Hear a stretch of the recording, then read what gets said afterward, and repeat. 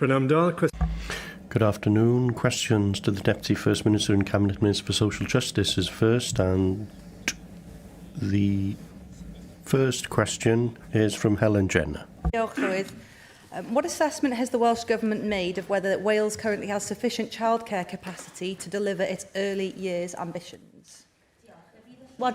Thank you. This government will introduce a transformational universal childcare offer, and work is underway to review capacity in the sector and to develop detailed staff projections as we look to the future. And I'm working closely with the expert steering group and our childcare task force to firmly determine phased delivery of the new childcare offer. Deputy First Minister, your government has just announced a further £55 million for childcare, including additional funding to expand Flying Start and increase capacity. Expanding Flying Start childcare to all 2-year-olds was a commitment made by Welsh Labour and Plaid Cymru under the cooperation agreement, yet that expansion is still being delivered in phases. Before asking the sector to deliver a further expansion of funded childcare, can you tell us whether the Welsh Government has identified exactly how many additional childcare places and how many additional childcare practitioners will be needed to deliver those ambitions, and if so, will you publish those figures? Diolch yn fawr.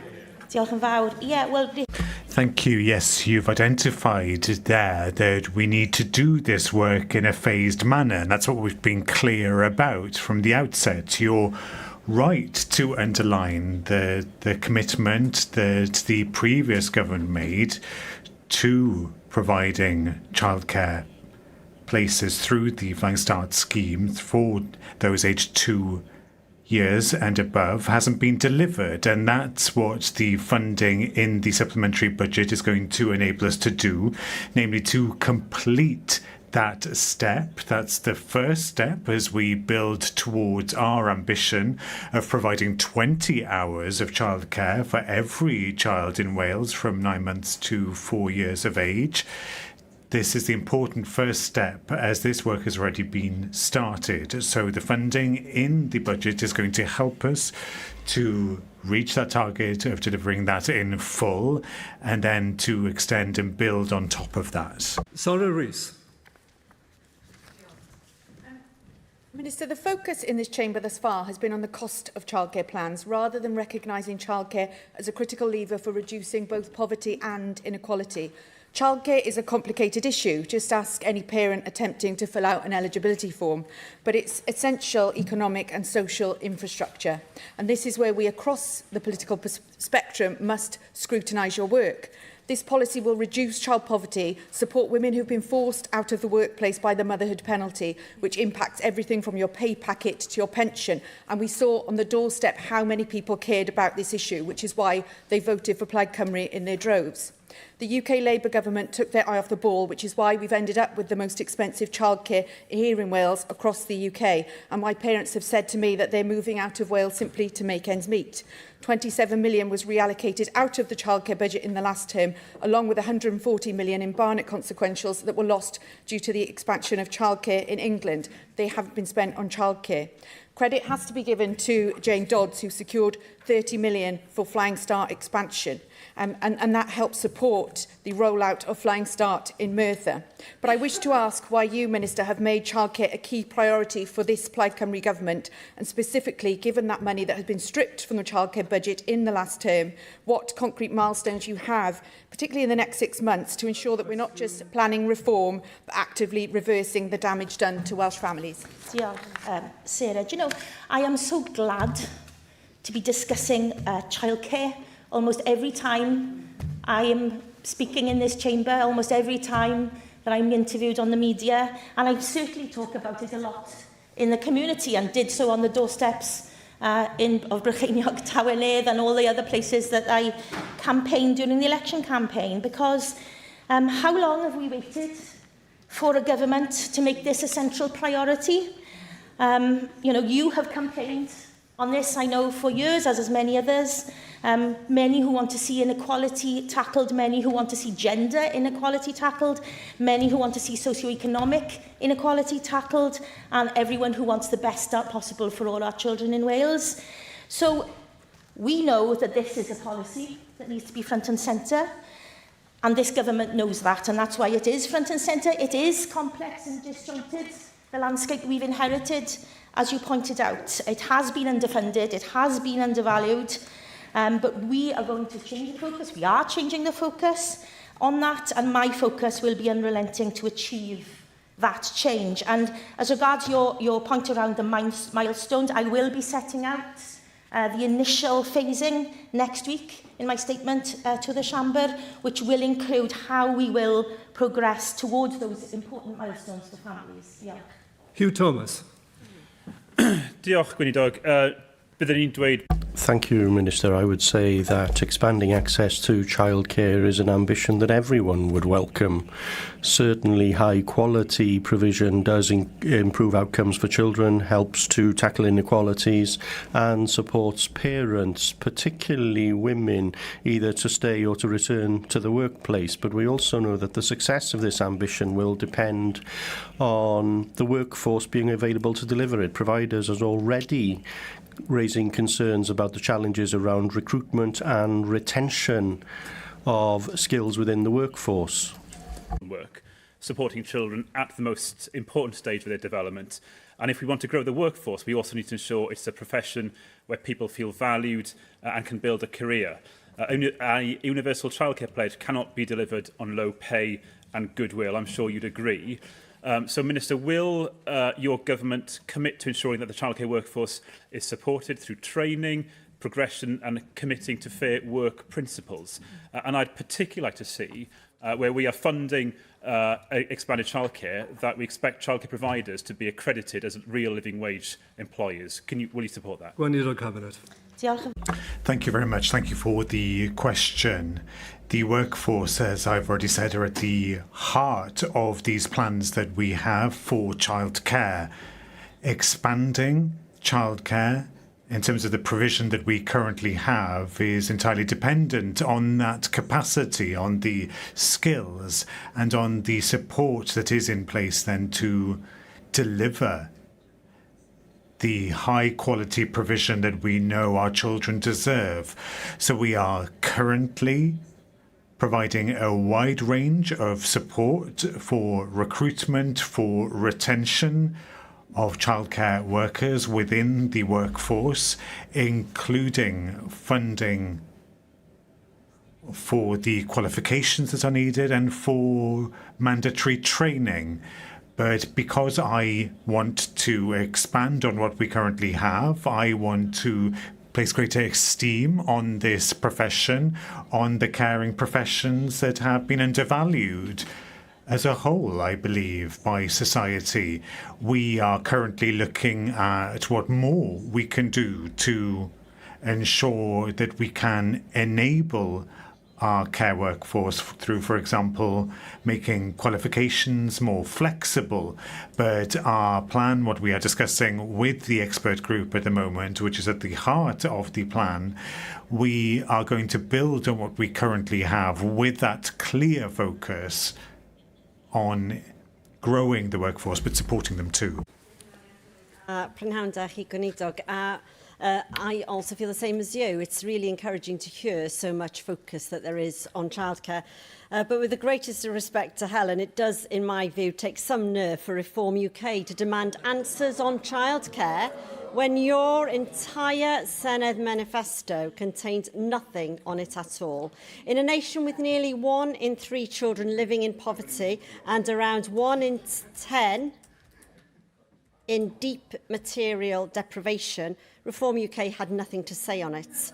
The public are not confused at all about what's at stake here, despite Reform UK never mentioning it. They're very, very clear. A recent survey from Public Health Wales tells us that 70% of people in Wales believe more affordable, accessible childcare would meaningfully reduce child poverty. I'm grateful that we're going to have a statement next week, Minister. Could I ask that that statement is made available to the spokespeople and those of us who are in smaller groups before, so that we're able to have an opportunity to be able to scrutinise it and to be able to ask you about it? Diolch yn fawr. Diolch yn fawr. Thank you very much, Jane Dodds, for that question, and I agree entirely with your analysis in terms of the emphasis or lack of emphasis that some parties have placed on this totally transformational and important policy. And so I share your analysis in that regard. And I also agree that this is a long-term issue. It is, as I mentioned, the landscape is complex, and you mentioned not only affordability, but also the importance of access to this. And Sarah Rees also made mention of this, the complexities of trying to find your way through all of the different systems and the different ways of approaching childcare or accessing it. But I am entirely convinced that we can deliver improvements and something that is transformational for families and children in Wales. And in terms of your final point on sharing that, as you mentioned, you're one of the people that has campaigned for improved childcare and campaigned on the importance of childcare, so I'd be delighted to share that statement with you beforehand. Cwestiwn 2, Elin Stevens. Diolch, Llywydd. Thank you. Will the Cabinet Minister and Deputy First Minister provide an update on the Welsh Government's plans for the Cynnal child payment? Thank you very much. Delivering on our first 100 days commitments, I have established an expert group to support the design, delivery, monitoring and evaluation of the Cynnal pilot. The group brings together expertise from across the sector to ensure that the scheme is evidence-led and is robustly evaluated and is grounded on the reality of families' lives. Thank you for that response. It has the potential to make a real difference to families facing the sharpest end of child poverty, particularly in communities like Afon or Rhondda, where levels of deprivation are among the highest in Wales and household budgets are already under enormous pressure. But for it to work, families need clarity and confidence that this support will reach them directly. Now, we know there are clear precedents for additional payment being disregarded within the benefit system, including the Scottish Child Payment and local welfare provision. But the Welsh NHS and social care bonus showed that without DWP protection, the value of a government payment can be reduced through the universal credit system, as it's then classed as earnings. If the DWP is unwilling to provide that protection for an anti-poverty payment aimed at children, does the Brif Weinidog agree that this underlines exactly why decisions affecting poverty in Cymru should be made in Cymru by a government that understands and prioritises communities in Cymru? And will she set out what discussions the government is having to ensure the Cynnal payment is simple to access and protected in full? Thank you very much for that supplementary question. The first meeting of the expert group that I mentioned will be held next week. And I know that this is one of the issues that we will discuss. At that expert group, we have academics and frontline professionals who will understand exactly these complexities in terms of the fact that welfare is not devolved, and as you mentioned, that we can't make those decisions for the benefit of our own people in relation to that crucial support that can enable families to live with dignity and respect. So this is something that we will discuss next week. But also, of course, we have ensured that we have begun those negotiations with the UK government in order to look at that interrelationship between benefits, taxation and the Cynnal payment. And I've already started discussing this with Andrew Weston, MP, the Minister for Transformation, and further meetings are in the diary. But as I said, this is something that we know that we will need to look at in detail and also bring pressure to bear on the UK government to do the right thing in terms of the children of Wales. Reports suggest that the Cynnal child payment pilot could cost around £10 million and support around 15,000 children across Wales. But there's still a lack of clarity about whether that funding has been formally allocated and whether it is generally new investment or funding redirected from existing anti-poverty programmes. For families in Bridgend and the Vale of Glamorgan, the important question is, what this means for them in practice. Constituents facing the pressures of the cost of living crisis will want to know whether their children will benefit, whether their communities will be included in the pilot, and what difference the payment is expected to make to household finances and child poverty locally. So can you confirm how many families in Bridgend and the Vale Glamorgan are expected to benefit, where those areas will be included in initial rollout, and what assessment has been made of the impact on child poverty in our communities? Finally, will the government publish local figures so members can judge whether the canal is delivering real benefits for families and value for public money? Diolch yn fawr am y cwestiwn. Thank you very much for the question. Tasg a gwaith. Now, the task of the expert group will be to ensure that we plan this payment carefully. It is a pilot programme, so it won't reach every family in need in Wales, because that's the nature of a pilot, clearly. But this group will play a key role as we formulate this pilot in order to ensure that it is effective, that it is practical, and that we can demonstrate the impact and outcomes clearly for families. So ensuring that we understand exactly how we evaluate and what that evaluation process will look like will be a crucial part of that work. And that, of course, will be made public, because that's the intention of a pilot programme. A pilot scheme, in essence, needs to demonstrate whether something works or doesn't work. So we need to plan this very carefully. We need to think how we can assess how this child payment can support families in the best way possible, and then build those strong foundations of robust evidence in order to steer future decisions. Diolch Llywyd. And families across Wales are waiting to find out when exactly they will receive the child payment. The work needs to have been done with the DWP to make sure that it does fit with the UK welfare benefits, and also with the use of data that can be done across with the UK government. But it's also critical that it's done with local authorities on issues such as council tax reduction scheme. So can the Minister confirm when the child payments will start, and that it will not affect families' eligibility for other financial support? Yeah, Marina. Thank you very much. Yes, they're very important points. As soon as we came into government, I wrote to the Secretary of State for Department of Work and Pensions, seeking that early engagement on Canal, and obviously, again, setting out our wider ambitions around welfare and the Welsh benefits system. And the end of last month, I met with Andrew Weston, MP Minister for Transformation, where we had those early initial discussions specifically on the Canal pilot. And as I said, we've agreed to meet shortly again to continue those discussions. As regards the involvement of local authorities, absolutely agree.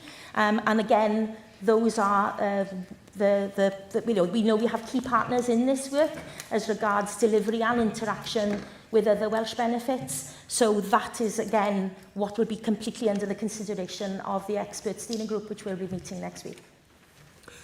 Gelwir. I now call on the party spokespeople to question the Cabinet Minister. Reform UK spokesperson Sarah Cooper-Lasad. Thank you. So on the childcare offer, could the Minister tell us exactly how many additional childcare places the pledge actually requires, whether there is a specific figure? For the full expansion, I don't know if you mean for the full expansion or for the full expansion. Well, we are obviously looking at, we have to model 100%. But as I say, that is, it does very much depend on demand. But that's the work that we're currently doing now with the expert steering group.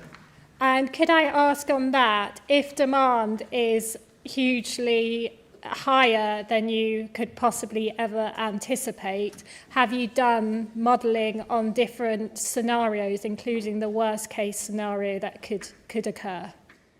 I wouldn't really want to characterise this as the worst case scenario. You know, the whole point of the policy is trying to make sure that every family and child in Wales who wants to access funded childcare to be helped with the cost of living, because we know we have the highest cost of childcare of anywhere in the UK.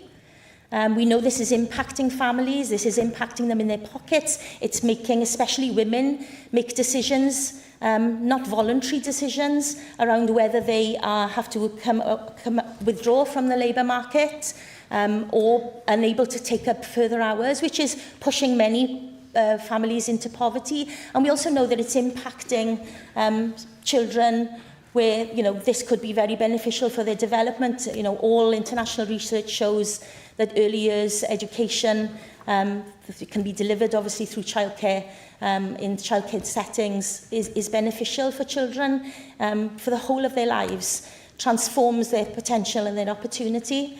So I wouldn't say, I wouldn't want this to at all be characterised as a worst case scenario, and I'd ask you perhaps to reflect on why you said that.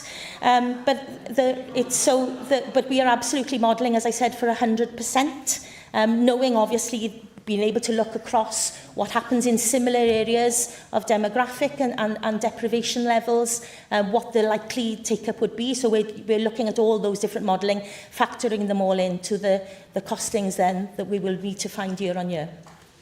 I think I just come back on that. I think it's normal whenever you are delivering a childcare pledge, you do think about whether uptake is genuinely going to be extremely high. And in this circumstance, I think it's going to be extremely high.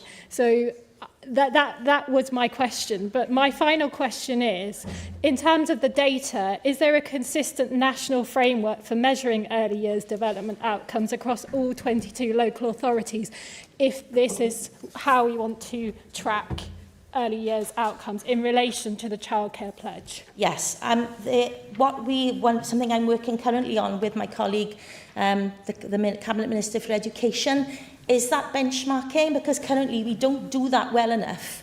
So we are not being able to measure the difference in Wales that having that early years education makes. We can see it later on.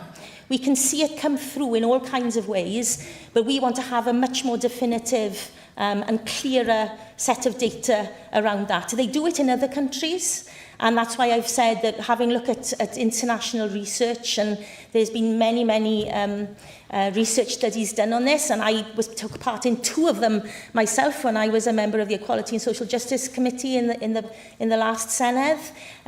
We took international evidence and could see there is a clear correlation between children's development and early years provision. But we do recognise we need to get better at this in Wales, and my colleague, the Cabinet Minister for Education, and I are already taking action on that. Diolch. Taj. Diolch, Llywyd. I'd like to bring the Cabinet Minister's attention to an issue that I know that she is very much familiar with.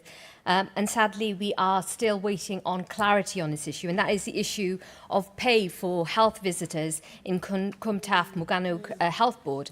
Now, they are being paid still at Band 6 for doing Band 7 jobs, costing them between £8,000 and £9,000 every year. And Minister, this is a workforce that is female. It's a female workforce, and I and my colleagues and many others have been speaking to workers on a regular basis. They've been outside, of course, yesterday as well. And now this is a dispute that has just been rumbling on for far too long, and the reason actually is very simple.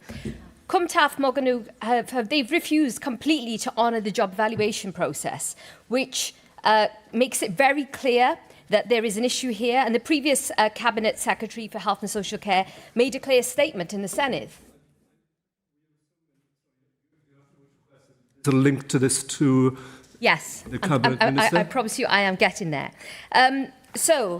Despite all of this, of course, the Health Board says that they have had clear instruction. So as the Equality Minister, Will you now give us clear instruction that you expect, of course, the Health Board to finally end this dispute and pay these crucial workers the level that they deserve? And also, would you join me in taking up the request of meeting with these women workers who really need this matter to be resolved as quickly as possible? Like I say, we've had this issue before. It was predominantly men. It was men before, and this is a women workforce. We just need this to be resolved. You know, we're going to have the summer period. There won't be any eyes on people. We need that support. Diolch, Siaf, thank you for the question. The responsibility for this matter lies with my colleague, the Cabinet Minister for Health and Social Care. I appreciate the link you're making with equality, but the specific responsibility for how health boards interact with their employees is not in my portfolio. But I, of course, as a standpoint of equality, would, you know, I would be obviously willing to have that conversation with my Cabinet Minister, but that the resolution of this issue doesn't lie within my portfolio, I'm afraid. Yeah. Welsh Conservative spokesperson Natasha Ashgar. Thank you so much, Presiding Officer. Minister, fuel poverty has been and remains a huge concern for many residents across Wales, and it's something my former colleague Mark Yw'r campaigned on tirelessly at his time here. We have heard warnings previously that the former Labour government warm home scheme was nowhere near what it needs to be and provided what was required to tackle fuel poverty. A report by the Equality and Social Justice Committee back in 2025 found that it would take more than a century to improve the energy efficiency of all fuel-poor households. Cabinet Minister, Citizen Advice Cymru has reported that fuel debt is the #1 debt issue facing people using the charity services in many areas across Wales, including my own constituency of Newport and Islwyn. We know the Plaid Cymru government has vowed in its first 100 days to plan to review the existing warm home scheme, but many people, including my constituents, want and need action now. So with the price cap having just increased and no prediction is in place for it to come down anytime soon within the autumn, so what support does the Welsh Government intend to provide people who will be experiencing fuel poverty? Thank you. Diolch am y cwestiwn. Thank you for the question. We currently provide support for those in fuel crisis, as you know, through the Discretionary Assistance Fund, and also through the support that has been given to the Fuel Bank Foundation to build their network in Wales, and that includes enhanced support for those using off-grid fuel in light of the impacts on energy prices arising from the conflict in the Middle East. And it's excruciating, isn't it, to see the actions of President Trump again today. You know, no ceasefire, the terms in which this conflict is still being allowed to escalate. We know those harms are going to, the result of that, especially in terms of fuel poverty, and especially in terms what that's going to do to the fuel price cap, what that's going to do in terms of inflation, is going to hit the most vulnerable people in Wales the hardest. So we are already providing making sure that we are providing crisis support. But, you know, I know that the level of the price hike is already unaffordable. It is something that I worked closely with your former colleague, Mark Yw'r, on in the last Senedd. And as I said, the Prif Weinidog has called on the UK government, many of the levers around this, as things like the social tariff, which is something that this government would really like to see, which would really help those families in need who are finding their fuel bills unaffordable. He's asked for a four-nation summit to ensure robust plans are developed to support low-income households with those unavoidably high energy needs and who will be most impacted by higher energy prices when winter approaches. And as regards the Warm Homes Plan, that sits in the portfolio of my colleague, the Cabinet Minister for Local Government, Housing and Planning. I think I got that right.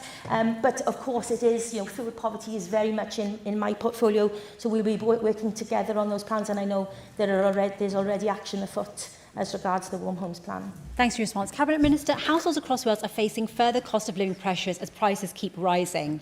Also in Plaid's 100 Days document was a commitment to review Welsh benefits, such as the Discretionary Assistance Fund. The Welsh Conservatives have always advocated for struggling families to be able to access the support that they're entitled to, something which sadly did not happen under Labour. In 2023, the Welsh Government made £90 million available to support people with the cost of living when it came to fuel, yet less than £65 million had been spent. Whilst 427,000 households were eligible for support, only 316,000 households applied.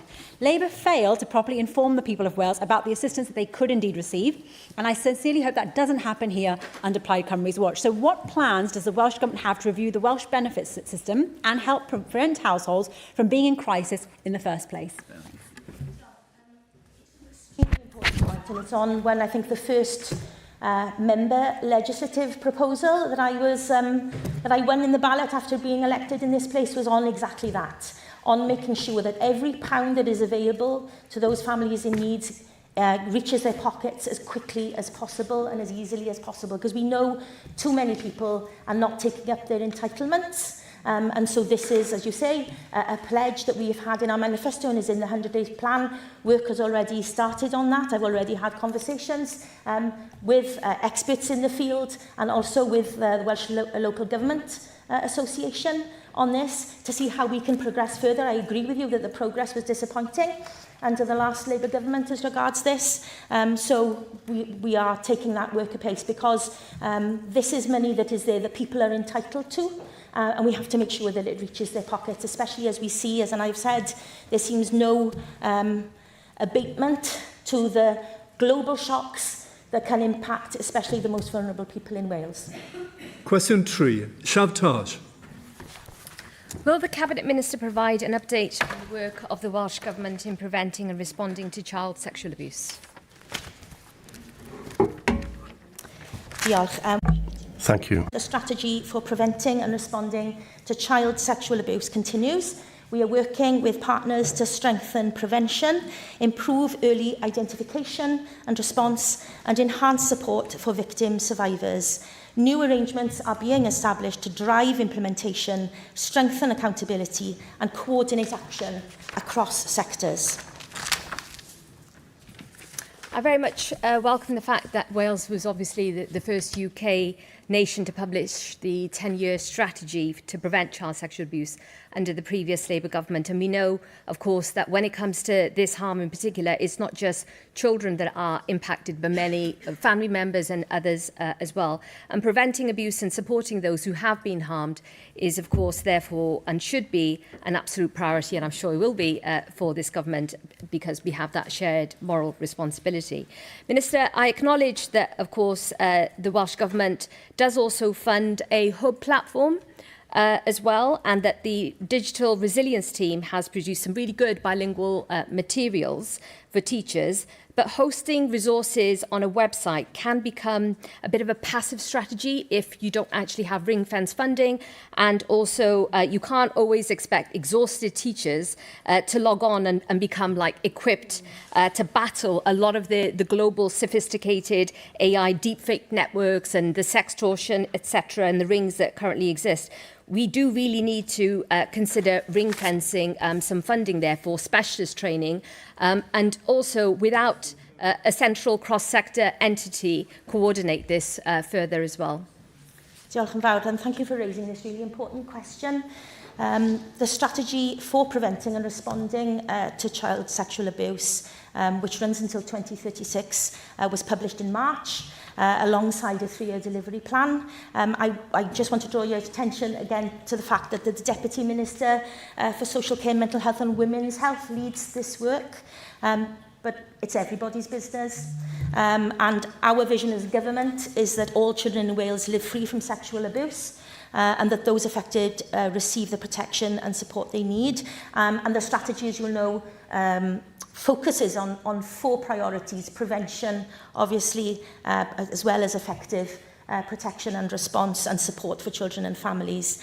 So we are working with partners, including the CSA Centre, NSPCC and the Lucy Faithful Foundation, to strengthen that prevention and early intervention piece. There are new delivery and oversight arrangements being established to support the implementation of the strategy. And that will be informed by the voices of children. And your point about hub. Again, that would be a matter for the Cabinet Minister for Education, but I'm certainly willing to have that conversation again with her to raise the points that you raised with me this afternoon. Becca Brown. Thank you, Llywydd. Adults who groom children and young people to sexually abuse them cause far-reaching harm and pain to those individuals, including harming their ability to trust, causing them to blame themselves, affecting their mental health, and creating problems with identifying healthy boundaries.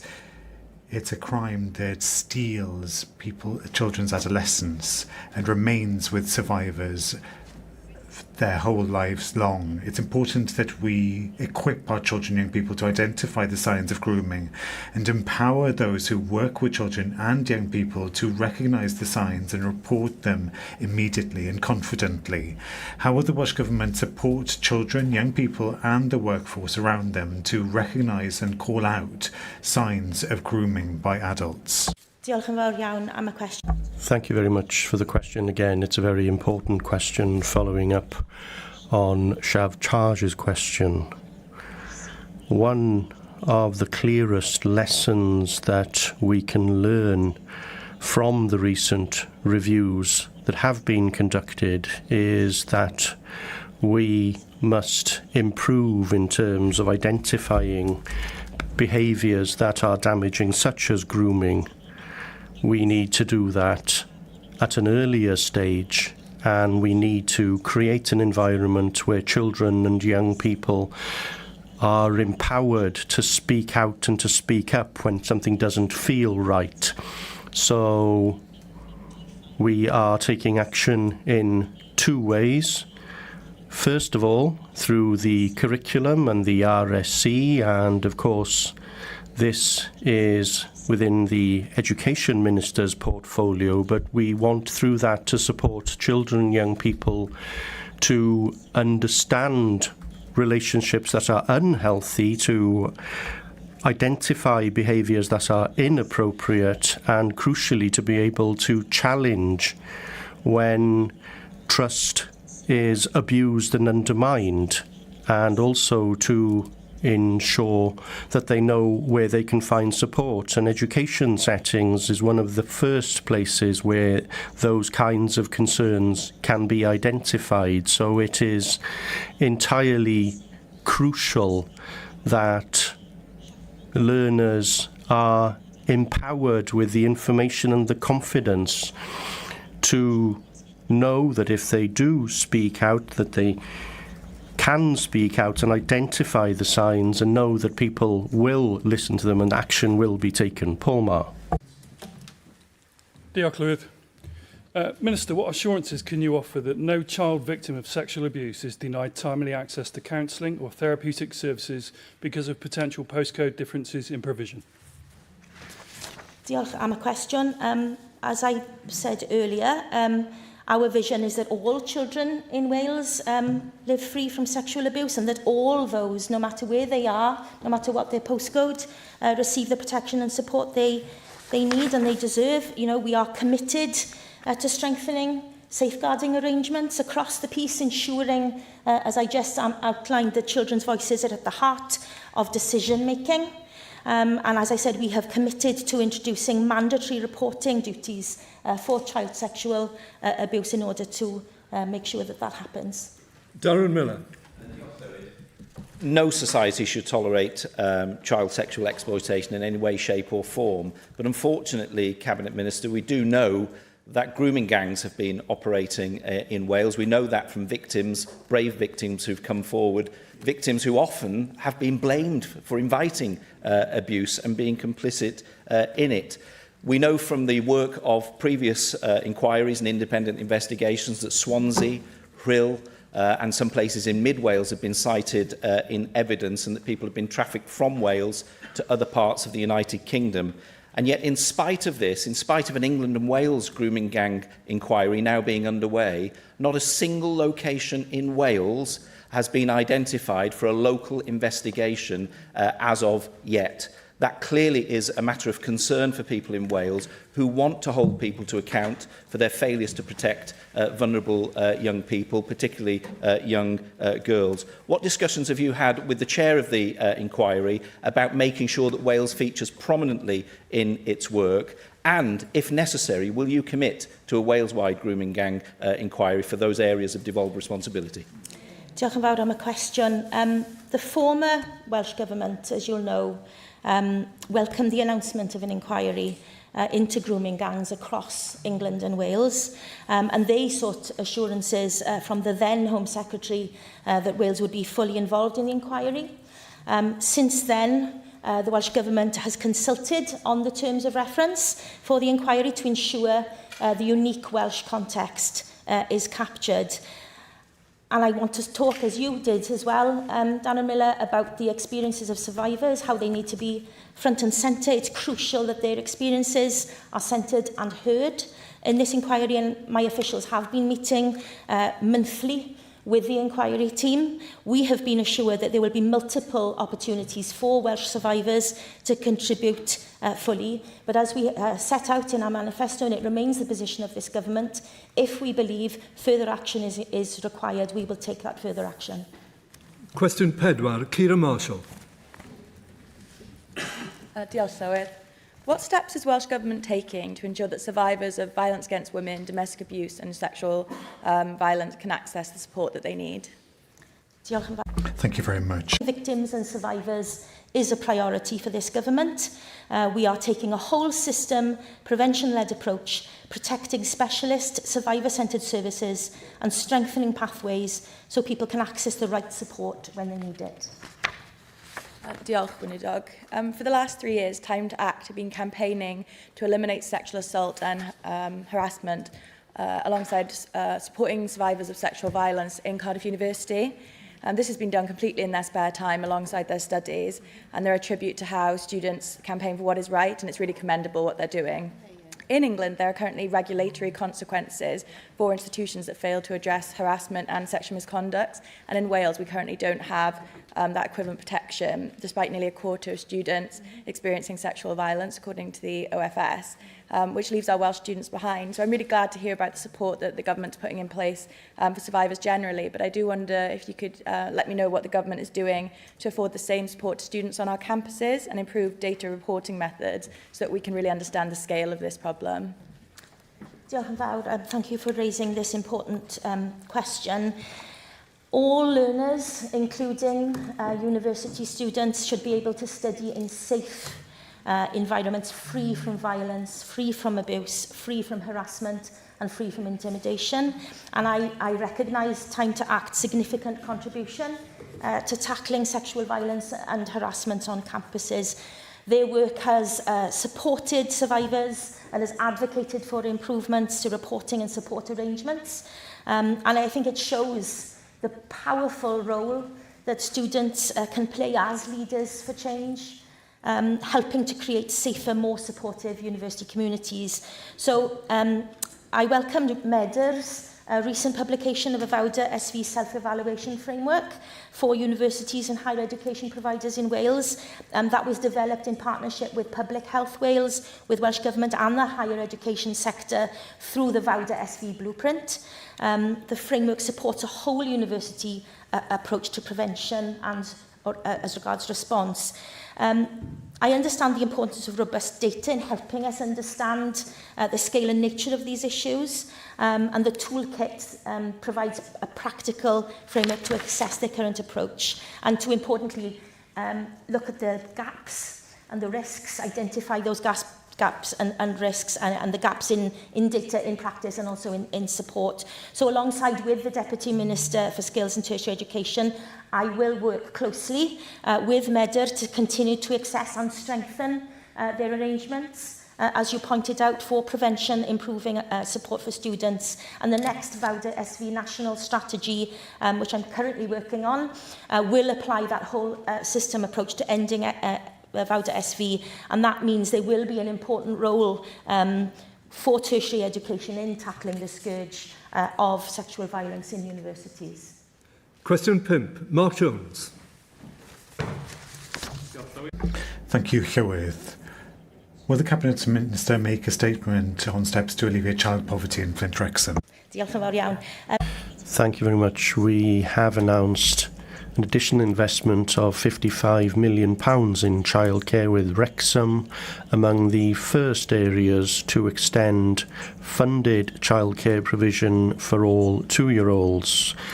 We are also developing our cynnal child payment as well as a new child poverty strategy with clear, measurable targets to improve outcomes for children and families. Thank you, Cabinet Minister. As you've said, Wrexham has joined with Swansea, Merthyr Tydfil and Newport Council to expand their childcare offer to every 2-year-old following that investment of £55 million by the Welsh Government. Currently, nearly 8,000 children in Wrexham live in poverty, and it's clear that this rollout will be a great help to parents in the area, and I'm pleased that this government is addressing this problem as a matter of urgency. This is the difference that a Plaid Cymru government can make. Therefore, what assessment has the government made of the impact of the childcare offer on alleviating poverty? Iawn, I have a question. Thank you very much for the question. This is a complex policy, as I've already mentioned this afternoon and on many occasions in the Chamber and in interviews, but investing in childcare does lead to gains across the economy. It reduces pressure on family budgets. It helps families to pull themselves out of poverty, taking advantage of work and training opportunities, and of course it helps to tackle the impacts of poverty too in terms of children's development. We know that the costs at the moment can prevent parents from working, and reducing costs and moving to employment are two hugely important elements in terms of the work in tackling poverty. So funded childcare can make a huge difference to families by reducing their costs, as I mentioned, and the impact of the childcare programme which is funded will be monitored and evaluated carefully throughout the rollout period so that we can help to understand the longer term outcomes and impacts, and many of them will be longer term outcomes. That's why it's quite a courageous step to take politically, because we know that perhaps we won't see the impacts of this, which could extend over a child's lifetime, but we know from the research that we've done internationally that it is something that can make a very real difference in terms of alleviating child poverty. Finally, on these questions, question 6, Jason O'Connell. What is the Welsh Government doing to support community safety across Pontypridd, Cynrychioli? Thank you. Thank you. We recognise that early intervention and prevention can stop crime from happening in the first place. We therefore work closely with policing in Wales, local authorities, third sector partners and others to ensure that all communities across Wales feel safe and protected. Thank you, Minister. Now, residents in my constituency have raised concerns about antisocial behaviour, specifically at Aberdare bus station, a very niche area, but with locals calling it a hotspot for crime.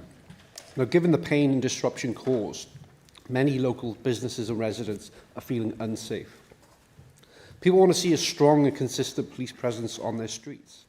So what conversations has the Minister had with local police and council regarding their strategy for lacking antisocial and violent behaviour, in the area?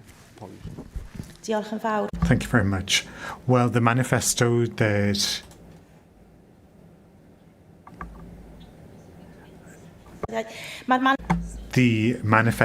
that we were elected upon confirms and reaffirms our commitment to supporting early intervention before problems begin in our communities, also restorative justice and strategies to reduce levels of offending and to make communities safer. Of course, policing isn't devolved. We are trying to have conversations about that at the moment so that we can serve our communities, such as your constituency in that regard, because we don't currently have those powers as opposed to many cities in England and other nations in the United Kingdom.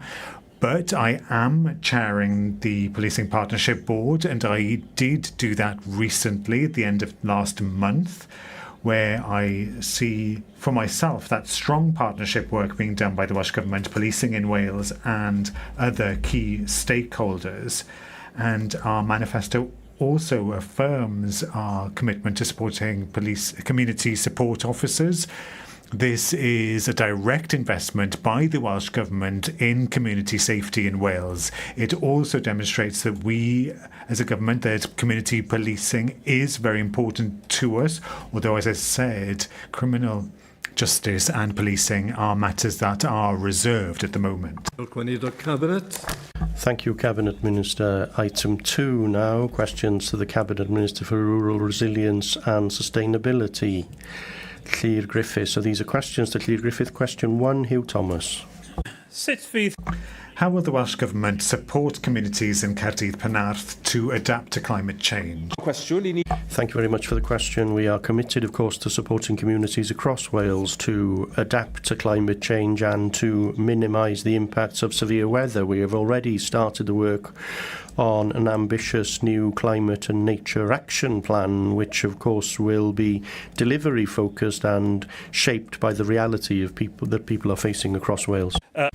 Thank you very much. I visited the Treescapism exhibition in my constituency, which looked at how communities like those I represent, with some of the lowest level of canopy tree cover in Wales, can become greener, healthier and more resilient places to live. One of the most powerful messages from that exhibition was that street trees are not simply decorative additions to our communities. They're essential climate infrastructure. They clean out air, they support biodiversity, they reduce surface water flooding, and during extreme heat events, like we might be facing again this week, they provide shade and cooling. Research commissioned by Coed Cadw in Cardiff showed that surfaces shaded by urban trees can be around 20 degrees cooler than those in direct sunlight. But access to these benefits is not equal, and too often it's the communities facing the greatest challenges from air pollution and extreme heat, and also the communities with least tree cover. Now, Cardiff Council has tried to do this, something about this. We established Coed Caerdydd 5 years ago as a specific initiative that has planted over 150,000 trees in the last 5 years. But here's the rub. Only a fraction of those are street trees due to issues around pressures on highways, underground utilities and maintenance long-term care. So what Cabinet Secretary will the Welsh Government do to support local authorities to accelerate street tree planting in the communities that need them the most?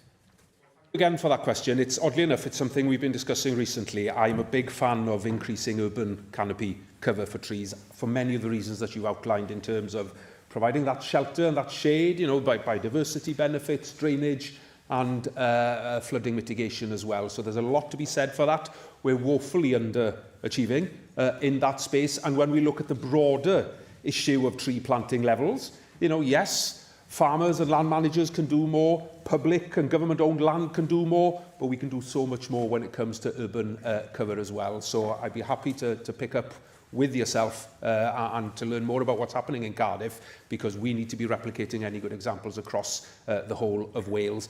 Isn't just trees as well, of course. Pocket parks and other green areas have a big role to play as well. Joe Martin. My thanks to the member for raising this question. Minister, temperatures in classrooms a few weeks ago reached 39 degrees in my constituency, making attendance impossible. So should the UK and Welsh Government success in reducing our CO2 emissions prove insufficient in forestalling global climate change as a result of CO2 emissions from countries like China and India, would the Government consider a cost-benefit analysis of intermediate measures such as the installation of air conditioning in schools in Caerdydd Penarth? Short answer is we need to move in that direction, because clearly the Climate Change Committee, the UK Climate Change Committee, in its recent report outlined that one of the biggest challenges now isn't keeping people warm, it's keeping people cool when the weather, as we have seen of late and today as well, is what it is. So we do need to look at investing in future-proofing the infrastructure that we have, particularly in public buildings. People's homes as well, you know, we need to address this, elderly people's homes, schools, hospitals, etc. So it's very much on our radar, and it's very much something that we need to be thinking more about, because these are the challenges of the future. We can't bury our heads in the sand. It's coming, and we need to be ready for it. Anthony Slaughter. Diolch. Community-led solutions to climate change have been proven time and time again to be far more effective than top-down imposed programmes. This was at the forefront of my mind when I also visited, alongside you, the inspiring treescapism exhibition led by Splot community volunteers together with Coed Cadw last week. And there I spoke to one of the volunteers who passionately told me that she and her neighbours were tirelessly dedicating as many spare moments as they could find to this invaluable community work. This experience is echoed across my constituencies. Examples like Gwyddio Penarth Greening, which I believe I should declare an interest I chaired for 6 years, or Benthyg Library of Things. These organisations create multiple environmental and social co-benefits. Local repair cafes tackle the escalation of waste and put money into the pockets of families by avoiding the need to buy new. Planting a community orchard is a well-being act, one where I have felt the benefits firsthand. Local projects like this matter. They are what got me into politics in the first place. Community-led climate action works. It is almost always led by people juggling multiple roles and responsibilities, time-pressured, passionate individuals that care deeply about what they do. How will it needs government to practically fulfil its role and show leadership on its part to assist these organisations? How will the government work together with local authorities and communities to facilitate and enable climate-led community action? Diolch yn fawr. I couldn't agree more. You know, local ownership, local involvement in this work breeds empowerment. It ensures that people cherish and value the work that's happening. They're invested in it. They will look after it. And it will be achieved in a way that, you know, you can artificially try and make happen from the top down. So that bottom-up approach is absolutely the approach we want to see. I am aware that the Welsh Government has certain schemes to support that ground-level activity. We're always looking for opportunities to increase and provide further support, albeit mindful of who sat next to me. It's challenging at times, but we are serious about making sure that that's where the heavy lifting happens, because that is a more sustainable answer as well. Because long after, you know, organisations, companies, sponsors have gone, the community themselves, if they take ownership of something, will continue to do that. So in principle, we support it. In practice, we do what we can, and there's always more that we can and wish to do. Question 2, Sarah Edwards. What discussions has the Cabinet Minister had with the Cabinet Minister for Enterprise, Connectivity and Energy regarding the environmental impact of pylons in sy'n, gyfer? Well, as we know, current policy sets out a presumption in favour of the undergrounding of grid infrastructure, and I have regular discussions with Cabinet colleagues, as you can imagine, on much of these issues. And the Cabinet Minister for Enterprise, Connectivity and Energy will be setting out further details on our policy, building on the evidence, of course, collected about the costs and impacts of new networks, including, of course, on the environment. Constituents impacted by proposed pylons across Carmarthenshire continue to tell me that they feel ignored by the very decisions being made about their communities. This also includes the environmental impact of proposed pylons, in which we see loss of habitat, disturbance during construction, and pylons often eroding natural landscapes and scenic views. In your role as Cabinet Minister for Rural Resilience and Sustainability, you have a role in the environmental impact side of pylons. In light of this, what specific action will you take to ensure pylons don't ruin the natural landscapes and scenery that our constituents love and call their home? Diolch. Thank you for that. You're absolutely right. You know, there is a responsibility on all of us to consider the multifaceted impacts that this kind of large infrastructure has. The environmental one is one in particular. You may be aware, of course, that planning policy reform, hopefully, is on its way, where the government will be reviewing and updating national planning policy so that we can better enable some of these decisions to be done in a way that aligns all of these considerations that need to be taken on board when it comes to energy policy, the planning system, clearer spatial guidance, the environmental impact as well. So it's work in progress. It's something we're very mindful of, and it's something we're serious about addressing. I now call on the party spokespeople to question the Cabinet Minister. First of all, Reform UK spokesperson Laura Angel. Minister, can I take this opportunity to firstly urge you to make any key policy announcements before the Royal Welsh Show here in this chamber, in this Senedd, in the right and proper place to do so, that everybody across this chamber has the opportunity to scrutinise any key policy before the summer recess. Minister, Plaid have previously backed carbon budgets that explicitly state that achieving net zero by 2050 requires a reduction in livestock numbers. The former Climate Change Committee recommended that livestock numbers in Wales be reduced by 19% by 2023. The UK Government Climate Change Committee has just taken this even further now, which has been accepted by the Westminster Government, outlining that post-2033 that meat consumption should be reduced by 25% by 2040, 35% by 2050, that dairy consumption should be reduced by 20% by 2035, and that cattle and sheep numbers should also be reduced by 27% by 2040 and 38% by 2050. Can you give Welsh farmers today a cast iron guarantee, either way, that Plaid and you will or will not be accepting or adopting the recommendations of both of these climate change committees as I've laid out? Yes or no, Minister? Well, there's no agenda from this government when it comes to driving down livestock numbers. I can give you that assurance. Agriculture is central to the strength of our rural economy, and it's absolutely critical to the resilience of our rural communities. And this government is clear that Wales needs a strong, sustainable and productive livestock sector. We want to see Welsh farmers producing high-quality food in a way that's both economically and, yes, environmentally sustainable, and the Sustainable Farming Scheme is a part of achieving that, including through the Sustainable Production Optional Action, which will help farmers improve productivity and long-term resilience whilst continuing to produce Welsh meat to the high standards that we all expect. Now, when we look at agriculture's climate impact, we have to look at the whole picture. The agriculture inventory records emissions doesn't fully reflect the wider contribution the sector makes through carbon sequestration, for example. There's a huge contribution that is being made and more that can be made in that space. And we need to be looking at maximising those opportunities to take pressure off other elements within the sector. So there's no agenda to drive down livestock numbers from myself or this government, because the kind of food system that we want to see, the kind of food economy that we want to see in Wales will be based on local production, local processing and local procurement. And we therefore need to maintain and strengthen each element of that. So, processing and livestock numbers, the throughput numbers, is part of that so that we can deliver a strong, a sustainable and productive livestock sector, because that is a big, big priority for me.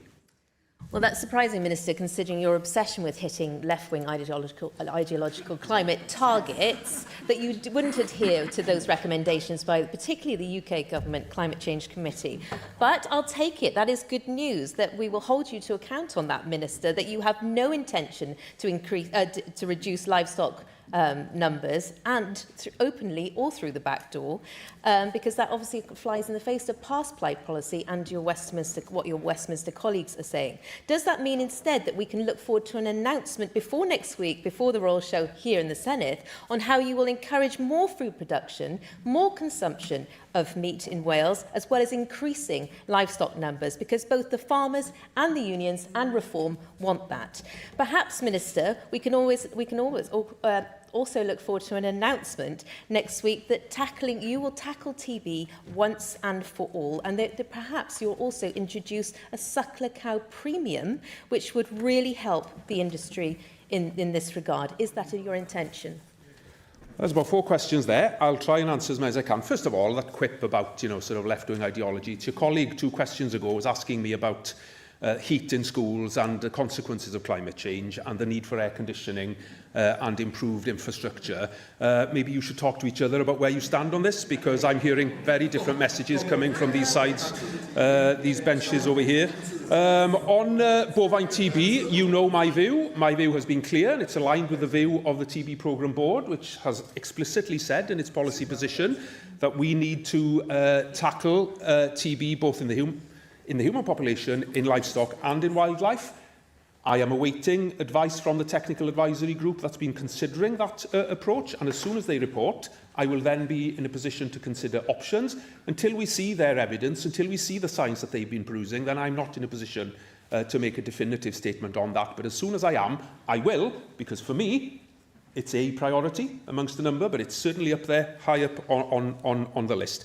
On cyclic cow premium payments, I'm aware of an approach that's been adopted in Scotland, where there are direct headage payments.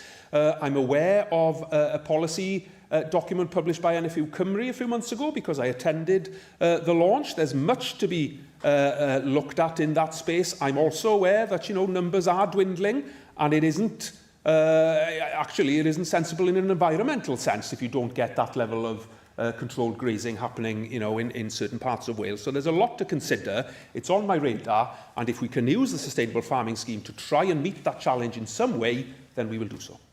Thank you, Minister Diolch. Farmers need that reassurance, and I agree with my colleague across the chamber that they need that reassurance, preferably before the Royal Welsh Show on TB, because it is absolutely decimating our industry and it has farmers crying on their knees. It needs to be tackled, and it needs to be tackled now. Now, an easier one, Minister, sheep scab. Sheep scab is a highly contagious disease caused by mites that costs the sheep industry millions in Wales and remains a significant threat to animal welfare, our environment and productivity. And not helped, of course, by not controlling the spread of bracken. The current dip wash used for sheep that has clear risks attached to it, given the toxic chemicals in it. But I'm aware of new technology, Clear Dip, that would take the chemical out and the risk out of sheep dip, treating it at the point of use with diazinon being captured for safe disposable on-site, which is better for farmers, better for sheep. I'm sure you agree, Minister. Having talked to the NSA last week, it seems to be a viable alternative and not that expensive, better in the environment and better for sheep welfare. Minister, is Clear Dip something that you think the Welsh Government should support and you think that should be rolled out across Wales? Deal. I also met the NSA last week, and I'm very aware of concerns that they've expressed more widely on disposal of sheep dip and all sorts of challenges. And it does come down to animal welfare at the end of the day. So it is something that we are looking at, and hopefully there will be new and further developments in that space as well that we can utilise, because I think there's a practical reality in terms of the way that you treat animals in this space, and at the minute, whilst there are certain safeguards environmentally in place, and rightly so, I think there are different ways of achieving what we all want to achieve. Welsh Labour spokesperson Vicky Howells. Minister, this week is Wales Nature Week, but like the rest of the world, Wales is in the grip of a nature emergency. I'm proud that the previous Welsh Labour government was the first in the world to recognise this formally by declaring a nature emergency in 2021, introducing a wide range of policies and initiatives to help improve the condition of habitats and reverse biodiversity loss by addressing the root causes and drivers of decline. Yet the global target to halt the loss of nature by 2030 looms ever closer. 1 in 6 species in Wales are threatened with extinction, and we have only 5 years to meet our ecosystem target of 30 by 30. Now, one of the last initiatives established by the previous government was Nature Estate Cymru, bringing together organisations responsible for significant areas of land. It's a great way of making the most of large areas of land as we strive to meet our restoration targets. And linked to this are the Naturva sites, 4 announced by the end of the last government. So, Cabinet Secretary, what is your assessment of the value of these 2 projects in contributing to our targets for nature restoration, and will you commit to continuing them? I will be honest with the member, I'm not fully versed on the work of those, so I'm grateful that she has flagged them, and I can see from the passion in her question that she appreciates the contribution they make. I will take that away, I will look at it, and I will write to the member with my reflections as well. But I will say, of course, we do have an aspiration within our Climate and Nature Action Plan, which we're working at and working on, which will, of course, hopefully meet and support some of the aspirations that these groups and herself, I'm sure, will share. Thank you, Cabinet Minister. I'd be happy to meet you and talk at length passionately about those two projects. But my second question is about the fact that a crucial part of protecting and restoring nature in Wales is making sure we have the right regulations in place. Now, Minister, you recently announced a review of farming bureaucracy. And let me be clear that farmers are the custodians of our land. They work incredibly hard, and I know they are very passionate about protecting the environment. So, of course, reducing unnecessary bureaucracy is a worthy aim. But not all regulation can be badged as red tape. Many of the regulations for the agricultural sector serve an important environmental purpose. For example, the regulations in place to reduce agricultural pollution and improve the water quality of our rivers and seas. So, Minister, can you guarantee today that regulations designed to protect water quality won't be slashed or watered down as part of the review? Well, thank you for the question. It gives me an opportunity, I think, to reiterate an important point here, which is, I think, the thrust of your question. Whilst we are keen to reduce bureaucracy and red tape, that in no way takes us away from the importance of many of the regulations and protections that we have, because they're there for a purpose, and we need to make sure that they are respected and carried through and delivered upon. What I'm not happy with is the bureaucratic burden that comes with some of those processes. So I've said from the start, if we can take duplication out of the system, and there is duplication, we're already seeing that a few weeks into this red tape review, that there is duplication. If the government is asking for data and information, then are we confident that we're using it? Because if not, frankly, why are we asking for it? These are the questions that we need to ask. Not fundamentally, do we want to roll back on some of the standards, the high standards that we insist on across the piece in Wales? And those high standards are important because they're a big part of what Welsh food and Welsh produce is about. It's high quality, high environmental standards, high animal welfare standards. We need to retain those. Where I'm persuaded that we need regulatory change, it'll be on the basis of making life easier and more practical, but I won't be sacrificing some of those fundamental principles that we have around, environment, animal health and welfare, etc. That's not the driver here. That's what I'm trying to say. The driver here is to make life easier for farmers whilst fulfilling the regulations and the aspirations we have for the outcomes we want to see. Welsh Conservatives spokesperson Andrew RTD. Minister, you would have been included in a letter that was sent to spokespeople from the NSA about issues at HCC, an issue you would be very familiar with from your time as opposition spokesperson. The Economy, Trade and Rural Affairs Committee did a detailed report on this issue and the governance at HCC. Its first recommendation was that it should be returned back to the producers and actually be run by the producers and the levy payers. And I declare an interest as a levy payer. Are you minded, now that you're in a position to effect that change, to do that and return HCC to the levy payers so that governance drives the organisation to the success we all want to see it have, which is promoting quality Welsh beef, lamb and pork on the world stage, rather than paying solicitors and HR advisors to deal with ludicrous accusations levelled against many individuals within that organisation?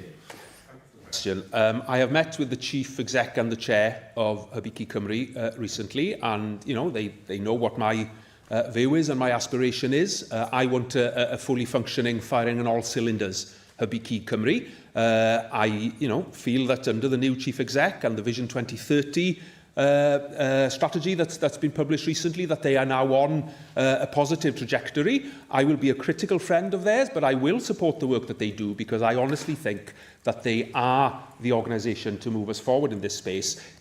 Levy payers' voice is critical, of course it is, but we need to strike the right balance in terms of making sure that we have an organisation that is functioning, delivering. If we rip it up and start again, I fear we'll do nothing but sort of look at internal structures for time to come.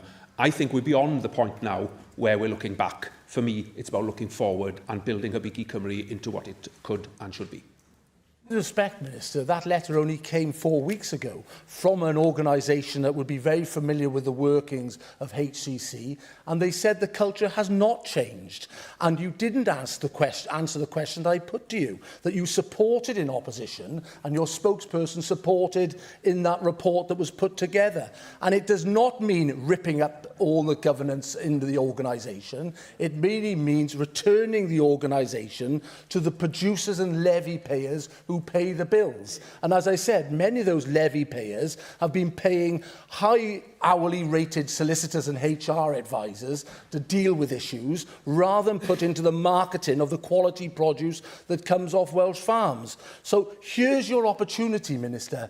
Yes or no, will you allow the levy payers to take ownership of HCC and deliver an organisation that can be world-beating on the world stage? Let's not forget the Welsh Government brings a lot to the table here as well. So the Welsh Government has to be represented in the organisation. And I believe that they are on the right trajectory now. So I don't believe in changing the current structure. I will, of course, keep a watching brief on things as they develop. And I've spoken with NSA Cymru and others, on a myriad of issues around this. But I've also spoken to the people running HCC, leading HCC, and they are giving me confidence that they are on the right track, and I will support them. Liz McLean. Question 3. What discussions has the Welsh Government had with the UK Government regarding coal tip safety and remediation?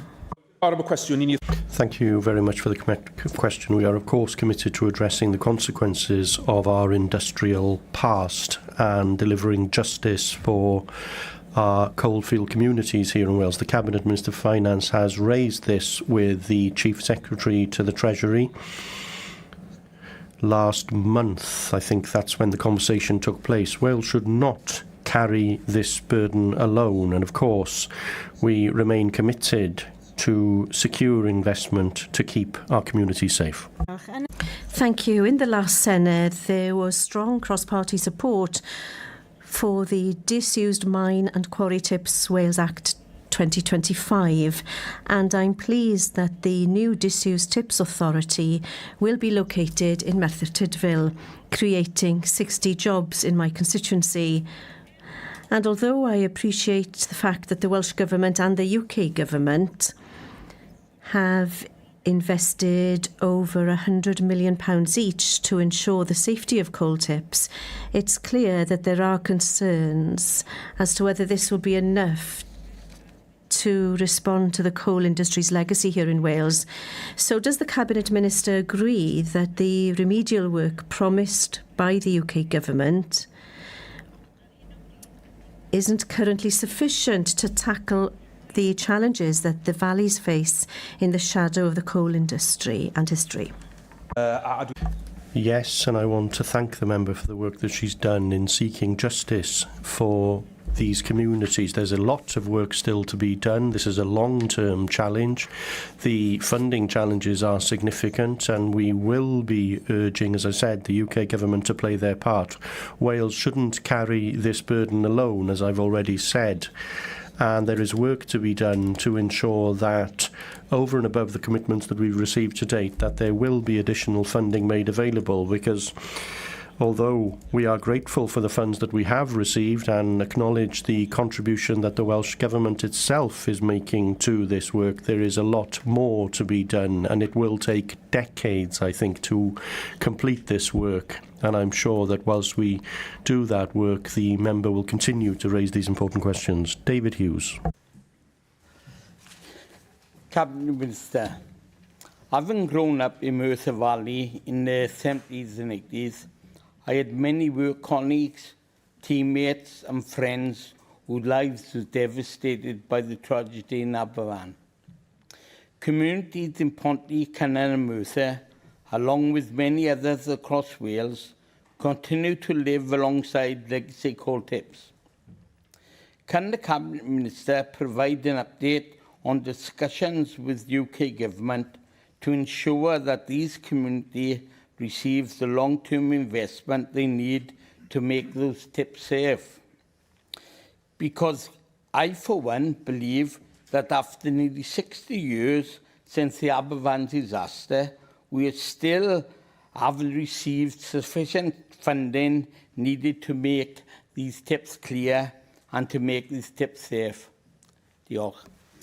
Yes, thank you very much. So, as I said, the Cabinet Minister for Finance raised this issue with the Chief Secretary to the Treasury on the 16th of June. Now, joint Welsh Government and UK Government investment means more than £230 million has been committed to cold tip safety since 2020. That's supported the development of a 3-year multi-year grant programme, which of course has supported local authorities and other partners to plan, to develop and to deliver larger and more complex schemes. And that includes, by the way, Merthyr's grant award of nearly £10 million in capital funding and £1.8 million in revenue funding. But I can assure the member that making our coalfields safe is a long-term programme. As I said, it will take the best part of decades, 10, 15 years and beyond, but we will strongly be making the case for the UK Government's funding contribution to be extended into future years at the next UK spending review, particularly, of course, so that funding extends beyond 2029-2030 when the current funding settlement comes to an end. Paul Rock. Diolch, Llywydd. Wales has already taken crucial steps to ensure that coal no longer has a place in our clean energy future. The closure of Aberthorpe Power Station was a stepping stone on the pathway towards a green energy independent Wales. The UK Government agrees that coal should no longer be part of the UK energy strategy, as is evidenced by its commitment to ban new coal mining licences in the forthcoming Energy Independence Bill. However, that draft legislation, as it stands, risks leaving coal tip extraction outside the scope of the ban. Whilst this isn't a devolved matter, there are some simple amendments to the Act that will fix this by explicitly stating that coal tip extraction is included in the ban. These amendments need to be discussed with the UK Government. The implications matter for Wales. Projects such as the current proposal to remove bedwas tips in return for the commercial rights to hundreds of thousands of tonnes of coal would undermine Wales's climate commitments and reopen the door to an extractive and dirty industry. Will the Cabinet Minister discuss the need for a coal tip extraction ban in the UK Government's Energy Independence Bill with his Westminster counterpart? Thank you for that. It is a concern that's been highlighted, in my time as chair of the Climate Change Committee. In the last Senedd, there were concerns. Whilst rightly, the need for clearing these tips is important, there are concerns about the extraction of any residual coal in the tips and what happens to that. I will happily make representations to the UK Government, and maybe I could have a moment of the member's time as well to lean on his experience or the information that he has that maybe could support us to make that case. Question 4, Jane Bryant. What action is the Welsh Government taking to prevent flooding? We will deliver a dedicated flood forum for Wales to assist risk management authorities, emergency responders and communities across Wales to strengthen resilience, to improve preparedness and to support coordinated local action. Our flood programme will take a whole catchment approach, prioritising, of course, nature-based solutions wherever possible to deliver robust and future-proof investment. Diolch, and I know it seems to be strange talking about flooding during the summer and what is one of the hottest days. However, for people who have been flooded or who are at risk of flooding, that concern lasts all year round. The £25 million Stevenson Street scheme in the Liswerry area of Newport was completed last autumn. It reduces the flood risk from the River Usk to more than 2,000 homes and businesses. Upstream, a tributary of the River Usk at Caerleon, the Avon Clwyd, poses a flood risk to nearby homes and sports clubs. And I've met with residents and Natural Resources Wales and sports clubs, and local people are still waiting for clarity from Natural Resources Wales about planned flood defences. The Welsh Labour Government invested record levels of funding for flood defences.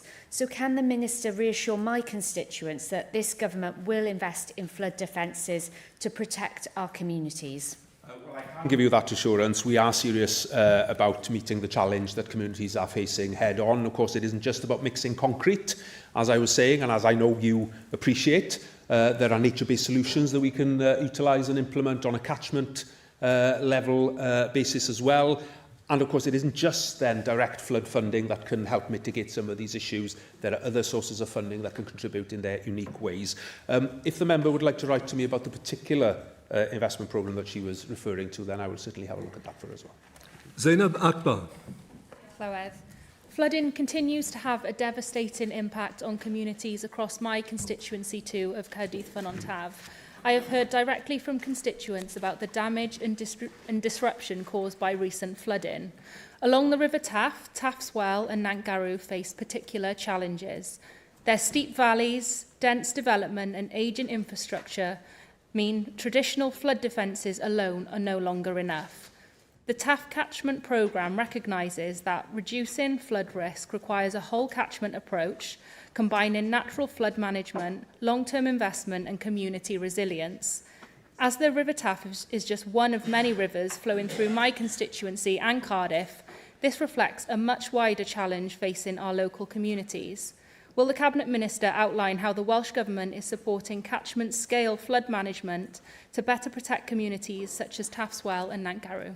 Yes, thank you for that. Clearly, I agree, as you will have gathered from my previous answer, that it is, a big part of the answer for us when it comes to meeting the challenge of flooding. We've invested more than £5 million actually in 26-27 to support natural flood management, much of which obviously takes that catchment approach. We need to look strategically at how we can slow down water flows, how we can store water, intercept surface water as well, especially when it comes to those steeper surfaces within catchments before it reaches communities and before it hits critical infrastructure that we have. And those approaches, of course, can also deliver at the same time, I hope, wider benefits when it comes to biodiversity, water quality, and as well some of the economic opportunities around doing some of this work. Benjamin Hodge McKenna. Diolch, Llywydd. Between 13,000 people in Afon Rhondda are at risk of flooding from rivers and surface water. In December of 2025, communities in both Neath Talbot and Rhondda Cynon Taf were disrupted by flooding. The Section 19 flood investigation report in Pentra identified that tree felling by Natural Resources Wales was the main cause of flooding in the area, and Natural Resources Wales admitted responsibility and promised to make improvements to their practices. What meetings have you had, Minister, with Natural Resources Wales to ensure that their practices and standards have improved so that tree felling operations will not place residents at risk? Yes, thank you. I obviously this was before my time, but I am aware that had been identified as a critical issue. My understanding is that now there are agreements in place. The other issue as well, of course, which was highlighted to us in committee in a previous life, by the leader of RCT Council at the time, was that council workers actually needed to remove and fell trees to allow debris and water to run away from flooded properties. But of course, some of those trees needed applications for licences to remove. So my understanding again is that the bodies involved are now in agreement about a pragmatic way forward. Members may gather that I am a big fan of practical and pragmatic approaches to these kinds of things. And I would be very disappointed if having this been highlighted a long time ago now has not been addressed, but I will double check and I will report back. Question 5, Carrie Harper. Diolch, Llywydd. What is the Welsh Government's policy on the regulation of landfill sites? Good question. Our policy, of course, is to phase out landfill by moving waste up the hierarchy through prevention, through reuse and recycling, while of course ensuring that operational landfill sites are independently regulated to the highest environmental standards by Natural Resources Wales. Diolch yn fawr. I know you've long shared the frustrations of residents around the Hafod landfill site in Johnstown and have stood alongside campaigners who've endured this nuisance for far too many years. Families have repeatedly told us they can't open their windows, enjoy their gardens or simply live normally because of the persistent smell. And of course there's growing frustration, particularly because the licence still has decades yet to run. Despite Wrexham's excellent recycling record, local communities continue to bear the burden of a landfill that receives much of its waste from across the border, leaving residents to live with persistent odour that affects their health, well-being and quality of life.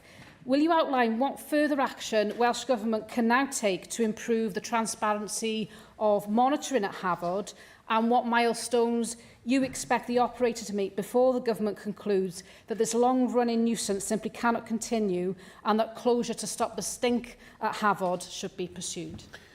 Well, can I thank the member for raising this, because I know that she has been a strong advocate of action around the Hafod landfill site for a long, long time. And I recognise the work that she's done over many years, actually. And I also recognise the strength of feeling locally around this issue. Now, you will be aware that the Senedd Petitions Committee published a report recently, and the Government, of course, has responded to the recommendations of that, and we are working closely with Natural Resources Wales to strengthen monitoring and to improve transparency. We've allocated funding this financial year to support further work on enhanced odour monitoring at landfill sites in Wales, including, of course, importantly, Hafod, so that we can assess how monitoring data can be collected, interpreted and used effectively within the regulatory framework. But I will say something else as well, because as part now of our wider move away from landfill, I've asked officials to explore options for restricting biodegradable waste to landfill. This could help reduce the generation of landfill gas and therefore associated odour issues, whilst also, of course, reducing movement potentially of some waste from outside of Wales into these sites. In relation to closure, clearly decisions on the operation of Hafod landfill, including any permit review or restrictions or revocations, are matters for Natural Resources Wales, and as ministers we can't prejudge or direct those decisions, but looking at the bigger picture, particularly the piece around biodegradable waste, I think we can do something there. Cwestiwn 6, Anna Nicole. Diolch. Thank you. What steps is the Cabinet Minister taking to deliver the Welsh Food Strategy? Well, thank you very much for that question. I have commenced the work of ensuring that we do have a joined-up approach when it comes to develop a future national food strategies, and my officials have been establishing its scope and strategic approach. I am, of course, engaging with key stakeholders, including the farming unions, businesses. I've also had a meeting with the Future Generations Commissioner to start to shape this work and to develop it further. There will be a ministerial working group set up, and I hope to be able to announce who will lead and chair that shortly. Diolch. Government's ambitions in developing a national food strategy, including strengthening supply chains and food processing capacity. Food processors in Ceredigion and Pembroke have told me how excited they are by the opportunities these commitments are already creating for our rural economy. Food processing plays an important role in the West Wales economy, including, for example, Puffin Produce with a £15 million turnover and Pembrokeshire Creamery with a £60 million turnover, who together employ over 300 people and support numerous farming businesses in rural West Wales. Businesses want to work with government to keep more of the value of Welsh produce within Wales while supporting sustainable and regenerative farming. So could the Minister outline how the Welsh Government will work with producers and processors to turn ambitions into reality and ensure that rural communities across Wales share in the benefits? Yes, well, growing those kinds of enterprises, of course, is a cornerstone of much of the business activity and growth we want to see. As a government, we'll be supporting food and drink businesses of various sizes, of various stages in maturity, so that they can grow and thrive through different schemes that we are providing. Our support programmes as well provide tailored expert advice and guidance through their business journey, because every business, of course, faces different challenges, so that agility and ability to adapt to those particular needs, I think, is important as well. It's a big part of the kind of rural economy I want to see being grown here and strengthened in Wales. I made the analogy previously, I think, in this chamber, that the local economy too often is like a leaking bucket. There's too many holes in the bucket, and a lot of the wealth is flowing out of our communities. We need to be plugging those holes so that we can keep the pound circulating in our local communities. And it brings me right back, I think, to where I started this session, when I was talking about the aspiration to max out on local production, local processing and supported, of course, by local procurement as well. If we crack that nut, then I think we'll have plugged a few of those holes in the bucket. Cwestiwn 7, Christiana Emsley. Diolch, Howard. How is the Welsh Government ensuring that its policies on biodiversity, wildlife management and rural resilience are informed by practical land management experience and scientific evidence? Well, the Welsh Government develops policies through a combination of scientific evidence, stakeholder engagement and practical land management experience. Programmes such as the Sustainable Farming Scheme, of course, have been shaped through consultation with farmers, land managers, scientists, environmental organisations, ensuring policies are evidence-based, locally informed and, of course, support the resilient ecosystems and rural communities that we all want to see. Thank you. Minister, conservation is not achieved by leaving nature entirely to itself. Farmers, gamekeepers and organisations such as the British Association for Shooting and Conservation understand that protecting biodiversity often requires active habitat management and, where the scientific evidence supports it, lawful control of predator or overabundant species to safeguard vulnerable wildlife. Will the Welsh Government commit to working with BACS and the farming community as equal partners in developing wildlife policy, or will it continue to sideline those with decades of practical conservation experience? Well, on a personal level, I've done a lot with BASC over many, many years and appreciate the contribution that they make. In fact, this government recognises the contribution shooting makes to the conservation ecosystem in Wales, and it's something I don't foresee changing. Cwestiwn 8 yn ola, Ciara Marshall. Finally, question 8, Ciara Marshall. How is the government working to support food producers to donate surplus produce to food banks and charities? Well, the Welsh Government supports, of course, surplus food redistribution by providing funding to Fair Share Cymru and other organisations to work with food producers and businesses so that we can redistribute that surplus food to charities, to community groups, food banks and more. Diolch, Weinidog. As you mentioned, charities like Fair Share ensure that food banks all over the country can access surplus food from producers and traders, and this is an essential source of food for them. Schemes like Surplus for Purpose that Welsh Government does ensure that good food doesn't go to waste and can be used for a good purpose. I previously volunteered with Food Cycle in Ely and Riverside, who provide free community meals from surplus food and aim to reduce food waste, hunger and social isolation. It's estimated that each year around 400,000 tonnes of food waste happens in Wales, which is so shameful because I've been to the Dusty Forge in Ely, where Food Cycle is based, and I've seen the empty shelves there and what they're trying to make meals out of.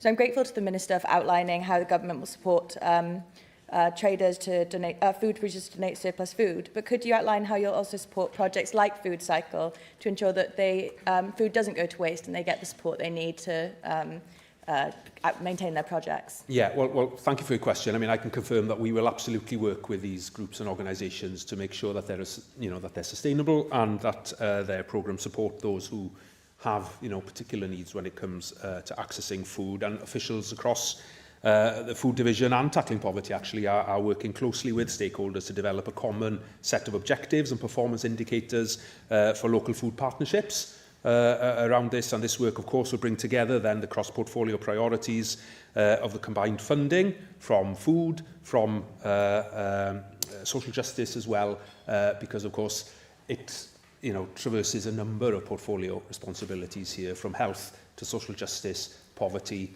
food, farming, etc., etc. And it's another example of where we get it right, we can achieve a multitude of benefits through one single investment. Diolch, Gwynidog. Thank you, Minister.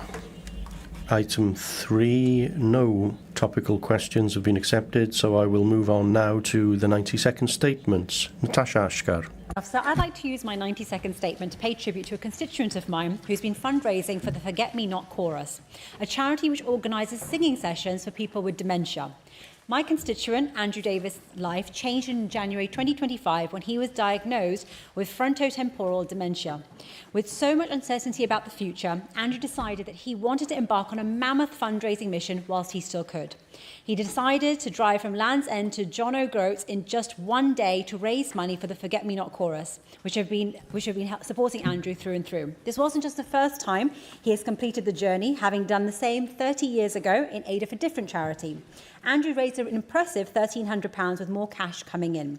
Deputy Presiding Officer, I'm sure the entire Chamber will join me in congratulating Andrew on his efforts alongside all of those people across our nation of Wales who carry on with these incredible fundraising initiatives, and wish them all the very best in their future endeavours. Thanks. Diolch. Francesca O'Brien. Diolch, Deputy Presiding Member. As a member representing Gower and Swansea, I recognise the fantastic effort that many of our local rugby clubs do, not just on the pitch, but off the pitch too, in our wider communities. For many young people, they strive to achieve regional goals, such as being selected for the Ospreys, and the ultimate goal of representing Wales. I'm very pleased to say to those members that are not aware that we actually have the Wales under-20s currently participating in the World Rugby Junior Championships in Georgia at the moment, so do tune in. They've won 2 games so far against Georgia and Uruguay. Unfortunately, they lost against South Africa yesterday, but I'm sure the team will pull it around this weekend against Australia. On behalf of the Chamber, we wish all of the team the best of luck. Thank you. Diolch. Siaf Taj. Tomorrow afternoon, we will see the unveiling, the long-awaited unveiling of the Rhodri Morgan statue outside here in the Senedd, and I hope that everyone will join us to come and see, because ultimately, who was Rhodri? Rhodri was a socialist, and more than anything else, he just loved Wales. He was a very proud Welshman, and he was very clear in terms of what devolution meant. And many of us actually look to Rhodri as, you know, being the godfather of Devo. And, you know, many of us remember as well how hard he debated and fought for us to really stay in Europe. And I remember a time when we were holding a debate in Cardiff University, and he showed up with 2 Tesco bags and flung them onto the table and started looking for papers to make his case for why this was important. And he, of course, did a lot of work in promoting brand Wales and attracting inward investment. And he would walk into a room and he would start talking about something that was completely unrelated, but still walk off, and those individuals would go, "Where's this place called Wales? And we must visit." And so he was very unique in that sense, and he did it all with so much style and with such great humour as well. So I hope that you will all join me in, coming to the unveiling tomorrow, because he reminded us very clearly that we may be small, but we are mighty, and we govern. It's important that we govern ourselves regardless, and there will be lots of discussions that we will have in this chamber going forward, of course, but always remember, what would Rhodri say and do? Diolch. Liz McLean. I want to share with you today the story of a dear friend of mine, Jamie Bevan, who is currently walking all the way from Merthyr Tydfil to Istanbul. A journey, I think it's day 90. It's a journey of about 3,000 miles over 11 countries, including France, Belgium, Germany, Austria, Hungary, Serbia and Bulgaria. And it will take 4 to 5 months. Why is he doing this? I'm sure that there are several personal reasons he's doing this, but he has chosen to use the opportunity to raise money to develop and raising money for Cylch Meithrin y Gyrnos, and he's already raised £10,000 towards developing the Welsh language in Merthyr Tydfil. The Cylch is located in the Gyrnos, one of the most disadvantaged communities in Wales. It provides an opportunity for children to access Welsh medium education in an area where they would not have had that opportunity before, so he's doing fantastic work. I just wanted to say that I want to thank Jamie for his extraordinary work, for his commitment to the Welsh language in our community, and his dedication to Canolfan Sowar.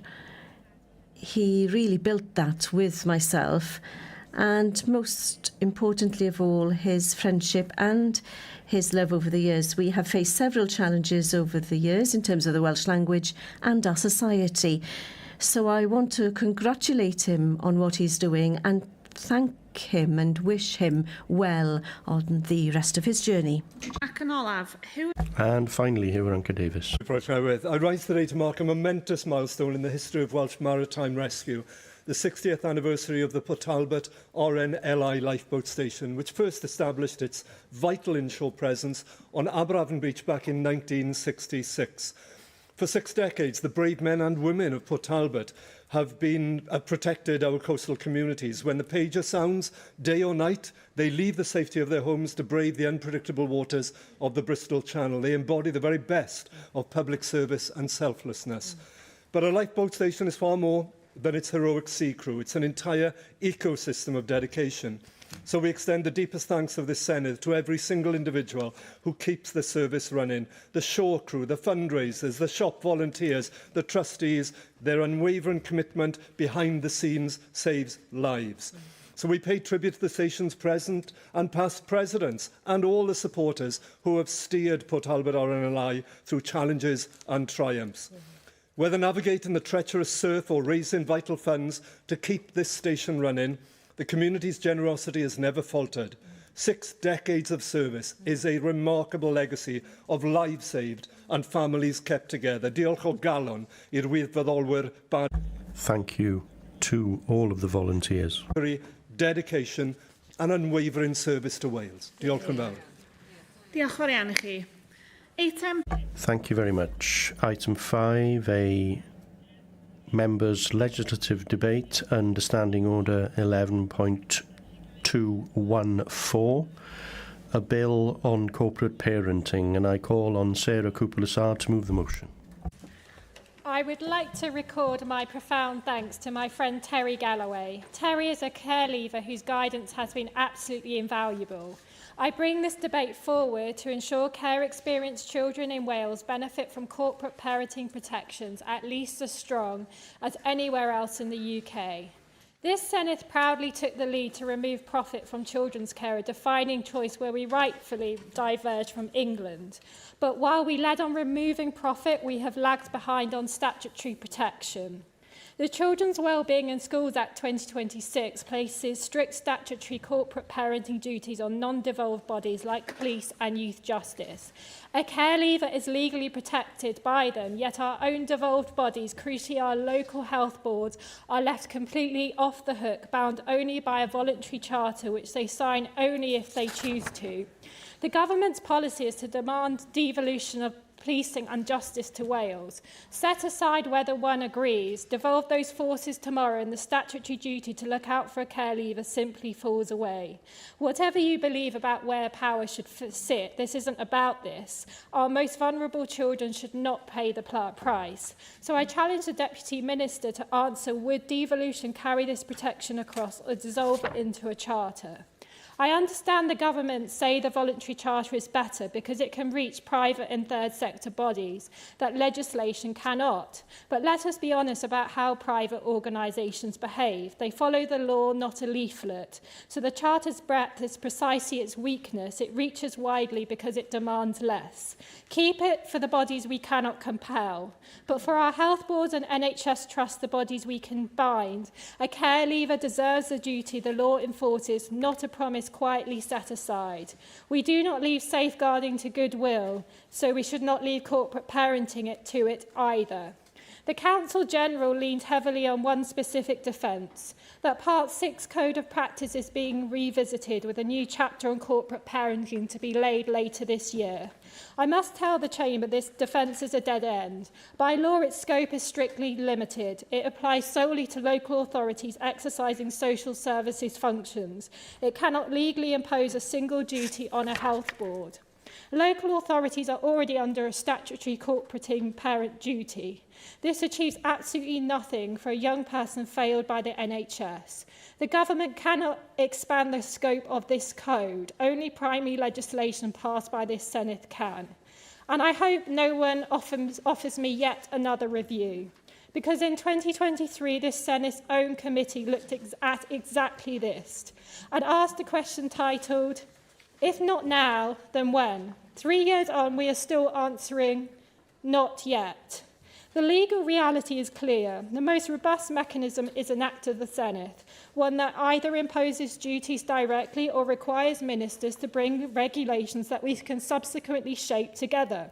Section 23 of the English Act already provides wording that could be adapted for our devolved bodies. The power is ours, it was always ours. No duty is entirely immune from judicial review, but that risk is not managed by inaction, but by drafting duties clearly with ascertainable standards and robust targets. That is a reason to legislate carefully, not an excuse to avoid legislating at all. The risk we face by doing nothing is we are simply paying different parts of the system to manage a crisis we failed to prevent. We are not saving money by relying on voluntary charters. And far, far, far more importantly, we save a life from avoidable suffering. Because this, above all else, is not a monetary question, but a moral question. These are children who do not have what we had. The average young person in Wales leaves the parental home at 24, but many care leavers are forced out at 18. It is a sheer cliff edge which I would have faced, with no parents to catch them when they fall. Leaving care is a predictable route into destitution, with 1 in 4 care leavers ending up homeless. The Children, Young People and Education Committee asked us, would any of us claiming the system works be happy for our own child to be cared for by that system? I certainly would not, would you? I will be honest about the journey this motion has taken to reach the floor today. When I first tabled it, I did not feel the broad support across the chamber. But that has since changed, and I am genuinely deeply grateful to those who broke rank, did the right thing, and put their names to it. I single none of them out, except to thank them sincerely. But I would gently say this. The moral case for strengthening care-experienced children's rights did not suddenly become true last week. It was always true. The reaction to this week has shown that the public appetite for this is massive. It is the very reason they need statutory duties. The system is legally bound to honour, not a voluntary promise it may choose to keep. Some may ask whether this is the moment, whether amongst all the pressures on the Senedd, whether this is the priority. But my answer to them would be, if not now, then when? For a care-experienced child at the cliff edge, there is no later. Their childhood is not on hold while we find a better time. Each year we wait is another year of young people falling through a gap we already know how to close. After all, it is not just about words, but about actions, signalling to care leavers in law that they matter. Sometimes you do have to legislate in order to send a signal to care leavers that their rights are enshrined in law, and I believe that is really significant no matter what the voluntary charter says. Remember, the law is our living word, our living promise, and the law ultimately outlasts us all. Becca Brown.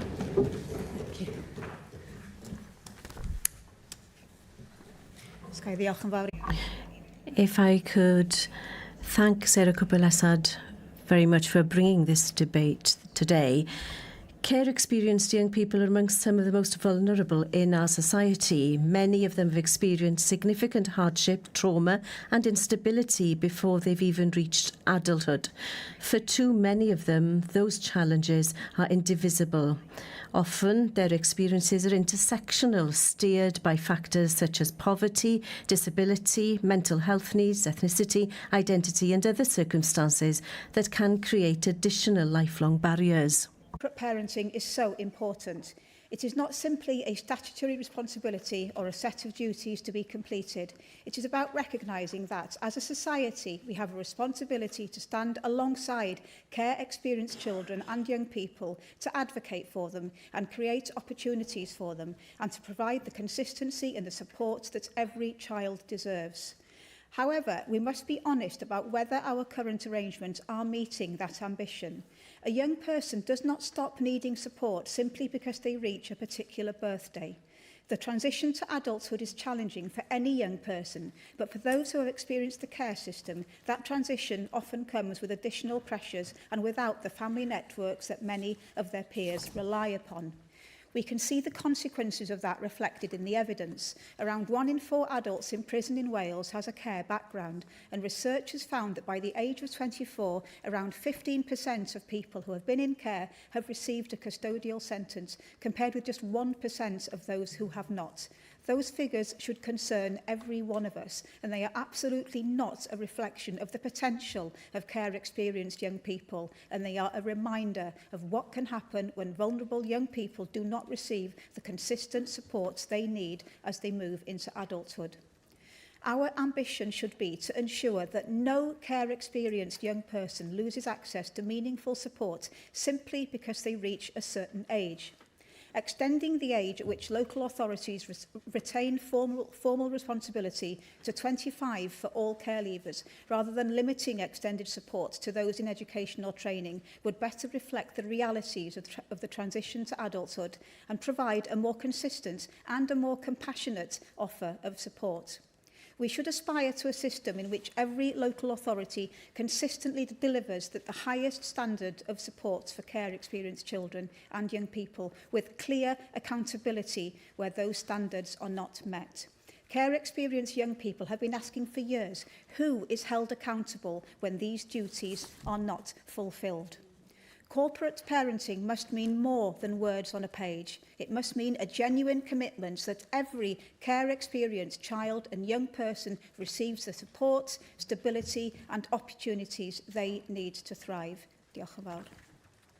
Diolch. Nigel Williams. Diolch Llywyd, and diolch Sarah, and diolch Becca as well. Llywyd, the measure of any parent is simple. When a child says they are being hurt, do you listen and do you act? For one young girl, the answer from too many adults was no. I want to speak today about corporate parenting and what it really means in practice, not as a policy, but as a responsibility. I want to begin with a case. It's anonymised, but it's real and it's deeply personal to me and my family. In fact, it's the actual reason I became involved in politics in the first place, many years ago. A young girl grew up in a household defined not by care, but by control of violence and abuse. Like many children living in fear, she did not always have the words to explain what was happening, but there were signs. Changes in behaviour, fear without explanation. Those signs were seen, but they weren't acted on. When she finally disclosed what had happened to her, the system should have stepped in to protect her. But instead, she encountered disbelief, pressure and silence. At one point, she was even persuaded to retract her statement. Years later, she found the courage to come forward again, this time with evidence from another child. And still, no prosecution. No day in court, just a decision, no further action. Llywyd, this is not simply a failure of process, it is a failure of responsibility. Because if the state acts as a parent to vulnerable children, then it must do what every good parent would do, and that's listen, notice and believe, and where necessary to act. That's why this debate today matters. Children do not experience services in silos, far from it. They don't care whether it's a local authority, a health board, the police or another agency. They simply need someone to protect them. And in the case I've described, warning signs existed across the years and across agencies, but no one joined the dots together. No one acted decisively enough. That's exactly why stronger corporate parenting duties matter, because this is not just about structures, it's about culture. A culture that listens to children, a culture that understands trauma, and a culture that does not wait for a perfect evidence before stepping in to protect a child. Because behind every policy is a child who is either heard or ignored, a child who is either believed or dismissed, a child who is either protected or left to face harm alone. And when we get that wrong, the consequences can last a lifetime, as I know. So if we're all to call ourselves corporate parents, we must meet the standard that word demands. Because a good parent doesn't look away. A good parent does not wait for someone else to act. A good parent protects their child. That's the test before us today, and that's why I support your motion, Sarah. Thank you. Lynn Eagle. Thank you, and can I thank Sarah for tabling this debate today and for the way she's using her lived experience to drive change for care experienced children and young people. I would have signed in support of it, but was advised that as I'd submitted a legislative proposal, that would not be possible. I do want to acknowledge the work that was done by the government in the previous Senedd on the transformation of children's social care, on the elimination of profit, but also the work to listen to young people and to co-produce solutions. Now, I attended all the summits the previous Welsh Government held with care experienced young people, and it was a privilege to have them share their experiences with us, but it was also a salutary, frustrating and sometimes deeply upsetting experience. In the first one I attended, a workshop on mental health, I met one young person who had had nearly 20 social workers, and it was very clear to me that there is considerable work to do to prevent the care system re-traumatising care experienced young people. As Cabinet Secretary for Education, I got the opportunity to hear about care experienced children's experiences in education. I met a young person who had moved to a different foster care placement and as a result had to move school rather than their local authority fund their transport costs. That to me was a powerful example of a young person being shoehorned into a system rather than a system being designed to meet their needs. The settled education of an already traumatised child was disrupted because of the cost of transport. Now, I think the test for all practitioners should be, would it be good enough for my child? And if the answer is no, then it shouldn't be happening. This is what I think genuine commitment to corporate parenting should be about. Now, we do have voluntary charters, but for me, on something so fundamental as the responsibilities we all have to care experienced children, voluntary is not good enough. All local authorities and health boards have signed up, but if you look for any information on what they've committed to as part of their charters, it is very hard to find. It is not published, and I certainly couldn't find the information for my own health board.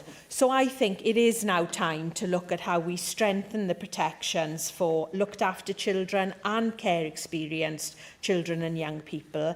I don't know how the government intends to vote today, but I hope that the government will listen to the debate, listen to the strongly held view that we need to do more for our children, and they are all our children, and will commit to working with Sarah on this vital issue. Diolch. Sam Rowlands. Thank you, Deputy Presiding Officer. As Welsh Conservatives want to begin by recognising the importance of the proposal in front of us today and commend the member for bringing it forward. I had the privilege, Deputy Presiding Officer, of serving on a fostering panel for nearly 10 years in a previous role, and it gives you a real insight as to the importance of work that takes place in local authorities currently. And of course, corporate parenting at its best is about the state acting when required as a responsible parent should, with consistency, care, attention, love, compassion, and a genuine focus on that child's long-term future. All the things that a birth parent should do, but in all areas, and it is reflected on the motion in front of us today. It's quite striking that this seems to be required to take place. I think many people, our constituents, would assume that this role of corporate parenting is already embedded within public bodies across Wales. I think they would be surprised to see a motion like this having to be tabled here today, so certainly commend the member for bringing it forward. I also want to acknowledge the positive role that the 2026 legislation referenced at UK level affecting young people in England.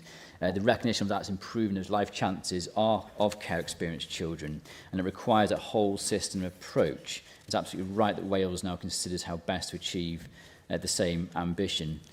If stronger corporate parenting responsibilities across public bodies are helping those children in England, then why should we expect anything less for children here in Wales? And we absolutely support the principle that every part of the public sector should play its part in improving outcomes for looked after children and care leavers. I think it's the very least that people would expect. I just want to touch on a point. I appreciate time really is flying for this matter today. It's a 30-minute debate for such an important item today. I'm not sure that's usual for member legislative proposals, but it does feel quite a tight time scale. Because whilst I hope there's support for this legislation in this place today, there's also a conversation needed around implementation of this as well, because we know public services are stretched at the moment. And it's essential that any new duties are backed by resources, workforce capacity and clear guidance to make it meaningful in practice as well. So I'll be interested to hear the government's views on that, because we cannot simply place new statutory responsibilities on already stretched services and expect better outcomes without giving them the tools to succeed. I think we've seen that happen time and time again when things are agreed in this place, when the resources don't follow to enable things to be enacted fully and properly. So I will conclude, Deputy Presiding Officer, by saying that we will support this legislative proposal, but also really keen to engage constructively as it progresses to ensure that the duties are matched by the resources and workforce capacity needed to make it effective as well. Diolch yn fawr iawn. Ac yn olaf, Jane Dodds. And I do really want to start, as many have, by really praising Sarah and the work that you've done. I heard you on Radio Wales this morning, and what an advocate you are. Amazing interview, and you really put it across so clearly. Thank you very much. Diolch yn fawr iawn. I totally support this bill. Let us just be clear, though, in passing this bill, it does not require the government to adopt it, which is a travesty and a tragedy. So the least I expect the Deputy Minister to say is that this will be taken forward formally by the government. And may I just say about the Deputy Minister, I do totally respect you. You have an amazingly broad brief.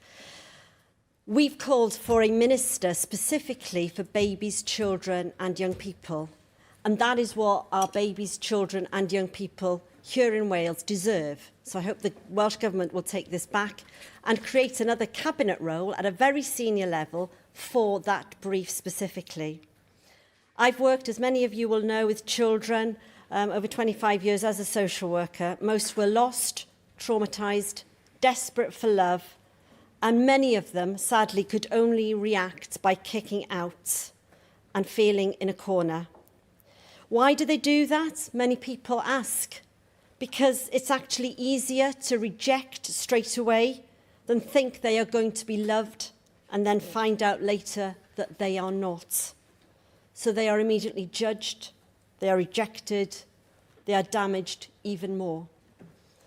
They are our children. They belong to us, and we in this Senedd are responsible for them. There are currently more than 7,000 children in Wales who are looked after. Yet their futures are shaped not just by social services, but by our schools, our health service, our housing system, and the wider public sector. Imagine what it feels like to be cared for by a series of agencies. That's not how it should be. They are our children, and we need to provide them, as we've heard, with the highest level of care. You've heard that much of this is agreed across the chamber, and it's really encouraging to hear that. But I do appeal specifically to the Deputy Minister here today. We must see this enshrined in legislation, and we must see you take forward the seriousness that you take, and I know you do, for our babies, children and young people by adopting a ministerial role that actually we can then give all of the issues that we want to give to that specific role. So I look forward to hearing from the Minister, and once again, I pay tribute to Sarah. Diolch yn fawr iawn. I call on the Deputy Minister for Social Care, Mental Health and Women's Health, Derek Jewell. Well, I'd like to begin as well by thanking Sarah for bringing this prominence to corporate parenting, and I think that your work in this area has been a credit to the Senedd. So Diolch, Sarah, for that. I want to work with you to make things better in this area. It is a tremendously powerful thing that the needs of care experienced children and young people have been placed on our agenda so early in this Senedd term. We can't underestimate the difference we can all make to the lives of care experienced children. And this is where our collective corporate parenting role is vital. Supporting a child to navigate the transition to adulthood, and that requires the active involvement of key agencies and partners, as that's been laid out in this debate. I was struck by the contribution that Becca Brown made last week in another debate by saying that it takes a village or community to raise a child, and how that phrase has to mean something. Because what is our society other than that collective responsibility we share to ensure everyone is given a fair chance at life? Now, I have an open mind about what happens in this space. I'm still learning. I want to work with people who have lived this. Legislation is clearly an important lever. I'm absolutely willing to consider that option. The two choices would be, I don't see them as necessarily binary either or. I don't see it as a right versus wrong. I see it as right versus right. Because they are very positive aspects to the Welsh setup we have too, that we wouldn't want to lose no matter what happens in the future. It's being voluntary gives it more flexibility, able to encourage innovation, creativity, and true buy-in to the concept, rather than simply being an obligation without organisations possibly truly doing more than the statutory minimum. I'm not saying that that means that we should not consider legislation. I'm just saying what we don't want to lose if we do that. There are also complications, of course, that we would need to get over arising from what is devolved and what is. So what I would want to do is to make sure we get the right balance between strengthening our situation, which we absolutely need to do, and also ensuring we don't lose that good that's been nurtured in the system that we have, that flexibility that allows organisations to shape their own pledges to go further than statutory obligations, though I do take the point that Lynn made that actually if those pledges are not being communicated very well, then they're not doing the job that they're meant to be doing, are they? Again, yes. Yes. Thank you very much for doing that. Just on that point about should it be voluntary or should it be statutory, if you're a young person and you want to actually hold an agency to account and it's not statutory, what powers does that young person have? Yes. Would you agree that surely is where we should be? No, absolutely. And I mean, in terms of some of these, in terms of local authorities, they are statutory obligations. Of course, this is about...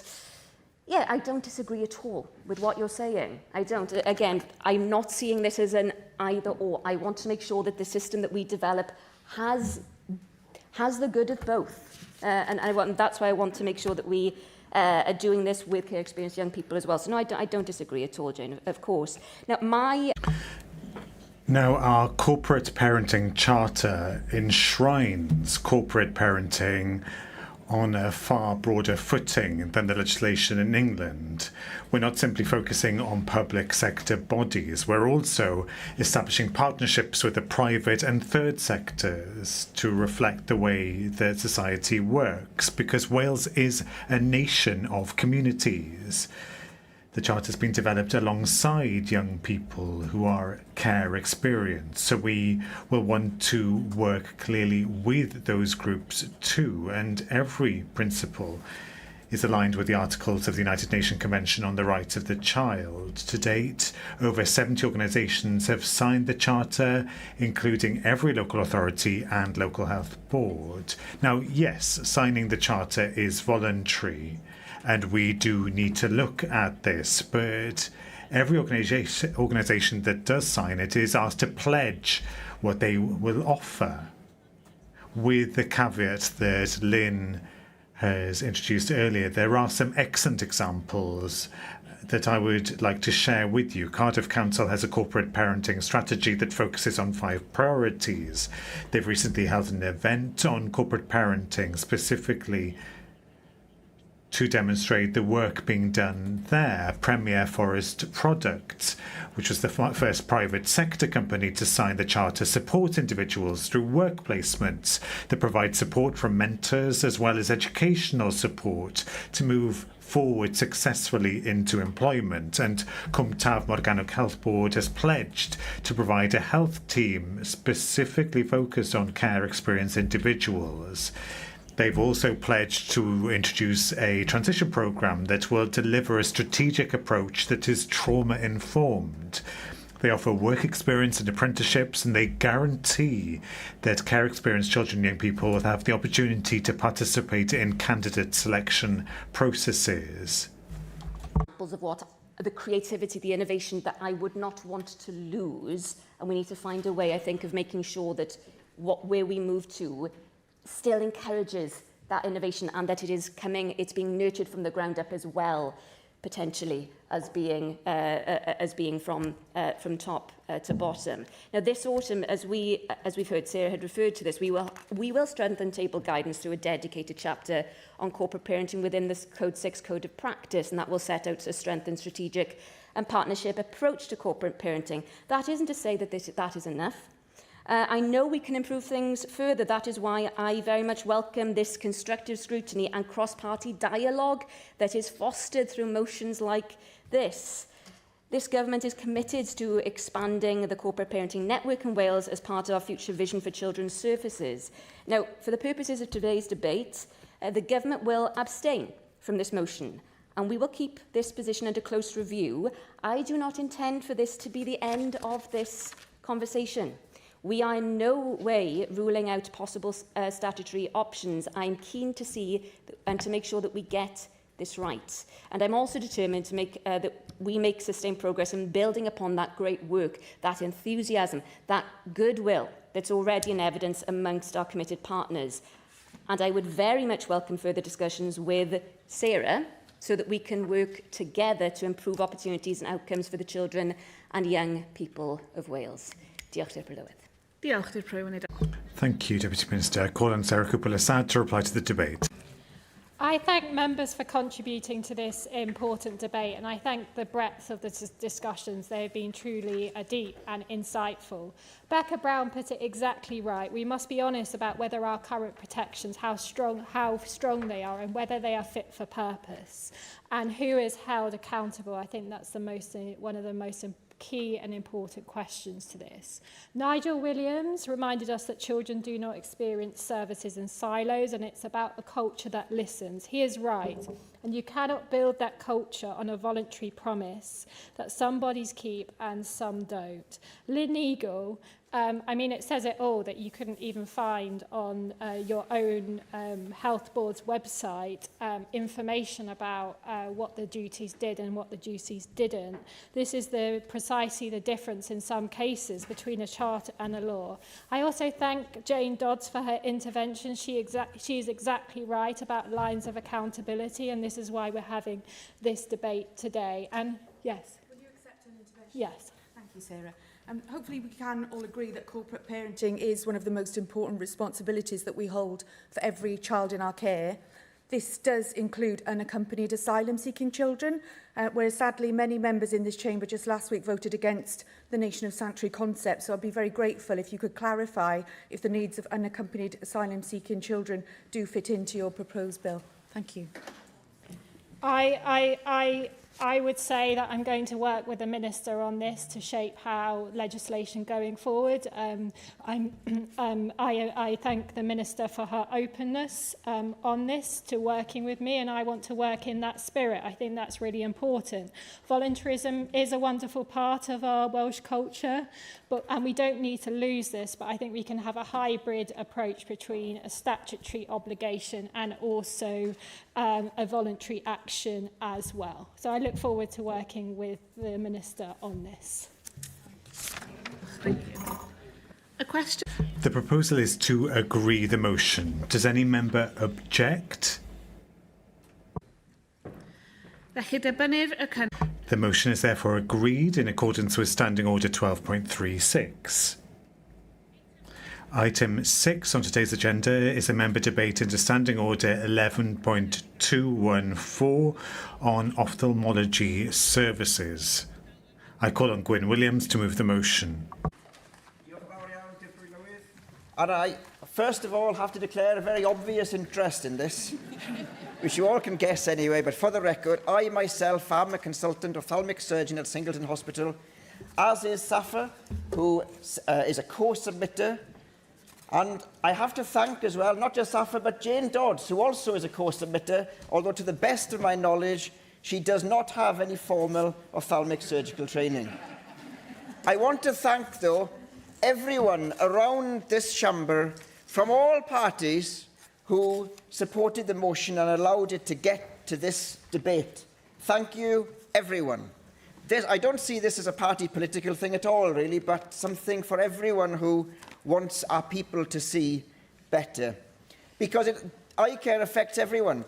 Individual people from this chamber have come up to speak to me, though I will not mention their names, patient confidentiality and all, who have had surgery for sight-threatening eye conditions. Perhaps you'll hear from them later. But I wanted to break this down into 3 sections. What the problem is and why I've brought this, the background to the possible solution, and then the actual solution itself. First of all, as we heard before, medicine evolves. The system we have now is perfectly set up for the 1980s and 1990s, where ophthalmic surgeons pretty much could do all the operations, apart from extremely rare, complex ones, and high technology didn't really exist for things such as advanced tube surgeries for glaucoma. Injectionable agents for age-related macular degeneration didn't exist. Services weren't needed anywhere near to the scale they have now. But now we have subspecialization, expensive equipment, and it isn't possible anymore for every health board to do everything in every hospital. If they could, it wouldn't be very efficient, it wouldn't be very safe, because the systems are too small. So in Wales, we have too many small hospitals and small health boards attempting to do everything, and not enough tertiary hospitals, unfortunately. The health boards are not joined up to each other at all.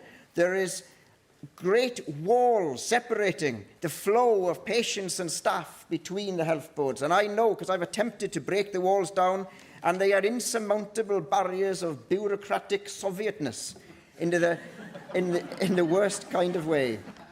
So people go blind because of this. This is the problem. I was going to illustrate an example of a patient of mine who came to see me in Swansea and lived, or had the misfortune of living, just the other side of the bridge in the Hywel area, just over the bridge in a place called Binia.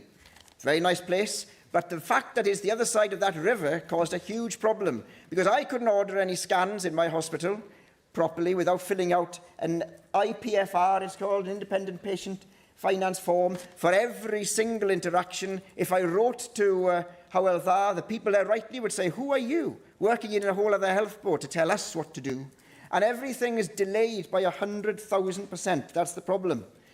Another thing, retinal detachments. Because the health boards are all siloed, and we've heard of the evil of silos just now, because the health boards are siloed, vitreoretinal surgeons, who are the only people who can treat retinal detachments, can't work properly together. So say you have a retinal detachment, it's just random serendipity if you can have your operation that day, and you need to be operated on urgently for this. Otherwise, it's a long journey to Bristol, to Oxford, to Moorfields in London. And if you have a retinal tear in need of surgery, you have to posture for that time, which usually involves lying flat with where the tear is, lying at the most inferior part. Otherwise, the retina slowly peels away as you reach help. And if you have to travel to Oxford, you obviously cannot drive in an upside-down position in the back seat of your car. And it is stressful for people as well, having to put up with such awful long journeys, whereas if the system was joined up within Wales itself, they wouldn't have to do that. Uveitis. I tried a long time to set up a tertiary referral centre within Wales for uveitis, and I've been to many, many NHS-style meetings, as I know other people have as well. And the NHS loves meetings to discuss things. It does meetings very well indeed. But rarely do actual solutions come from simply meetings. Because I've been to many regional meetings about the health boards working closer together. The end result, uveitis patients still go to Bristol as a tertiary referral centre, which is far away. Photodynamic therapy for a condition which is called central serous chorioretinopathy. There's only one laser that does that in South Wales, which is in Cardiff. We can't get access to it from Swansea, and we can't buy our own laser. And the lasers are very expensive, and the drug is very expensive. It makes sense to join everything together. Corneal transplants. Not every health board has a corneal surgeon. Cross-linking for a condition called keratoconus. It's completely a postcode lottery as to whether you can get to it. Even cataracts. We do 500,000 cataracts a year in Britain. Cataracts, the commonest operation. Everyone in this room will end up having cataract surgery. Would it be a wonderful thing if they could have it done in a timely way? If we could, one day when I need cataract surgery, in a timely way within Wales itself, rather than having to pay out of my own pocket to have it done privately, or wait 100,000 years to have it done in my local hospital. We need to adapt with the times, and we need surgical hubs, efficient surgical hubs, but also we need the free flow of patients. It's a wonderful thing, for example, having a wonderful surgical hub in Swansea, but if you live in Carmarthen and you can't get to it because it's in a whole different health board, we have to have the free flow of patients. And this, what we've ended up with, is from decades of neglect of the NHS in general, and including ophthalmology. A part of this is due to the lack of an electronic patient record. If there's no light shone on anything, bad things fester. If proper numbers aren't being collected as to the delays in surgery, the delays for transplants, the delays in injections, the delays in treatment for diabetic eye disease, the commonest cause of blindness in working-age people, if it's not recorded, it goes unanswered, unchallenged, untested. And it's been terrible trying to set up this, because I've been again to 100 billion NHS meetings trying to get this organised, and whereas the Digital Health and Care Wales mandates the open eyes, unimaginatively called the electronic patient record, it has to go to every single health board separately. And even though the same risks would be present everywhere, every single health board has an onion-like layers of accountability and different forms of managers and people who would say, well, this isn't right, that isn't right, we need to adjust this, adjust that. And the curious thing is, whereas the problems should be the same everywhere, each health board comes up with a whole different list of problems that needs to be addressed independently, which is inefficient, expensive, and sadly leads to blindness. That is the thing. So the health board system is letting us down on multiple different fronts. So that's the background to it. People going blind in Wales because of a lack of access, because of artificial boundaries and an out-of-date system. But then comes the background, and this is where another conflict of interest comes in, because the current llywydd of the Royal College of Ophthalmologists in Wales, the inestimable Rhiannon Reynolds, has called for just this very solution: an EPR, joined up ophthalmology, the breaking down of the health board barriers, and the implementation of the National Clinical Strategy for Ophthalmology, all of which really were suggested by another inestimable person who chaired the Health and Social Care Committee report, which was published last year, into the failings of Welsh ophthalmology. But now comes the time to putting this all into action, because people out there are relying on us. And I also feel very guilty myself, of course, because I've caused direct harm to my own patients by being in this place. And there are many skills required of a person being in here, but an advanced knowledge of ophthalmic surgery isn't really one of them. So that aspect of my training is perhaps for this debate alone, but so I feel guilty for that as well. So I want to show on multiple levels that our being here, not just me, but Safra as well, is making some sort of difference to things. We need joined up working, and if we can't, if it was up to me, I would take all of ophthalmology out of all the health boards and merge it together, cull the hideous levels of managerial excess and overlap, and grow the system again. This is what I would do. This is the best thing. And many people would say, but this would apply to other specialties in medicine as well. And I'd say, yes. There's a whole issue with the health board system duplicating things everywhere. If it is not possible for whatever reason to break down the health board barriers, let's just think of some way of squashing them together so that we don't have these hard and fast blocks to patient and staff flow. Otherwise, we will repeat the mistakes of the past. And I trust Mabon ap Gwynfor to deliver the goods, to see the thing through. So we need 3 things in summary, because my 10 minutes is coming to an end. The implementation of the National Clinical Strategy for Ophthalmology to break down the health board barriers and, in my view, merge all of ophthalmology into one single health board to escape from those barriers altogether and to get rid of expensive, duplicative, administrative work that isn't really administrating anything because we don't have an electronic patient record for which we need to track things. Thank you very much. Diolch, Gwyn. Jane Dodds. Sorry. Diolch yn fawr iawn i chi, Gwyn. Thank you very much, Gwyn, and this is one of the reasons why it's important that people have experience before they come into politics, because it is important that we hear and learn from that experience that you bring. In 2016, I was a candidate for the Welsh Senedd in Maldwyn. Suddenly the sight in my right eye went. I couldn't see anything. It was the day of the election, so I was slightly busy. And I was in Newtown, and I really didn't know what to do. I did listen to that phrase, though, you should have gone to Specsavers, and I did. I went to Specsavers in Newtown and saw an optometrist. Very brilliant person who was able to almost immediately diagnose what my situation was, and she told me it was urgent. And I had to then attend Shrewsbury and Telford hospitals the days after that. I won't tell you that I might have driven in between, which I was told very clearly I shouldn't have done. But I'm just saying that there are really qualified people who can, at the front line, actually help people with sight problems, and we need to include them as well in this debate. I'm very grateful for them saving the sight in my right eye. The electronic records didn't work. They didn't work across the borders at the time. So if we're aiming to get electronic records being shared in Wales, we also have to consider how they're going to be working across the border with those English hospitals where those of us who live in the border use. And I know the Health Minister is thinking of that. We want to see a change in the approach here in Wales to sight. I wanted to also tell you about a gentleman who came to the Health and Social Care Committee. His name was Edward McKenna, and Edward had macular degeneration. I'm sure some of you had heard of his situation. Edward was sadly in a terrible place and wasn't able to save his sight, but he gave very clear evidence to the committee that changes should be made. I want to set out 3 things I want this government to do differently in this arena. I want honesty, geography and follow-through. Firstly, honesty about harm.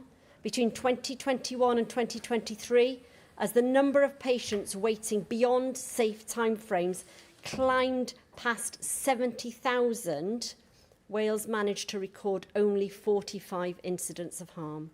This was not because sight wasn't being lost.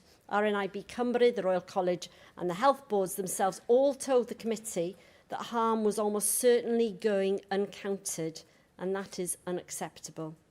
If we cannot count the harm, we cannot be honest about the scale of the crisis. Secondly, geography, and you won't be surprised that being in a very rural area of Powys, I need to mention the rurality issue here. Being in a rural area means that we have particular challenges. I was very lucky. I found my Specsavers in Newtown, and a very qualified person was able to help me.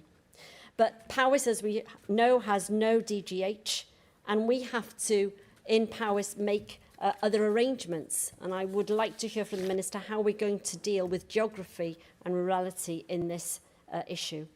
And finally, we need to see follow-through. Too many patients are never once offered support. Not emotional, not practical, not a single person to tell them where to turn to.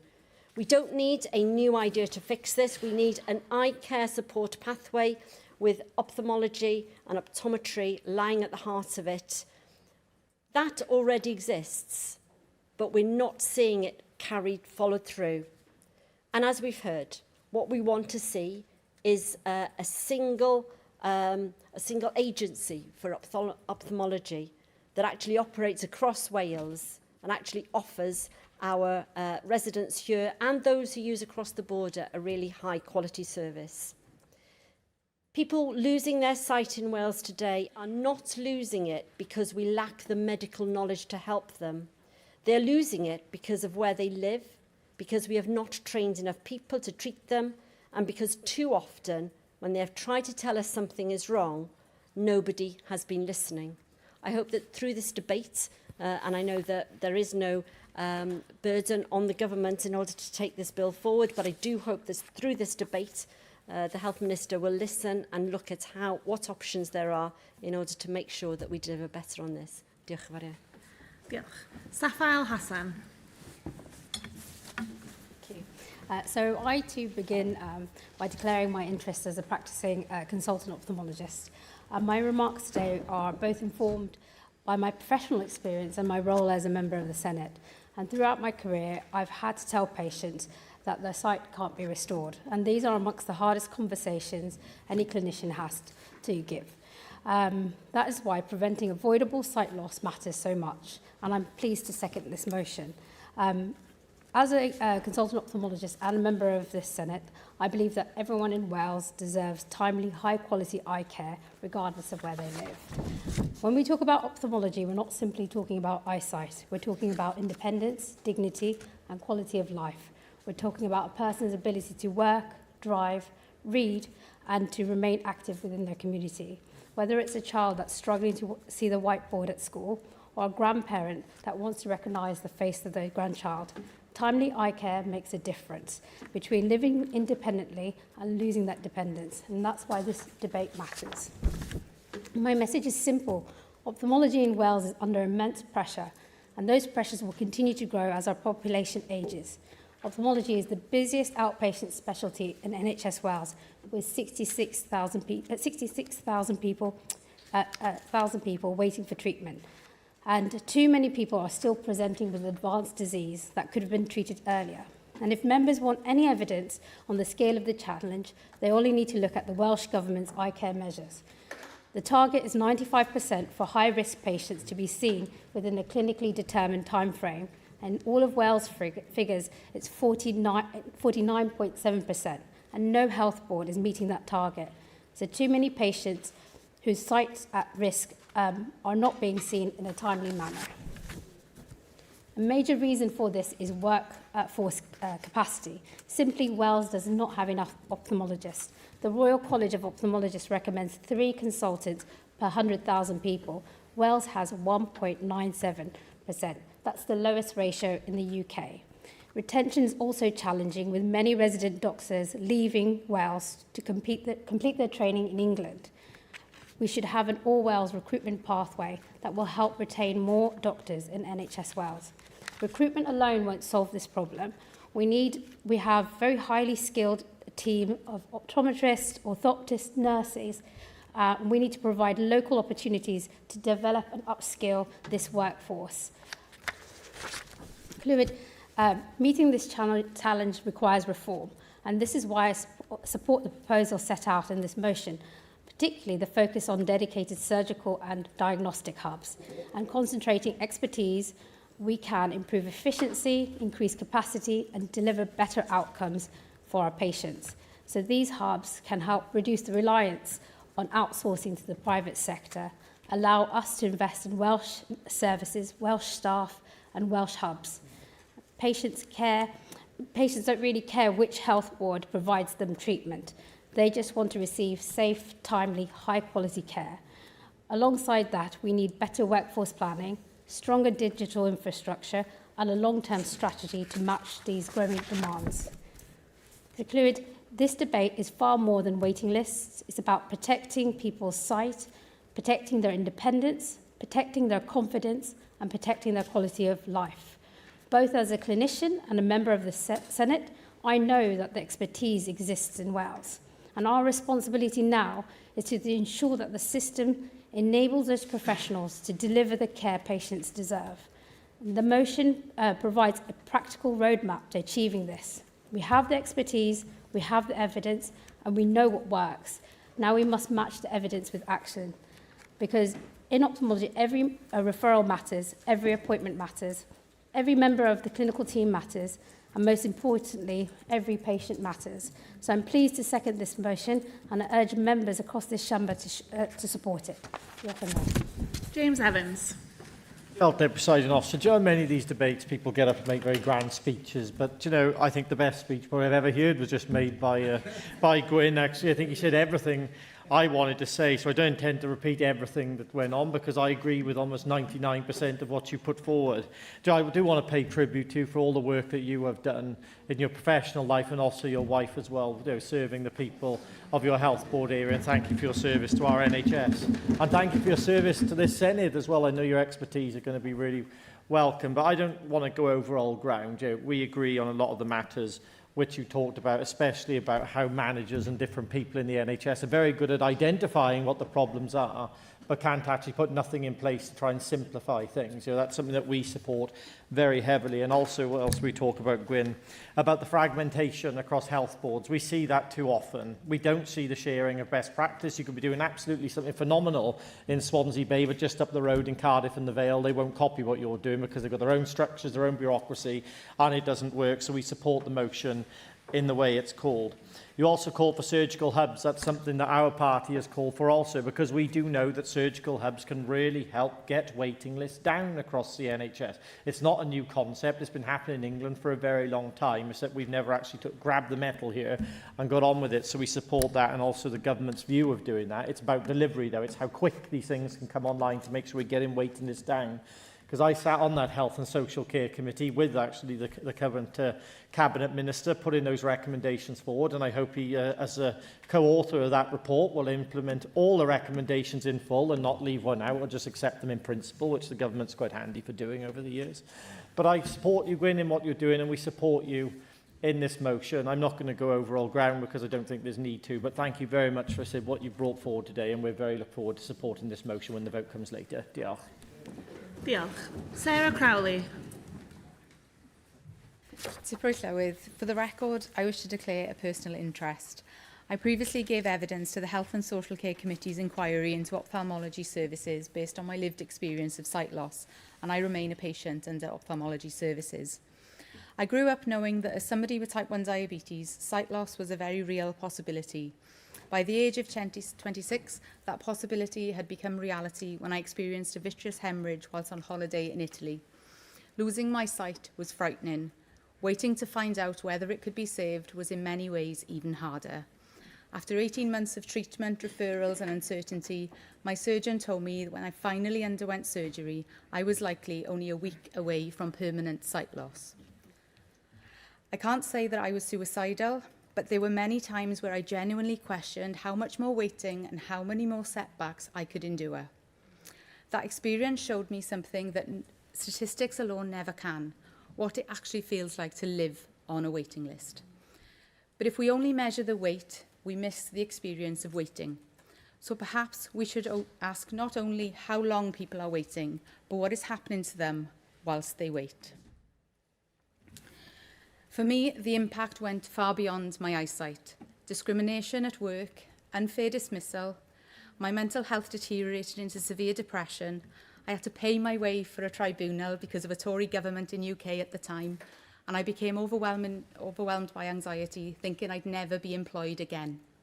Every day, I woke up questioning whether I would permanently lose my sight before the system reached me. But today, I want to challenge us all to think differently about waiting lists, because I was not simply waiting for treatment. I was waiting to know whether my sight could be saved. The waiting itself causes harm. The silence causes harm. And the lack of communication causes harm. When you're on a waiting list, every gap in information is filled by fear. Has my referral gone through? Has it been lost? Have I been forgotten about? What's happening while I wait? I remember receiving an appointment letter and a cancellation letter for the very same appointment on the same day on more than one occasion. Every appointment brought hope. Every cancellation brought further fear. Soon, even letters citing unforeseen circumstances become predictable. And that fear has a cost, a human cost, a social cost, and ultimately a financial cost too. I do not believe for one moment that healthcare professionals do not care. My experience has shown me the exact opposite. The problem is that too often they are working within systems that leave people waiting too long with too little information, too little support and too much uncertainty. I am beyond grateful for the opportunity to contribute to this debate.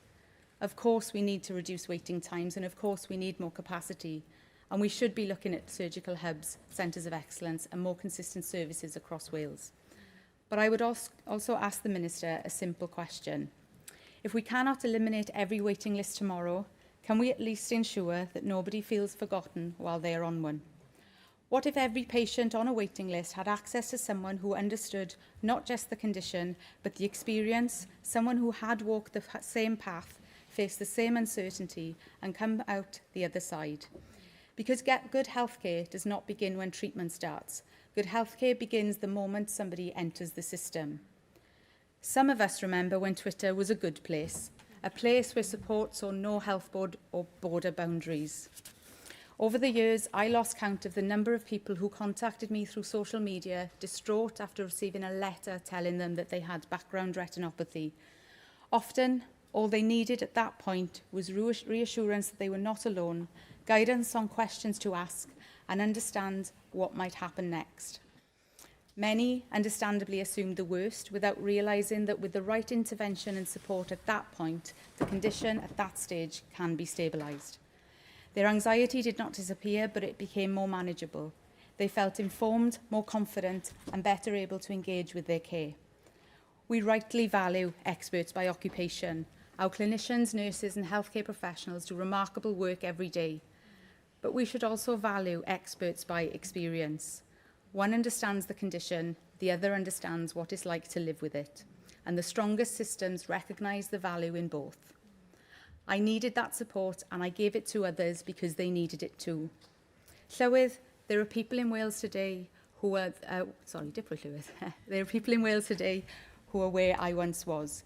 Waiting, frightened, isolated, uncertain, and this is why this motion matters. Because ophthalmology waiting lists are not just administrative backlogs. They are people's independence, mental health, jobs, futures and lives. And we owe them a system that recognises a simple truth. We often focus on the length of the wait, but we rarely acknowledge the damage that waiting can do. The waiting list was not only the only thing harming me, the waiting itself was harming me. Today, I am grateful for the opportunity this Senedd has given me to speak out about an experience that for a long time I struggled to talk about. And again, I'm going to say I believe this chamber is strongest when it listens to lived experience, confronts difficult truths, works together for the people of Cymru and turns motions into meaningful change. That is why I ask every member to support this motion today. Diolch yn fawr. Diolch. Natasha Ashka. Deputy Presiding Officer, and can I thank Gwyn for bringing forward this debate today. I must say, I don't say it very often, but I thoroughly enjoyed your contribution, and I, just on behalf of the Welsh Conservatives, we can confirm we will be supporting you in today's vote. Ophthalmology waiting times and lists are indeed unacceptably long. It's something that we all know, and it's something that often makes us all very sad to hear of. There are more than 11,600 patient pathways open in Wales who are waiting more than a year for ophthalmology treatment. Of the 11,600 waiting more than a year for treatment, around a third of them are indeed within the Betsy Cadwaladr Health Board, which again highlights the need for urgent improvements at the Trouble Board. Whilst the figures are lower in my local health board, with just shy of 1,000 patients pathways waiting more than a year for treatment, it is clear that we need to see action across the board, because all of these delays are putting patients at risk of avoidable sight loss, and with an expected rise in demand for services, the time to act is indeed now. At the end of March 2025, around about 80,700 patients assessed at the highest risk category for irreversible harm are waiting beyond clinically safe timeframes for treatment. Fast forward to just a year and things haven't really improved. The figures have barely moved. At the end of April 2026, the figure was more than 76,000 patients. The lack of progress can be further highlighted by the percentage of people being seen with a target date or 25% beyond the target date itself. In March last year, this was 49.9%, and in April this year, it was 51.1%. Frankly, it's just not good enough. Unfortunately, we didn't see much meaningful action from the previous Labour government, but I hope that this new administration will take this seriously and move with pace to address the issue within ophthalmology services. The Health Committee in the last Senedd term found several systematic issues when it came to ophthalmology, and I know that they've been touched upon, yet it appears as though very little has been done since then to rectify it. One of the big challenges, and I know many of my colleagues have said this today, was indeed workforce shortages, something which is, of course, having a major impact on the NHS sectors. Wales has just 1.97 consultant ophthalmologists per 100,000 population, well below the recommended 3 per 100,000. When the Minister responds to this debate, I would like to know how his government plans to hit these recommended levels.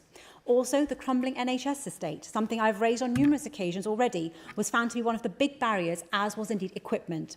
Outdated and unsafe hospital facilities with leaky roofs, cramped spaces and broken equipment were disrupting surgery and extending waiting times. Not too long ago, Newport patients arrived at the Royal Gwent Hospital for a pre-arranged surgery at the ophthalmology unit. However, when they got there, they were turned away and told to go home because there was an error in ordering equipment for the hospital's theatres. Lessons must be learnt, as incidents like these will hamper efforts to drive down the waiting times that we speak of. So how is the Welsh Government ensuring equipment and NHS estates are going to be fit for purpose? The Welsh Government's response to the committee's findings sparked a wave of concern and disappointment, including from the Royal College of Ophthalmologists. The college accused the government of deferring or avoiding making key commitments that would deliver the committee's recommendations. Now, I'd like to quote Rhian Reynolds from the Royal College of Ophthalmologists, and I quote, said the Welsh Government needs to show more ambition to tackle the huge challenges facing ophthalmology services. To meet the needs of patients now and in the future, we must invest to improve our dilapidated estates and provide the workforce and digital infrastructure necessary to deliver the best care. End quote. My question is simple. Will this Welsh Government do what the last one didn't and show the ambition to tackle the mammoth challenges that lie ahead of us? The debate is indeed rather timely here today, Deputy Presiding Officer, as it coincides with Glaucoma Awareness Week, and there are warnings that glaucoma prevalence is expected to rise over the coming years, with 100,000 cases expected by 2033. Research earlier this year found that as many as half the people with glaucoma are yet to receive a diagnosis, which is especially concerning given the irreversible damage it can cause if left untreated. Glaucoma is a leading cause of irreversible blindness worldwide, and yet many people don't know they have it, but optometrists can play a vital role in early detection as it can be picked up via a routine eye test, and we have two advocates who I'm sure can agree with this. Worryingly, a briefing from Glaucoma UK and Specsavers revealed that a fifth of the population still didn't know how often they should visit either their optician for a routine checkup, and the same percentage either can't remember their last eye examination or have never had one at all. In light of that alarming statistic, I'd like to know, how does the Welsh Government plan to turn that around? And I'd be interested to know if the Welsh Government plans to look at further bolstering community eye care. Deputy Presiding Officer, let me conclude by once again thanking Gwyn Williams for bringing this debate to the forefront. And I'd also hope to see the Welsh Government act swiftly when it comes to implementing the points raised in this motion to address the challenges when it comes to ophthalmology here in Wales. Thank you. Donna Cushing. Thank you, Deputy Presiding Officer. I'd like to also declare an interest in this subject, but basically I will be supporting my colleague Gwyn Williams on his contribution today. I work for a deaf charitable organisation for over 20 years and know how important that ophthalmology is for an individual with hearing loss. 1 in 6 of the adult population has hearing loss in Wales. With hearing loss, their eyes, whether it's lip reading or British Sign Language, are their ears.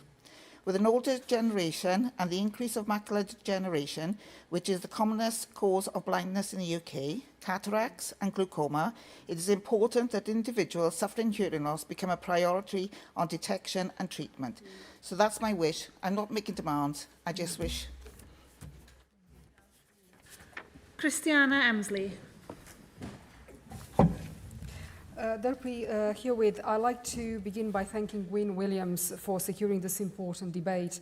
Whatever our political differences, I believe protecting people's sight is something that can unite this chamber, and I'm grateful for the opportunity to speak in support of the motion. Now, you might find this difficult to believe, but today I think every member in this chamber will agree with me on two things. First, never take your health for granted. And second, you never know what's around the corner, not just politically, but health-wise too. 4 years ago, I discovered just how true those words are when, over the course of just 48 hours, I went completely blind in my right eye. It was terrifying. Before joining the police in Romania, I trained as a nurse, and something told me that it wasn't just simply blurred vision. I suspected I had retinal detachment involving the macula, the part of the eye responsible for our central vision. It was very unusual at my age, and I remember telling the optometrist, the Specsavers, what I thought it was. To their credit, they examined me immediately. I was right. It was a macula of retinal detachment, a genuine ophthalmic emergency. Within hours, I was referred to Wrexham Mailer Hospital, where the diagnosis was confirmed before I was transferred urgently to the eye unit in Abergele. I still remember that miserable Thursday afternoon in January.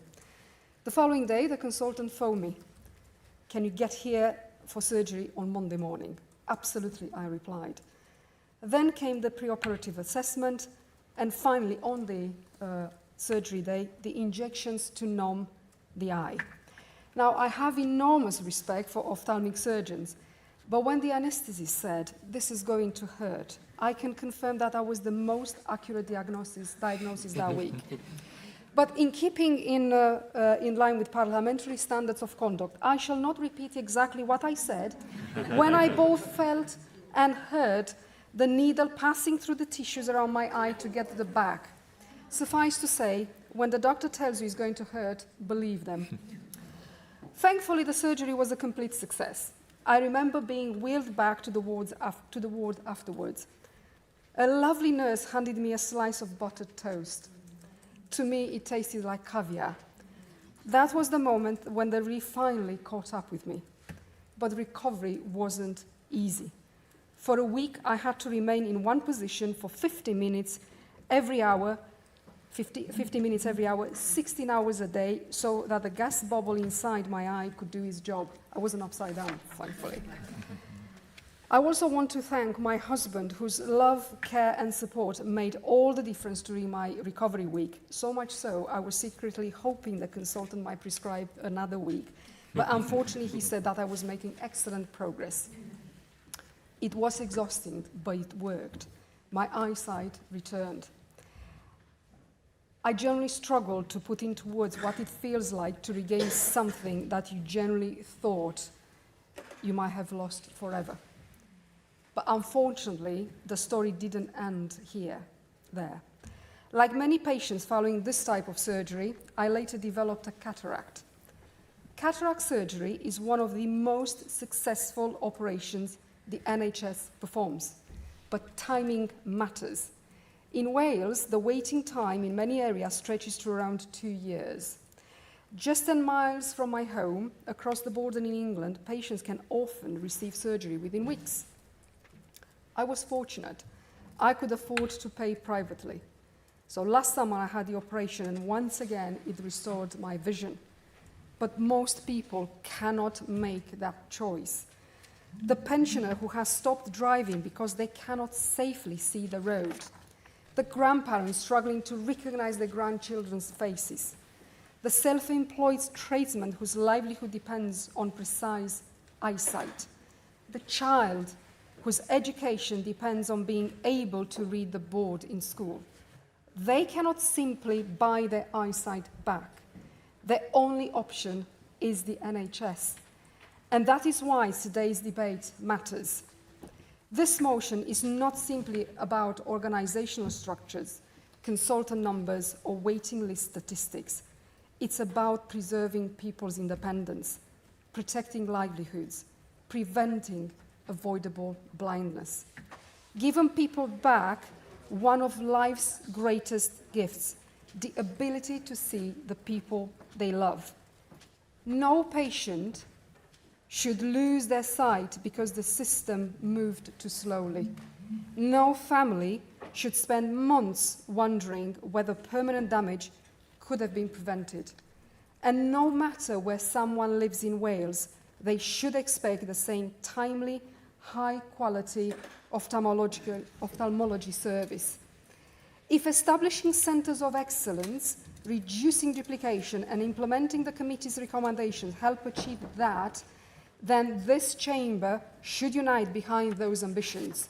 Because when it comes to protecting someone's eyesight, there should be no government benches or opposition benches, only patients. Diolch. Ac yn olaf, John. And finally, John Davis. Diolch, Diprywydd Llywydd, Minister. It's difficult, it is always difficult to follow Gwyn.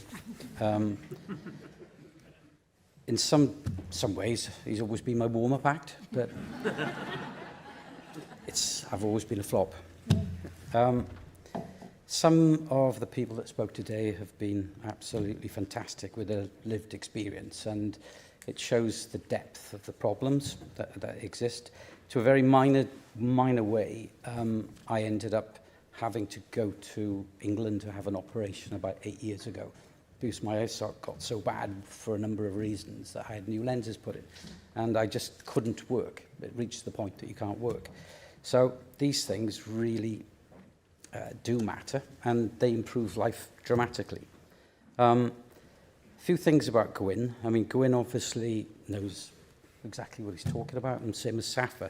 But what possibly people also know is he's really passionate about what he does.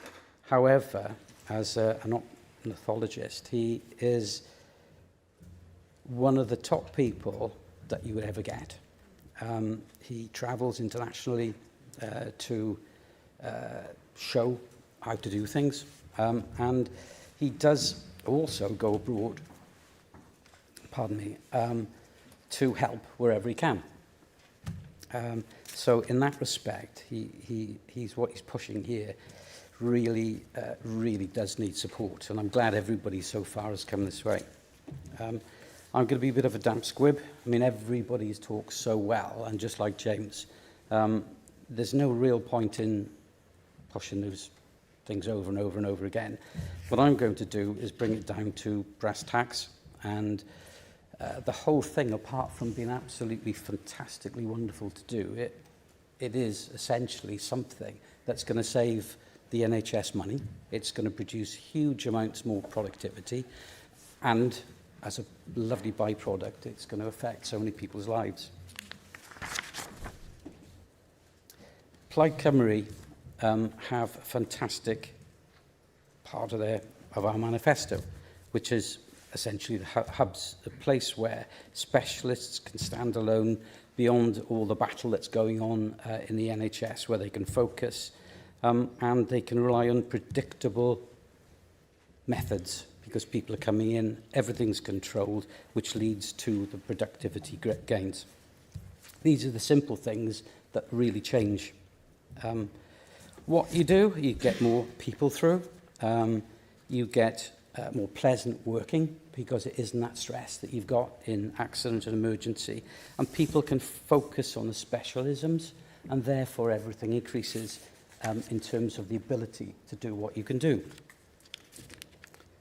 Substantial productivity gains offered by surgical hubs, which is what we're proposing, Minister, is something I've experienced quite recently. My wife had an operation, and the ability to move through the process is so slick.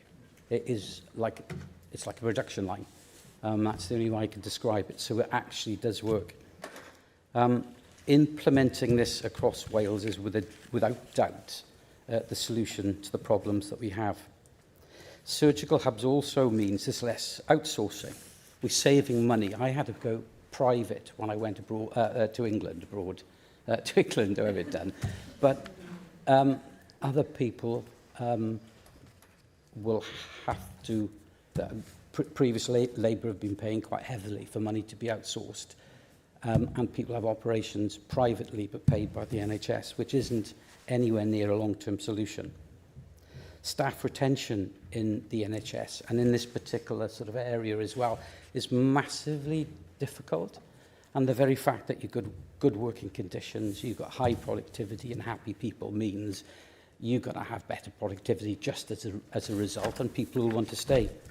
Safa mentioned in a talk a few days ago that of a cohort of 7 ophthalmologist doctors coming in to, I assume it's Singleton Hospital, within a very short time, 4 of them had left. just because the systems were dysfunctional. They weren't happy. And it really does make a difference. This not just affects health, but it also can affect what we do outside. You've got people who are far more productive. With me, I could not work. I couldn't drive. And from not knowing I couldn't even see colour, all of a sudden being able to see colour and a clock on the wall was mad. Totally mad. But these things do change people's ability to be productive so much, and it had a huge impact on me. The brain drain that we've got because these doctors are leaving here, we just cannot allow to happen. And in my opinion, the hubs that we have and the way and the systems that we have to work will facilitate people to be happier and to stay. Are you happy to conclude, John, bearing in mind the clock on the wall? Yeah, okay. I would like, possibly, Minister, for you to consider that of possibly 3 hubs, I've been told that may be coming for eyes. I don't know. But as a Swansea Jack, I'd like to put my hand up for one. And the reason for that is, apart from Gwyn and Safa being around, and the specialisms that we got, it's the geography, and it's transport that we can cope with in West Wales. Swansea Health Board has lost, or John, I'm sorry to push you, but it is a 5-minute limit. Okay. I'll finish on the basis that eye care here can transform people right across Wales, and it's a win-win position both from a care perspective and from an economic perspective. Thank you. Diolch. Thank you. I call on the Cabinet Minister for Health and Care, Mabon ap Gwynfor. Thank you to Prylywydd. In the previous Senedd, I was a member of the Health and Social Care Committee, which conducted the inquiry into ophthalmology, and I heard firsthand the challenges experienced by too many people. The report made 17 recommendations, and they related to governance, implementation, the workforce, digital transformation, patient safety, data, service delivery, and infrastructure. It acknowledged that the National Clinical Strategy for Ophthalmology was setting the right direction, but that the process of implementation and speed of transformation were insufficient. I am determined to change this. I recognise the pressure on ophthalmology services, and the waiting times inherited from the previous administration are far too long. Reducing waits is one of this government's immediate priorities. Now, I want to recognise the committed staff working in these services, some of them behind me. The need to strengthen workforce capacity hasn't had the attention it deserves. The demand for eye care services is likely to increase significantly in the next decade as our population ages, which will make it increasingly difficult to provide timely access to specialist services if we continue to do things the same way as before. There's a preventative aspect to this as well, as long waits for eye care treatment can increase costs and worsen conditions, as we heard from Sarah Crowley. At the end of May, ophthalmology pathways made up 11% of all open pathways, with over 150 waiting more than 2 years. That's too many people waiting too long, and I'm determined to reduce these numbers. In our 100-day plan, we've committed to reviewing NHS performance, including the impact that long waiting times are having on patients. Sight loss has profound consequences for individuals, families and communities, affecting a person's independence, ability to work, education, mobility, mental well-being and participation in everyday life.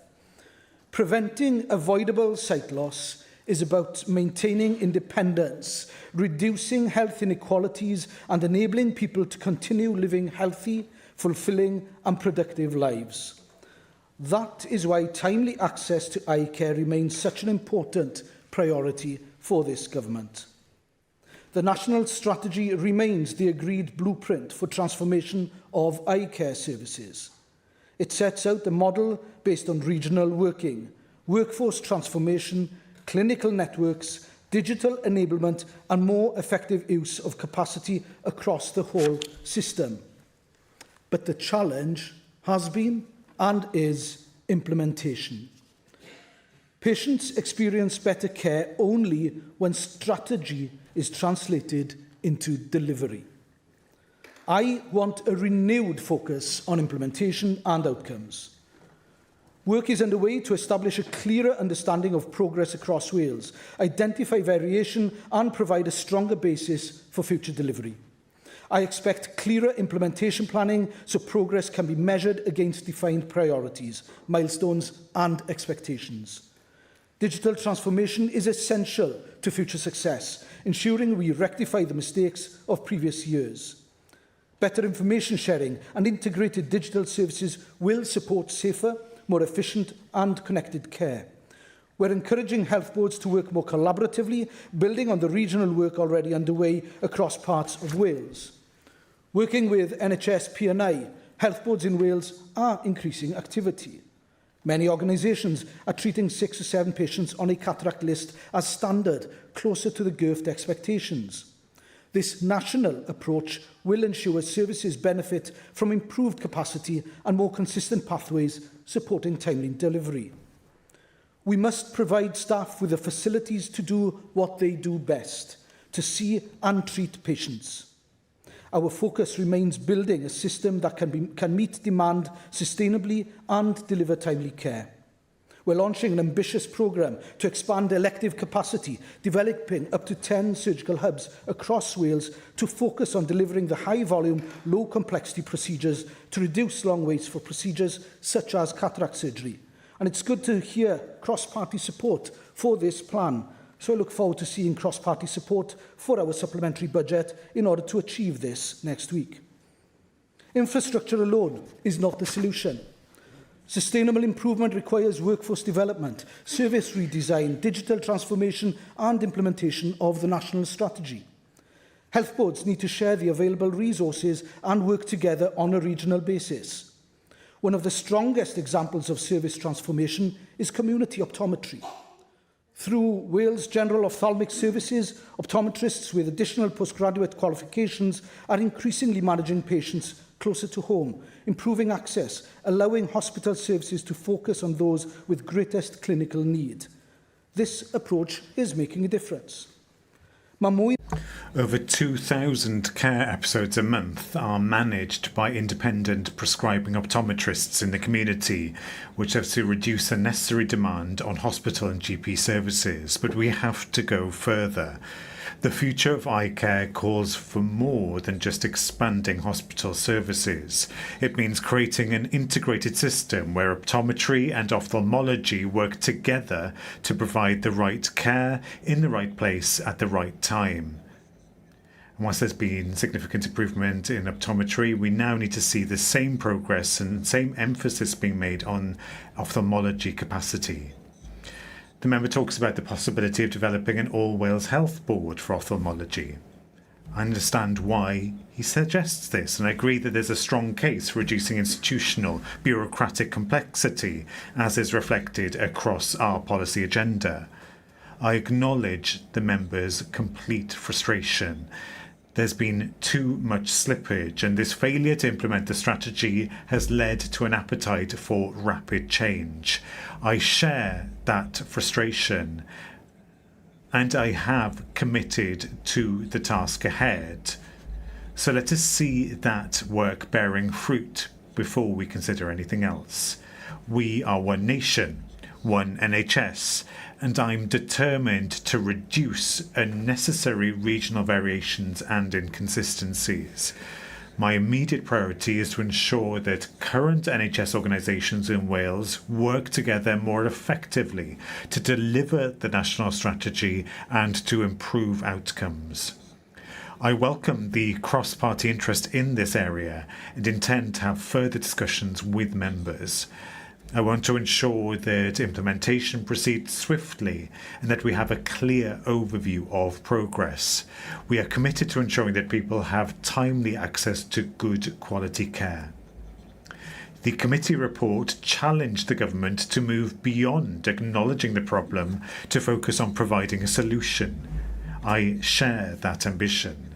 We have the vision, we understand the challenge, and we know what needs to change. The next step must be to concentrate on action and on ensuring measurable outcomes for patients the length and breadth of Wales. This government will be abstaining, focusing on implementing the national strategy and breaking down the barriers between the health boards. And I'm happy to work with everyone who's put forward the motion and opposition spokespeople to monitor the strategy. Thank you. I now call on Gwyn Williams to reply to the debate. Thank you very much, and thank you very much, Minister. And I don't think there are any words in English or Welsh to express how happy I am to see the unity in this chamber today over this purpose. I'm grateful to everyone. Thank you. I'm especially grateful to those who spoke of their personal experience. Thank you so much. And to hear of NHS toast being described like caviar, I've never heard that before, and I don't think I will again. But it was a very beautiful description. Thank you all. I wanted to come to a few very important things that Jane Dodd said earlier.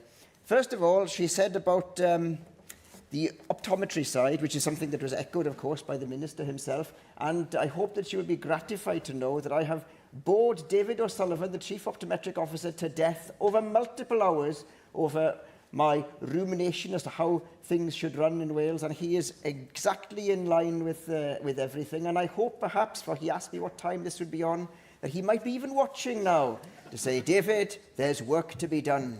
Because primary care, as you well know and rightly pointed out, is absolutely a key element of fixing secondary care. There are two sides of the same coin. You can't fix one without the other. And the other thing you said was around, although you didn't say the word datix, but you implied datix forms. They're forms that people fill out when bad things happen. And I completely concede that Welsh people living in Wales, are too stoical for their own good. They don't complain. And a common phrase, in fact, said amongst the ophthalmic community here is that this wouldn't happen in Surrey. I don't know much about people who live in Surrey. I imagine they complain on a more regular basis. But we don't complain very much at all, and it is to our detriment. Stoicism is good in some ways, but bad in others. And I wanted, lastly, to thank the Minister for his hard work in putting together the report last year. And I look forward, and I offer myself, and Safar as well, I'm sure she'd agree, to help you as much as possible to do what needs to be done to fix ophthalmology in Wales. And I'll end by saying, for I'm wearing the tie of the Royal College of Ophthalmologists here, whose motto is ut omnes videant. And if I was in teaching mode, I would ask, what does that mean to those who speak Latin? So that all may see. Diolch yn fawr. Thank you.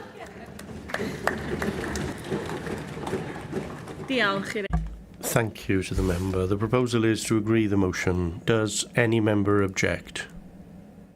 Object. Thank you. I will therefore defer voting under this item until voting time. We'll move on now to item 7, the Reform UK debate on the tourism sector, and I call on Louise Emery to move the motion. Diolch. For the record, I refer members to my register of interests. Deputy Presiding Officer, I move the motion in the name of... Hold on. Llawyd, I move the motion in the name of Llyr Powell. Tourism in Wales is not a nice-to-have on the margins of our economy. It is one of the load-bearing pillars of it. Welsh Government's own data shows this sector directly supports more than 150,000 jobs, nearly 12% of all employment in Wales, and generates 3.8 billion, 5.1% of our gross value added. These are not abstract statistics on a spreadsheet. This is the guest house in Tenby, the cafe in Betws-y-Coed, the outdoor activity centre in Eryri, the small hotel in Llandudno that keeps its lights on in February because it knows summer is coming. In Pembrokeshire and Anglesey, more than 1 in 5 jobs sits within tourism.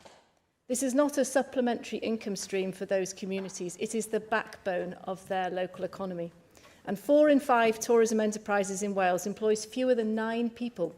This is a sector of family businesses and sole traders, not international hotel chains that can absorb bad policy and move on. When this chamber legislates without understanding that reality, it is these people who pay the price. So point 1 of this motion shouldn't be controversial. It simply asks the Senedd to recognise what is already true. Now, my colleagues were with the First Minister last Friday on a luxurious cruise ship in Holyhead Port. And we were hearing about the good work that the Cruise Wales and Holyhead Town Council has done to get more cruise ships to stop there on their British Isles tours, around 60 a year at the moment, bringing close to 250,000 to the immediate local economy, not to mention the wider benefits of showcasing North Wales to returning visitors. This is an excellent example of what can be achieved when government work together with the sector. But these examples are few and far between. Wales is currently the only UK nation yet to recover pre-pandemic visitor spend. Scotland's international spend was up 41% on 2019. Ours is still down. If we're serious about Wales being world-class, this chamber must ask why we're the exception and stop making decisions that make the answer worse. First bad decision, tourism tax. A tax on visitors is a tax on the jobs who serve them, a blunt instrument that hits small, rural and coastal operators hardest. And remember, Wales, as part of the UK, already charges 20% VAT on hospitality accommodation, more than double Germany's 7% or France, Italy and Spain's 10%. Layer a visitor levy on top of this, and we're pricing Wales out of the market when we're trying to grow the sector. It's not even been implemented yet, but the perception of Wales taxing visitors, especially from England, I believe, has already had a negative impact on visitor numbers. And I'll let my colleagues expand on this further. Second bad decision, introducing the 182 rule. Nearly 40% of genuine holiday lets are not making this unrealistic high bar of letting days. Independent survey evidence shows 47% of owners are losing money as are being classed wrongly as second homes. England's equivalent threshold is 70 nights, less than half hours. And there is no evidence so far that the higher Welsh bar achieves its aim of creating an increasing number of family homes in local communities. Protecting housing supply and community sustainability can be done through the planning system, not through an unfair fiscal tool. And I'll let my colleagues set out why that number needs to change. Now, we talk about sustainable tourism. What does that mean? Well, to me, my opinion, it means the visitor should bring maximum cash to the local economy for jobs and businesses, with minimum disturbance to daily life and no lasting change to the fabric of a community. But sometimes it feels there are winners and losers in our busy summers.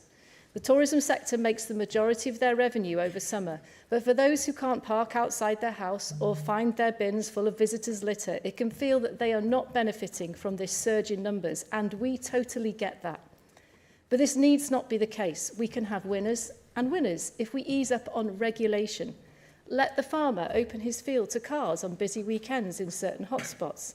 Let residents' associations negotiate a residence permit scheme so locals get parking while visitors pay for theirs. Let a village hall become the ticket office or shuttle bus pickup point for a nearby attraction, taking a fee for the privilege. On this side of the chamber, I have a whole bucket full of ideas to make sure local communities benefit from this sector. But this doesn't include taxing visitors, leading them to go somewhere cheaper, which could literally be a few miles away in a different county that hasn't implemented the tax. Although I do not agree with the policy, if the previous Welsh Government wanted to implement the tourism tax, they should have had the guts to insist it was a Wales-wide policy rather than passing the buck to local authorities. Now, sustainability also means a wide range of accommodation, so people stay rather than just visit for a day in tourism-specific places. So this means relaxing regulations to support more hotels, B&Bs, caravan parks and campsites. For example, we recently changed the law in Wales. We only allow 28 days of permitted development for a landowner to run a summer campsite. In England, it's 60. Nobody will invest in water supply or temporary toilets for just 28 days of business. So let's change that. Sustainability means better transport and coordination around our tourism hotspots. I know on a number of occasions, freezing cold at the base of yw'r, waiting for the Sherpa bus that never arrived, that this system isn't good enough. Now, I know there's a transport plan specifically for the Eryri National Park, but it currently remains a plan. Where is the Welsh Explorer Pass linking public transport to discounts at attractions? Where's the Cadw Castle Pass, where you can visit as many castles as you can in a week and take a selfie at each one and a discount in the shop? This is not a lack of resources issue. These things are often policy and partnership problems. We can do so much more to support the sector without taxing it. And finally, I want to make this point about the tourism and hospitality industry can make a vital contribution to stopping our rising youth unemployment. Almost everyone's first job was in hospitality. It teaches communication, quick thinking, hard work. Major hotel chains and tourism attractions employ lawyers, accountants, engineers, sales and marketing.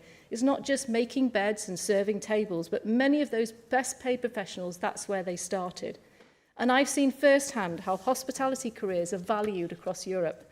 I visited Swiss hospitality schools, which are world-class, drawing students from across the globe to prestigious courses. I recently set up a Hospitality Excellence Fund with my local college, privately funded, to help our students compete nationally, to raise their game. We talk about ambition for Wales, so why can't we compete with those Swiss colleges? Why can't we say proudly from the very top that hospitality in Wales is one of the best starts to a career? Where is the drive? Where is the ambition? Well, maybe it starts now. In this chamber, by supporting this motion and removing those two barriers, one fiscal, one regulatory, that the previous government has put in the way of that sector's success. We need to be working cross-party to create an environment that encourages private business to invest in our tourism offer, high-value accommodation, world-class visitor attractions. Let's liberate the tourism sector, not strangle it with taxes and regulation. Llywyd, I commend the motion to the Senedd. I have selected the amendment to the motion. I call on the Cabinet Minister for Enterprise, Connectivity and Energy to move formally Amendment 1 tabled in the name of Heledd Vychan. Formally. Thank you. I now call on Anna Nicol.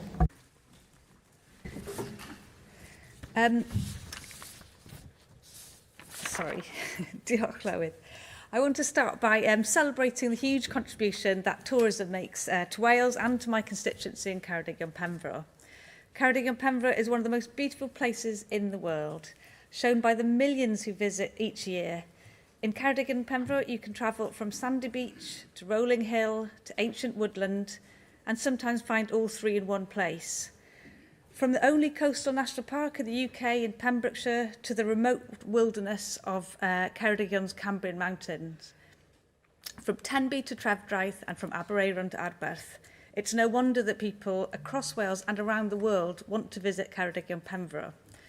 Tourism accounts for around 13% of all employment in Ceredigion and 23% in Pembrokeshire. So I'm delighted that this government recognises the importance of the tourism industry to Wales. But evidence gathered from the previous government showed that high levels of tourism, if not managed, can have a negative impact on an area. High levels of second homes and short-term lets can impact on local housing markets and the sustainability of local communities, particularly in areas where properties are not occupied for much of the year. It's important that we are promoting tourism that provides maximum benefit to our people, environment, language and culture. And I welcome all of the ideas, there's lots of ideas that have come up in this debate already. So I fully support the government taking steps to enable sustainable tourism that secures jobs and income into local economies and which benefits our communities, environment, language and culture. And I support measures that prevent harm. That's why I support the visitor levy as a choice for local authorities to ensure that local communities reap the rewards of tourism.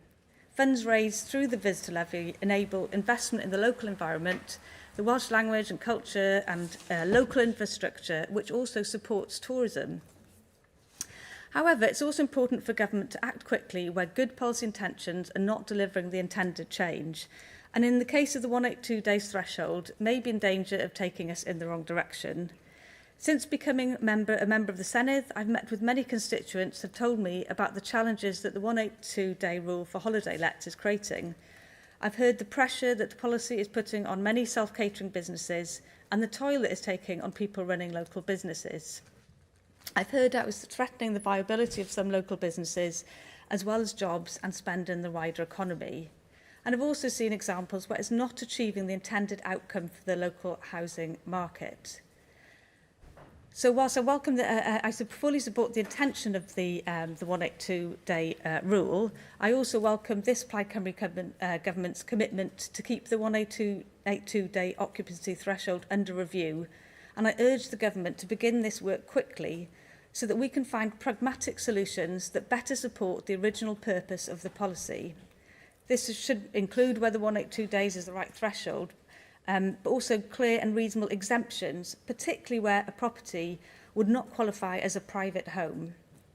We need clear guidance to avoid holiday let owners being left stunned by unaffordable backdated council bills, sometimes by 3 or 4 years, or living with the mental stress that they soon could be.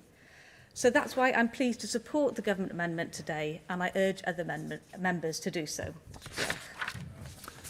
Stephen Rodaway. Thank you, Clywyd. I'm going to echo some of the things we've heard already today, but a slightly different take. So first off, tourism is one of Wales's greatest success stories. It does support around 159,000 jobs, almost 1 in every 8 in Wales. Millions of visitors come here because of our coastline, countryside, history and culture. They support jobs, sustain businesses and bring vital income to many of our rural and coastal communities. Nowhere is that more evident than in my constituency of Gwar Abertawe, where the visitor economy contributes more than 700 million annually and supports around 5,500 jobs.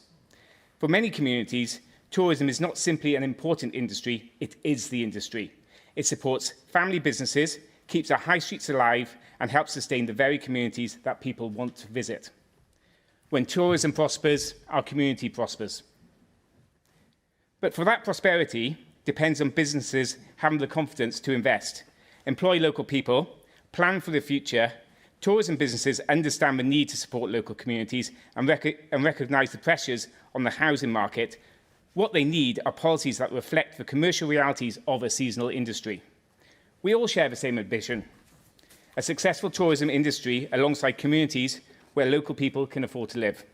Indeed, your own manifesto recognised the importance of tourism, and I quote, Plaid Cymru recognises the importance of a tourism industry to Wales. We will promote tourism which provides maximum benefit to our people, environment, language and culture. I agree with that ambition. The question is not the destination. The question is whether the route chosen is actually taking us there. The issue I want to focus on today is the 182-day occupancy requirement for self-catering holiday accommodation. Let me be clear. This debate is not about whether there should be a qualifying threshold. The tourism industry accepts that there should be one. The question is whether 182 days is realistic, proportionate and evidence-based. Representatives from across the tourism industry have consistently argued that 105 days is a more realistic threshold for demonstrating genuine commercial activity. HMRC recognised 105 days of actual letting as a qualifying test for furnished holiday lettings tax regime.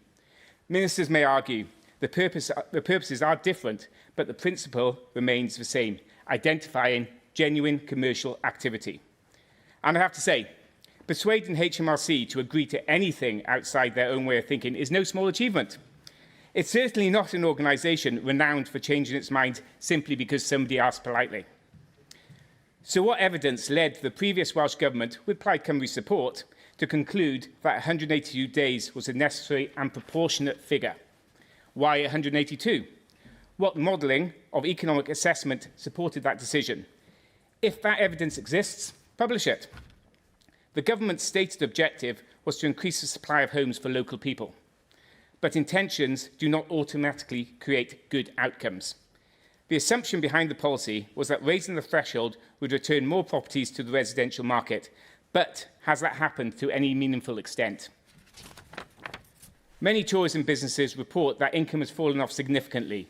with some parts of the self-catering sector reporting reductions of around 30%. The Welsh Government's own tourism business barometer highlights continuing pressures within the sector. But reducing holiday lets was never the objective. The real test is whether more homes have become available for local people. So the question remains, how many properties have actually returned to the residential housing market because of this policy? How many homes have become available to local families? What measurable improvement has there been in housing affordability or availability?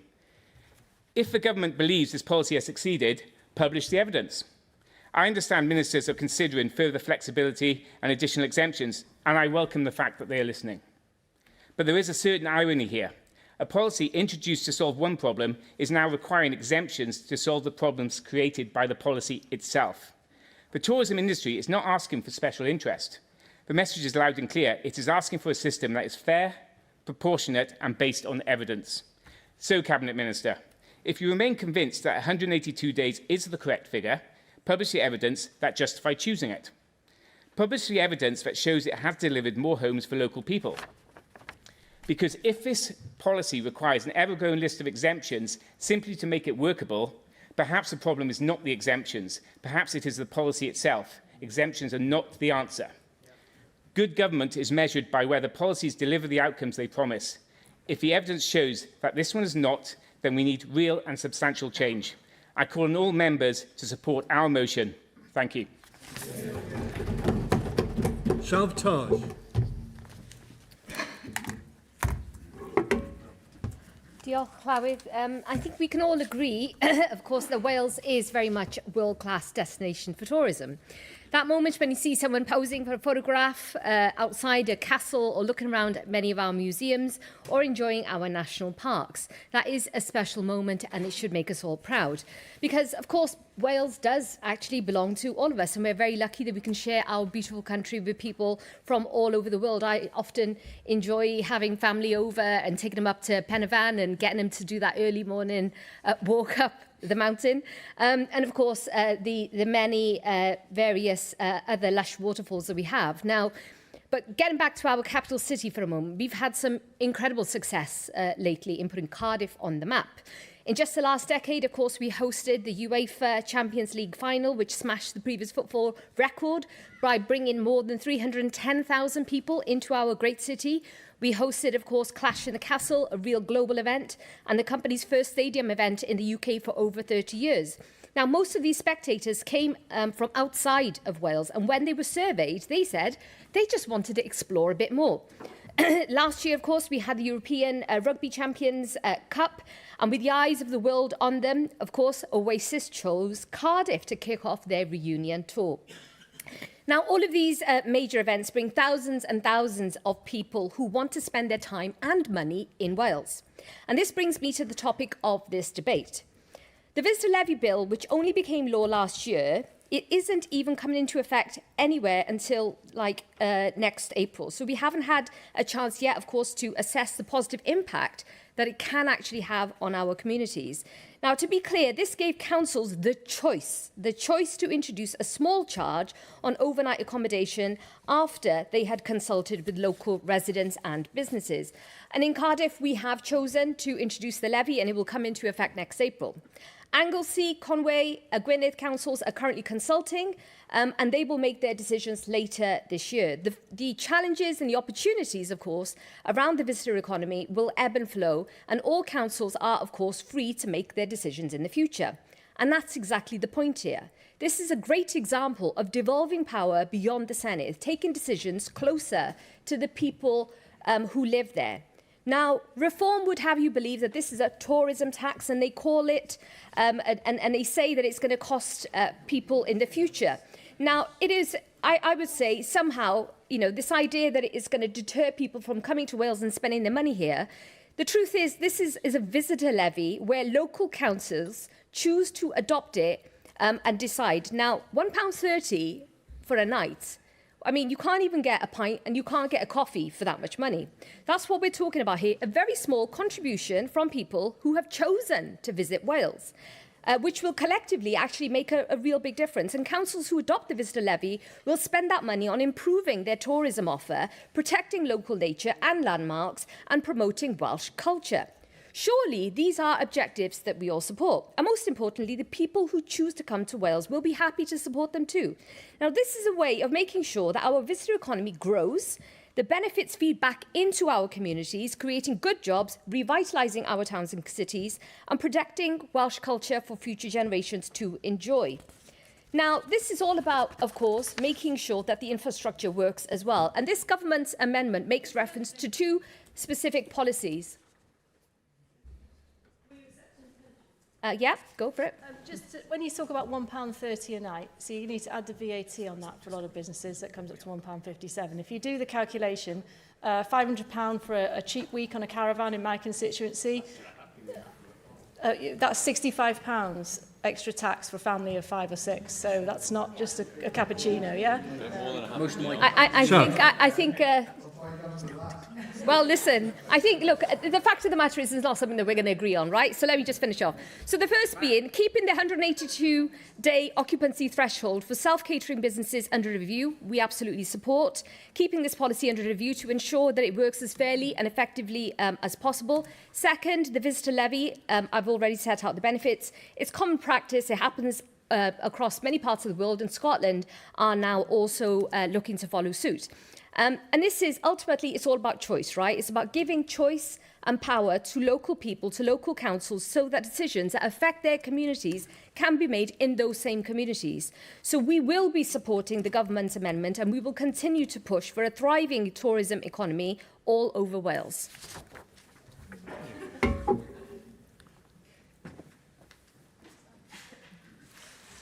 John Clark. Diolch, Llywodraeth. I strongly support this motion from my colleague Claire Powell. The tourism sector is not just a luxury for Wales, it is a lifeline. It contributes $3.8 billion to our economy and accounts for over 11% of employment. This so-called visitor levy is the wrong tax at the wrong time. It is regressive by design. A £1.30 charge on a £50 room represents a far higher percentage increase than the same charge on a £200 room. Excuse me. It hits cheaper accommodation hardest, precisely the kind used by families, younger visitors, and domestic tourists, the people who keep our smaller businesses alive. Smaller operators, often family-run, already face heavier administration burdens than the large chains. This levy imposes more paperwork, administration costs, and responsibility. It is not progressive, it is a tax on aspiration. Our accommodation providers are already struggling. Visitor numbers haven't recovered to pre-COVID levels. Cost of living pressures are squeezing domestic demand, whilst international visitors have cheap choices elsewhere. Visit our coastal towns and you will see the evidence. Tired frontages, peeling paint, and far too few high-quality new developments. If budget operators could simply raise their prices without losing occupancy, they would have done it years ago. Instead, many are fighting to survive. These businesses are already heavily taxed and regulated. They collect VAT, they pay business rates, they pay corporation tax, they pay national insurance, and they pay income tax on behalf of their staff. They generate additional revenue for the government through alcohol, tobacco, and waste charges. Yet now we ask them to become unpaid tax collectors once again, this time for a levy that in practice frees up council budgets for other spending rather than delivering genuine new investment in tourism. Let me be frank about the numbers in my own area. Conway Council carries £230 million in debt, with annual interest and repayments exceeding £17 million. Conway Council's own impact assessment estimates that the visitor levy would raise £2 million a year. That's a sticking plaster. It's not a solution. Council overspending and poor financial management will... Yes. Can you confirm that you understand that the money raised from a visitor levy is ring-fenced for visitor purposes, not to pay debt or anything else? Yep. The reality is that the council will redirect money that they're already using to support tourism. This basically plugs a hole of theirs and allows them to redirect that money elsewhere. And you already know that. We should not take tourism for granted. People choose Wales for our coastline, our castles, mountains and culture, but above all for the Welsh welcome. Wales has the potential for immediate growth in tourism, but world-class status is not our birthright. It is earned every day by thousands of small business owners who invest their savings, time and energy into keeping hotels, guest house, bed and breakfasts and campsites open and attractive. If those operators feel their efforts are being taken for granted, or that the government is determined to stop them from making a living, they will invest elsewhere or simply give up. The combination of this levy, the 182-day rule, and the 20-mile-an-hour speed limit is all sending exactly the wrong message. That Wales is becoming a less welcoming place for visitors and for those who serve them. We have a responsibility, after a clear verdict by the Welsh people, to review the previous government's decisions. Scrapping this regressive levy and lowering the 182-day threshold would send a powerful positive signal. Wales is open for business and values tourism. Let us reject the politics of burden. Let us back growth, investment and opportunity. I urge the Senedd to support this motion. Diolch yn fawr, Llywydd. Paul Davis. Diolch, Llywydd. As has already been said, the tourism sector is of huge importance to the communities I represent in Ceredigion Penfro, and so I'm pleased to speak up on behalf of the tourism businesses and providers in my constituency who are operating under significant financial pressures. Now, today's motion refers specifically to the visitor levy or the tourism tax and the 182-day occupancy threshold. And I've made my views very clear on both of these policies. In fact, one of my very first actions in this Senedd was to appeal to the Cabinet Minister for Enterprise, Connectivity and Energy to reduce the 182-day threshold. And whilst we've heard some commitments from the Cabinet Minister for Finance about introducing exemptions, I do not believe that this goes far enough. I believe that there needs to be a fundamental rethink of this policy so that it's fairer for all providers, not just some. Now, I know the Cabinet Minister recognises the importance of tourism to supporting communities and strengthening local economies, and he's made it clear in correspondence to me that he wants to ensure his engagement with the tourism industry is constructive, evidence-led and focused on supporting businesses to thrive. Well, there's plenty of evidence to show that reducing the 182-day threshold will help the tourism sector and it will help support businesses to thrive. Now, data from the Valuation Office Agency has shown that the number of self-catering businesses is down by 30.7%. And yet in England, over the same period, the fall is only 12.2%. And in my view, the difference is because of the 182-day threshold. We've all heard compelling evidence why the threshold is unrealistic, how the market is changing, and why a one-size-fits-all approach just doesn't work. And so I hope the Welsh Government will now reflect on the evidence that is already out there, showing how damaging this policy really is. And it's not just hurting Welsh business, it's hurting our people and our communities too. 94% of Welsh members of the Professional Association of Self-Caterers have said they are more stressed because of this specific policy. Many holiday let owners in my constituency are also farmers who are already competing with so much red tape and regulation and have been pushed into diversifying over the years, only to face even more red tape and regulation. I've also heard from countless owners about how their family has let their property for 20, 30, even 40 years, sometimes longer, and they are heartbroken that they're having to consider selling it now. These are people with deep connections to the communities where their properties are. Now, I have always believed that increasing taxes and regulations on one group of people does not make housing more affordable for another group of people. If we begin to see more tourism businesses close as a result of policies such as the 182-day threshold, there is no guarantee that those properties will become more accessible to local residents. Indeed, there's a real risk that they could instead be purchased by wealthier buyers from outside the area. And it also impacts our local communities. It could result in fewer visitors, which means reduced footfall and reduced spending in pubs, shops and local attractions, putting many tourism-related jobs at risk. And so for those reasons, I hope the Welsh Government will be sincere in its commitment to reviewing the policy. The evidence is already mounting and action is needed now. The same holiday owners who are struggling with the 182-day threshold are also facing business rate rises, tax changes, and from next April, a visitor levy could be introduced too. This levy does not support business owners and it does not maintain affordability for visitors. It's also highly likely to be applied inconsistently across local authority areas, pitting one county against another and risks worsening an already fragile tourism market. And this will not just only tax tourists, it will apply to everyone who stays overnight in Wales, including people within Wales. Llywydd, the tourism sector has been overwhelmed with additional financial pressures, and rather than pause and consider the cumulative impact of all these policies, the previous government added more burdens on business owners, and so the new Welsh Government has an opportunity here to reset the balance.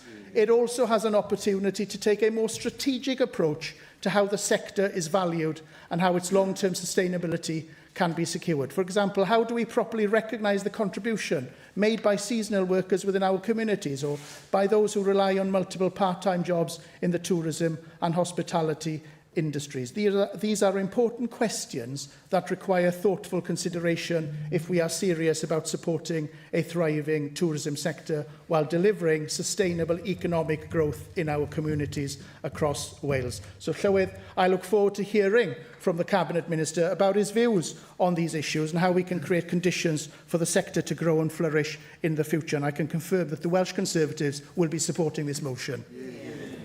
Paul Moore.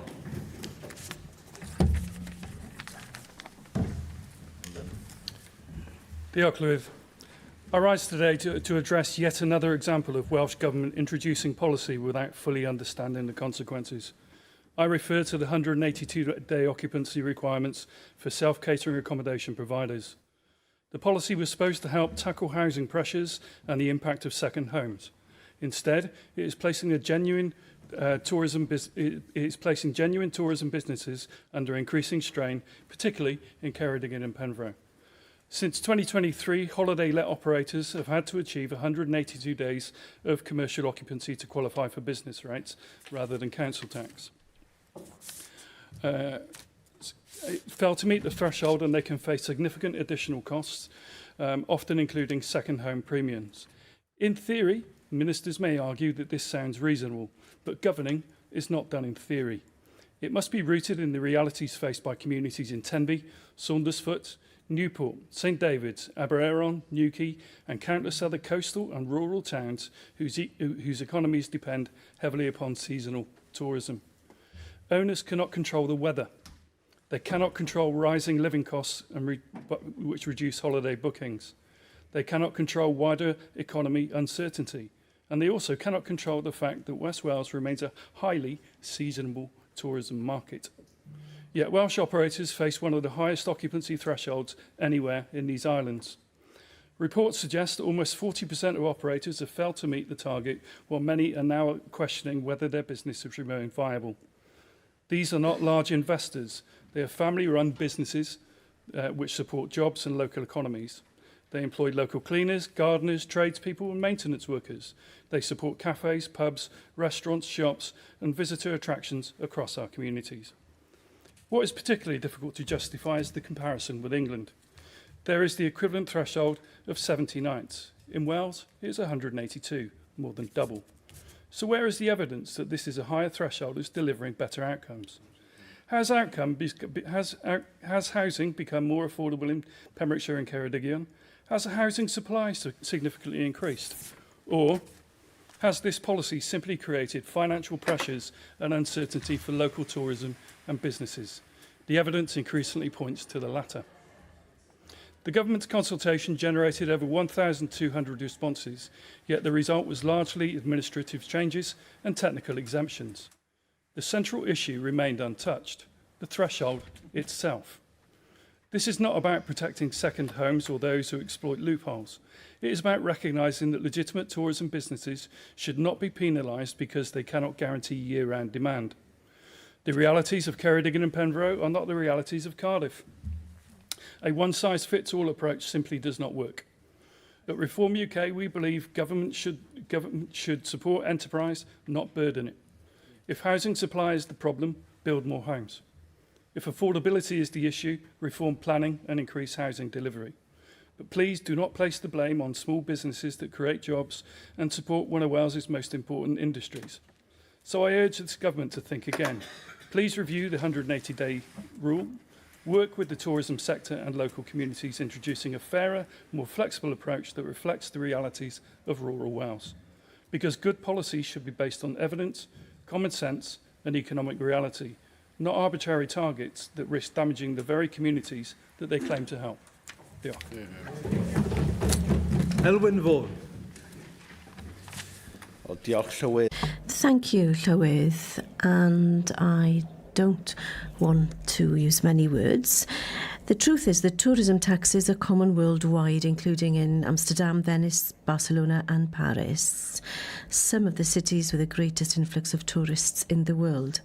And of course, by now, there are great parts of England that have this tax, and in Scotland as well, including Liverpool and Manchester on our doorstep. The tax does not penalise the tourism sector, rather it boosts income for local government to improve areas, to reinvest, to improve visitor amenities in the area, improving the feel of our tourism destinations and therefore facilitating sustainable tourism. We as a party have long understood and appreciated the importance of tourism to our economy. I can say that as somebody who had family in that sector, and we take pride in the fact that we can show the beauty of our country to people from across the globe. But this must also bring benefits to those who host the tourists and our communities. One way of ensuring this is by introducing a tourism tax. What's important to note at a time when many people speak of devolving powers to local governments is that it's up to our local authorities to introduce the tax, not the Welsh Government. If a council doesn't think it's a good idea, they don't have to introduce it. But ensuring that they have the power to do so if they wanted to help with the cost pressures that they face, this funds needs to be used to improve infrastructure to enhance the tourist experience. Councils that have a lot of tourism have an enhanced population grant, which is exactly what's there to fund those issues. So we don't need another source of income. Do you agree or disagree? Well, I prefer this as a clear model. Mae'r rhaid i'n arian hon gael These funds have to be used to improve infrastructure. That's the reality. And this is a matter of improving our tourism officer, not penalising the sector. A Plaid Cymru government will promote Wales as a first-rate tourist destination, focusing on ensuring that tourism works sustainably for Wales's communities, learning lessons from our Celtic colleagues in Ireland and Scotland who maximise their international connections. And in the same way, Wales could emulate that success and sell Wales as a special, unique and fascinating place to visit, making use of that sense of place, focusing on language, culture, food and drink and environment as unique factors, and through that ensure that the tourism sector isn't just sustainable, but that community sustainable principles are central to the sector. Hugh Thomas. Diolch, Llywydd. Thank you, Llywydd. I thought it was important for me to speak on this topic, given my previous role as leader of Cardiff Council. One of the final decisions I took formally was the decision to introduce the visitor levy in the capital city. I did so for a very specific reason. Over 20 million people visit Cardiff every year, and we wanted to grow that number further, whilst also recognising and responding to the pressures that those visitors bring to the city. Over decades, Cardiff has built an enviable reputation as a destination for major sporting and cultural events. Every summer, the city teems with live music in our stadium, our castle and our parks. The new indoor arena, now under construction, will bring a further 1 million visitors every year to the city. From the Champions League final that Shav referenced, to the Tour de France, to the European Football Championship in 2028. A Team Wales approach between Welsh Government, Cardiff Council and other partners has allowed Cardiff to secure some of the world's premier sporting events over the years. And I know, from my unsuccessful attempt to purchase a ticket to see Oasis, how much visitors are prepared to pay to purchase these golden tickets. If you've travelled from North America to see Taylor Swift, my guess is you're not going to worry about paying a visitor levy of £1.30. And here's the mad thing. For all the visitors that come to Cardiff, often as part of events that the council is delivering, for all the money they spend in local bars, restaurants, hotels, for all the overnight clean-up operations required after 70,000 people have partied in the Principality, the council receives not one penny of income, thanks to the completely centralised taxation system we have in this country. A visitor levy, estimated to raise about £3.5 million a year for Cardiff, starts to change that calculation so that the council raises revenue from major events to in turn fund a better experience for visitors and residents alike. And it will also allow Cardiff to attract new events to the city and also better market ourselves internationally. That was the calculation in proposing a levy. In the extensive consultation carried out with key stakeholders and the general public, of the 2,000 responses received, 62% supported those proposals, recognising how the money would be ring-fenced to support the visitor economy. It's not a tourism tax, it's an investment in tourism. It's a modest contribution from visitors towards services, infrastructure and attractions that make Wales such a desirable place to visit in the first place. Elwyn Vaughan references cyfeirio at Lerpwl a Manchester. Elwyn Vaughan referenced Liverpool and Manchester. The Chamber might be interested to know that the systems working there are voluntary schemes.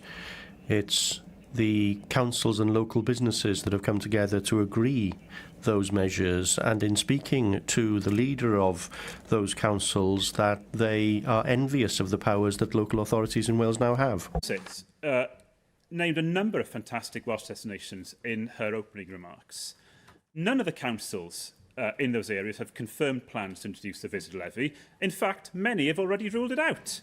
And that's the beauty of this legislation, that enshrines local decision-making. Exactly. They have the freedom to consult, consider the evidence and make a local decision. Cardiff has chosen to do so. Other authorities are consulting on the possibility. But as Paul Maher put it, a one-size approach does not work. So having local decision-making is key, local democracy working as it should. And I'm stunned that the party there and the party here don't support that principle of local decision-making. Llywydd, rwy wedi bod yn ffodus iawn. Llywydd, I've been very fortunate to have spent many of my holidays in recent years in Wales, from our ancient mountains to our glorious beaches, to the glorious food in our restaurants, to the uniqueness of our cultural centres and museums. Wales has an offer that can compete with the best destinations in the world. Let us be confident in that offer. And rather than scaremongering and shroud-waving to make political points, let us promote Wales together. Thank you. And we have one late request to speak on this, but if you could keep it very short, please. Stephen Season. Thank you, Presiding Officer. There's a basic law of taxation which we understand. Let's have some examples. If you tax smoking, you get less smoking. If you tax jobs, you get fewer jobs. If you tax private education, as we've seen in the last few days, you get less private education. It's about time that we realise that Wales is not exceptional. We do not have large numbers of foreign tourists who will compensate for this. Please, please, think very carefully about that and support the motion of Llyr Powell. Thank you, President Officer. Fawr iawn, and you did indeed keep it very short. Diolch. Galwaf. I call on the Cabinet Minister for Enterprise, Connectivity and Energy, Adam Price. Diolch, Llywydd. Thank you, Llywydd. I'd first of all like to thank Clear Powell for tabling this debate and to Luz Emery for opening the debate and doing so in a balanced way that included some sincerely held disagreements and scrutiny, but also offered constructive ideas. And I think that always reflects well on our democracy, that we have that combination of factors. And I will return to some of the main points of disagreement between us as I move through my speech, but I'd like to respond to some of the ideas that Louise put forward, which are interesting, and certainly I would be more than willing to look at how we can strengthen hospitality training and to learn from Switzerland in that regard and the connections that she's already built, and also those ideas on the travel passes as well as the CADU pass that she mentioned. And I know, having spoken to Louise, that there is a whole host of ideas that she also has, and we are always willing, of course, to look at those in a constructive manner. That is true, of course, across the Senedd.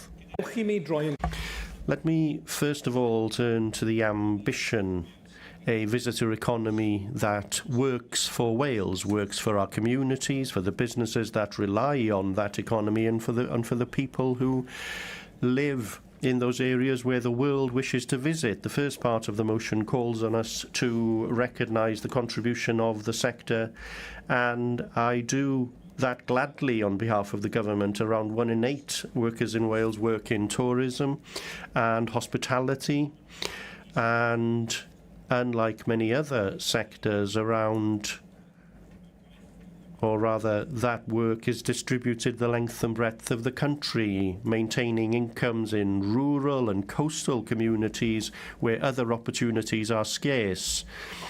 Those aren't figures in a spreadsheet. They are real.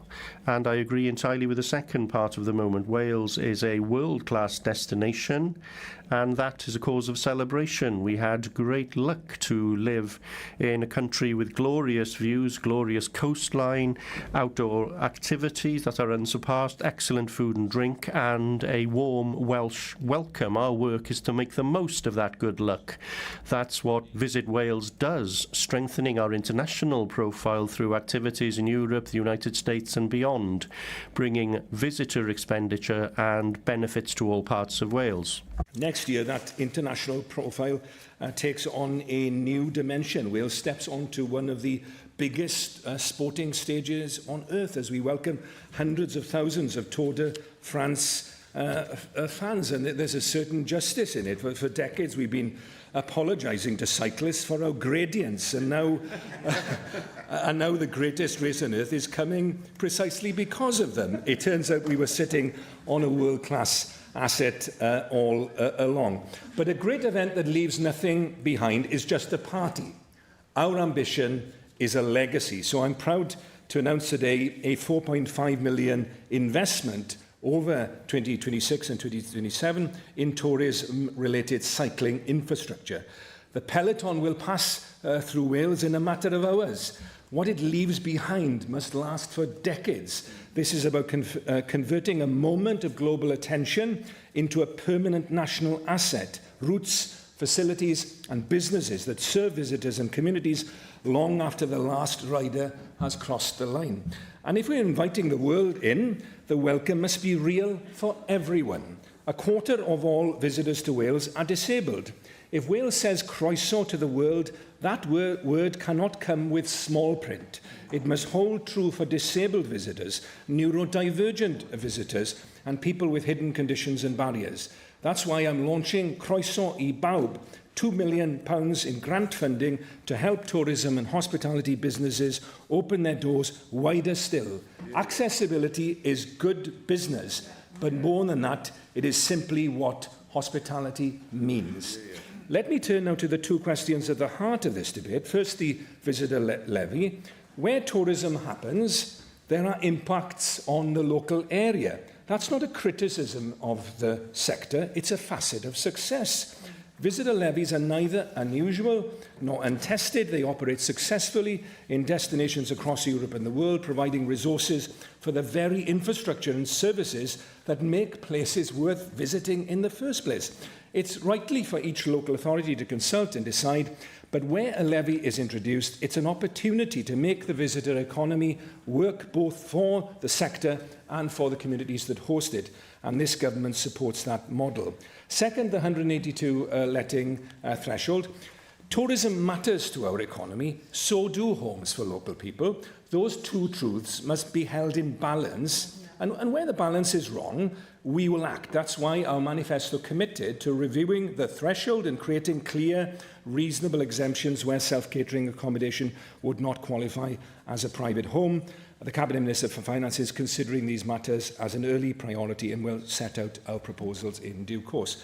So the First Minister has said he is committed to learning at all times, and that will be my approach too. I meet the chairs of the regional tourism forums later this month, and over the summer I'll continue taking evidence directly from sector representatives across Wales. But I do want to go further. Over the course of this term, we are committed to examining whether the form and function of Visit Wales is right for the sector it serves. I believe the moment has come for a proper stocktake, a reset moment between government and the sector, leading to a shared vision and action plan, a new deal for the visitor economy. I want the sector to help shape it, and I want the Senedd to help shape it too. The cross-party group, members on all sides, including the parties opposite and the party behind me, for the whole of Wales, built by the whole of Wales. And in that spirit, let me turn now to the contributions members have made this afternoon. I think that Anna Nicol shared some of her constituents' experiences, and I think that in listening and learning, we need to hold those experiences right at the heart of everything that we do. Stephen Rodaway asked us to look at the evidence base, and we certainly will be committed in this and in everything we do to ground everything in the evidence base. And we urge members that want to bring data to our attention to do so, and we will do so ourselves in a transparent manner. I welcome the positive contribution from Shavana Taj. The levy used well in partnership with the sector, as we know from across Europe and the world, can actually be an engine of growth and development for the sector. And I know that's the kind of approach that's been taken by the sector in Cardiff. There could be lessons there for elsewhere in Wales. I am out of time at this point, but the flesh was willing, but the spirit was weak. All I would say in closing is, look, every nation tells the world a story about itself, and tourism is how the world comes to hear ours. Let's make sure that story is worthy of the country, and the country worthy of the welcome. Croeso yw'r gair cyntaf, mae Cymru. Welcome is the first word that Wales says to the world. Let's make sure that we always say it from the bottom of our hearts. Thank you. I call on Tom Montgomery to reply to the debate. Thank you very much, Llywed, and thank you all members who have contributed so far. Minister, can I also welcome your announcement mere minutes ago of extra millions of pounds for the tourism industry. You've made me rewrite the start of my speech quickly, but I have to welcome that announcement, and I'm so glad that it was reforms debate today that has enabled you to bring that money forward for the tourism industry. Tourism is an essential part of the lifeblood that sustains towns and villages across our great country. I think of towns like Tywyn, Rhyl, Prestatyn, Llangollen, Llandudno, Barmouth, and so many others where this industry is not just important, it is essential. This is why this debate is so important. This industry and its supply chains and the businesses that are attached to it runs through every single part of Wales. So can I thank all of the members who have contributed to this debate so far. It is critical that this place recognises the importance of this industry to Wales and hears the concerns that are coming directly from the industry. So can I thank Paul Marr and Paul Davis. the both of you have explained clearly today the impact of the policies that we're talking about here and the impact of those policies on the tourism industry in your constituencies. We must never forget, members, that when this place passes down legislation, introduces new taxes or burdens industry with more red tape, there are real people at the other end. Can I thank Louise Emery? Her knowledge, experience and years of promoting this industry, not just with words but with direct action, has been remarkable. We both share the view that the tourism sector is a key pillar to the economy in Wales, but Louise has gone further and she has shone a light on how this place, this government, can work proactively with the industry. As we've heard, this industry can be key to us tackling issues such as youth unemployment. Particularly with all of the talk of NEETs, you would be hard-pressed to find an industry more experienced in providing youth employment opportunities than the tourism sector.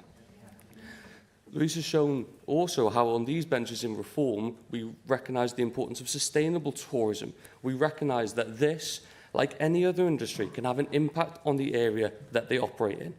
However, to address this, we need targeted local action working with local stakeholders. We don't need nationwide regulations or more taxation, an approach that amounts to taking a sledgehammer to the issue. I'd also like to thank my colleague John Clark for highlighting what the industry itself is telling us. They have still not seen a return to pre-pandemic visitor numbers, and the challenge that this industry has in attracting visitors here against our international competitors in Europe is stark. With all that in mind, we must accept that surely our best way forward is to work with the industry to break down cost barriers so businesses can better compete with international markets. A visitor levy won't do that. As already highlighted, most overnight stays are already subject to VAT, and in comparison to our European rivals, we are already taxing overnight visitors at a much higher rate. Applying a visitor levy on top of VAT will simply be implementing a tax on top of a tax. Additionally, this approach will hit working and low-income families hardest. It will have little impact on the high-end tourism across Wales, but will dramatically hammer more affordable holiday options and smaller businesses.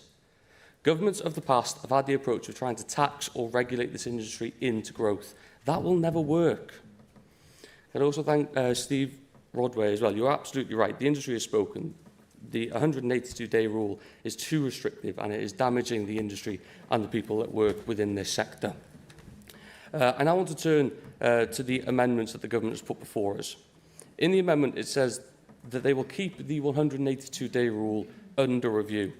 Members, we've heard today about the pressures the industry is under, and we understand the importance of this industry to every corner of Wales. Saying that you're going to keep it under review is not good enough. The industry is struggling. It needs our support, not a government holding response. Also, what I will mention is it's been brought up today that the 182 rule would help address the housing crisis in Wales. It hasn't. We still have a housing crisis. We have a housing crisis because we've had decades of a Welsh Government failing to build enough homes. Please don't try and scapegoat that to the tourism industry. If you want to address the housing crisis in Wales, get on and build more homes. Then the amendment says that the visitor levy is about giving local councils a choice, introducing the levy to help fund improvements to the tourism sector locally. This is a false narrative, members. As someone who has spent the last 4 years in local government, I know firsthand the pressures that councils are facing. Any monies from this levy will not go to tourism investment. If you put this power in local councils' hands to levy additional taxation on local businesses, they will use it to ease their financial pressures, mostly in education and social care, not pressures caused by the tourism industry. Additionally, as the government should well know, there are already provisions in the local government funding formula to support councils to deal with tourism-related pressures. Councils with a high number of tourists already receive an uplift in funding. So if you're concerned about councils managing tourism-related pressures, you want councils to invest in the tourism sector locally, or want to protect council services, then fund councils properly. Do not scapegoat this again to the tourism sector for Cardiff Bay funding failures. Members, we have heard that the sector is a vital component of our economy in Wales. And we've heard how this slate of legislation is burdening it. We have the opportunity to tell the industry that we stand with them. Members reject the amendment and support our motion.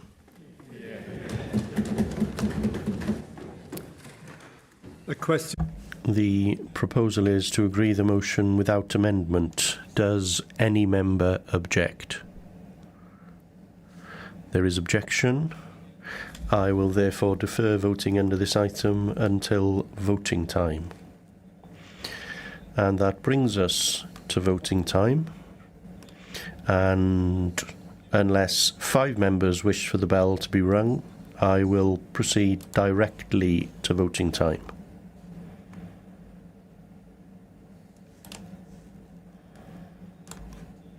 Okay.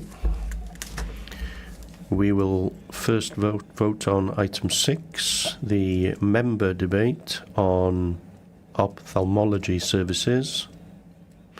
I call for a vote on the motion tabled in the name of Gwyn Williams. Open the vote.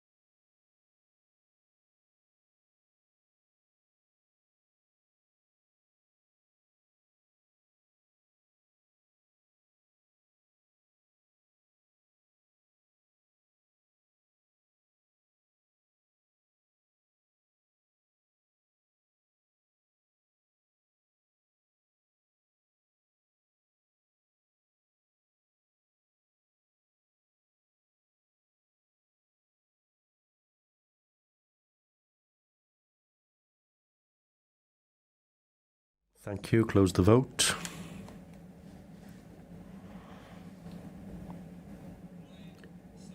In favour 75, 14 abstentions and none against.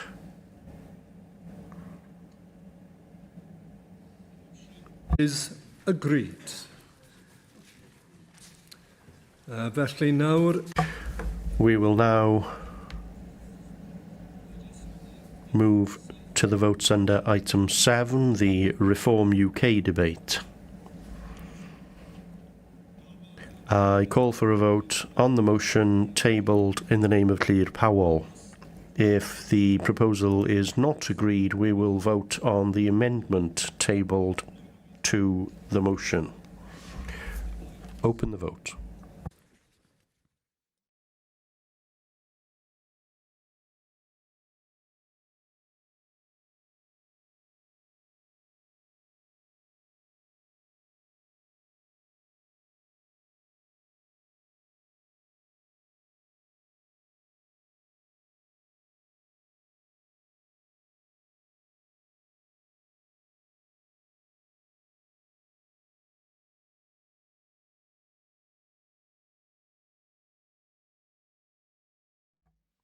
In favour 38.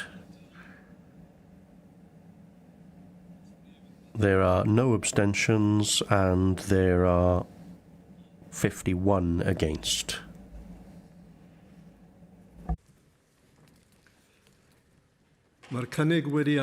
The motion is therefore not agreed and we will move to a vote on Amendment 1. I call for a vote on Amendment 1, tabled in the name of Heledd Vychan.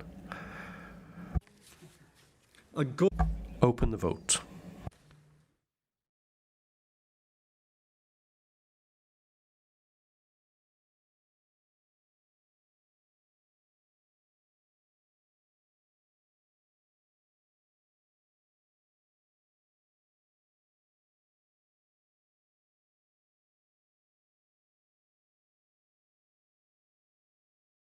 Of the voters as follows: in favour 51, no abstentions, and 38 against.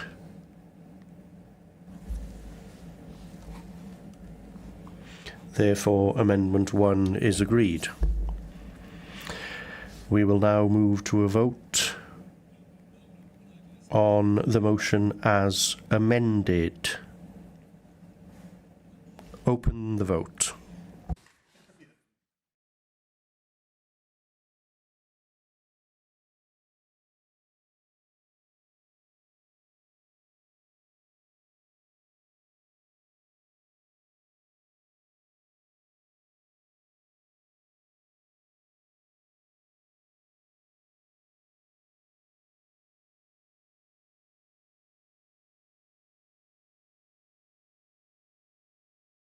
The result of the vote is as follows.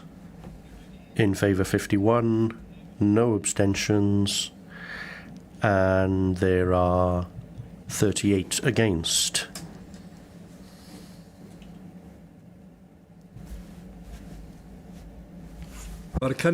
Therefore, the motion as amended is agreed. Diolch pawb. Thank you all.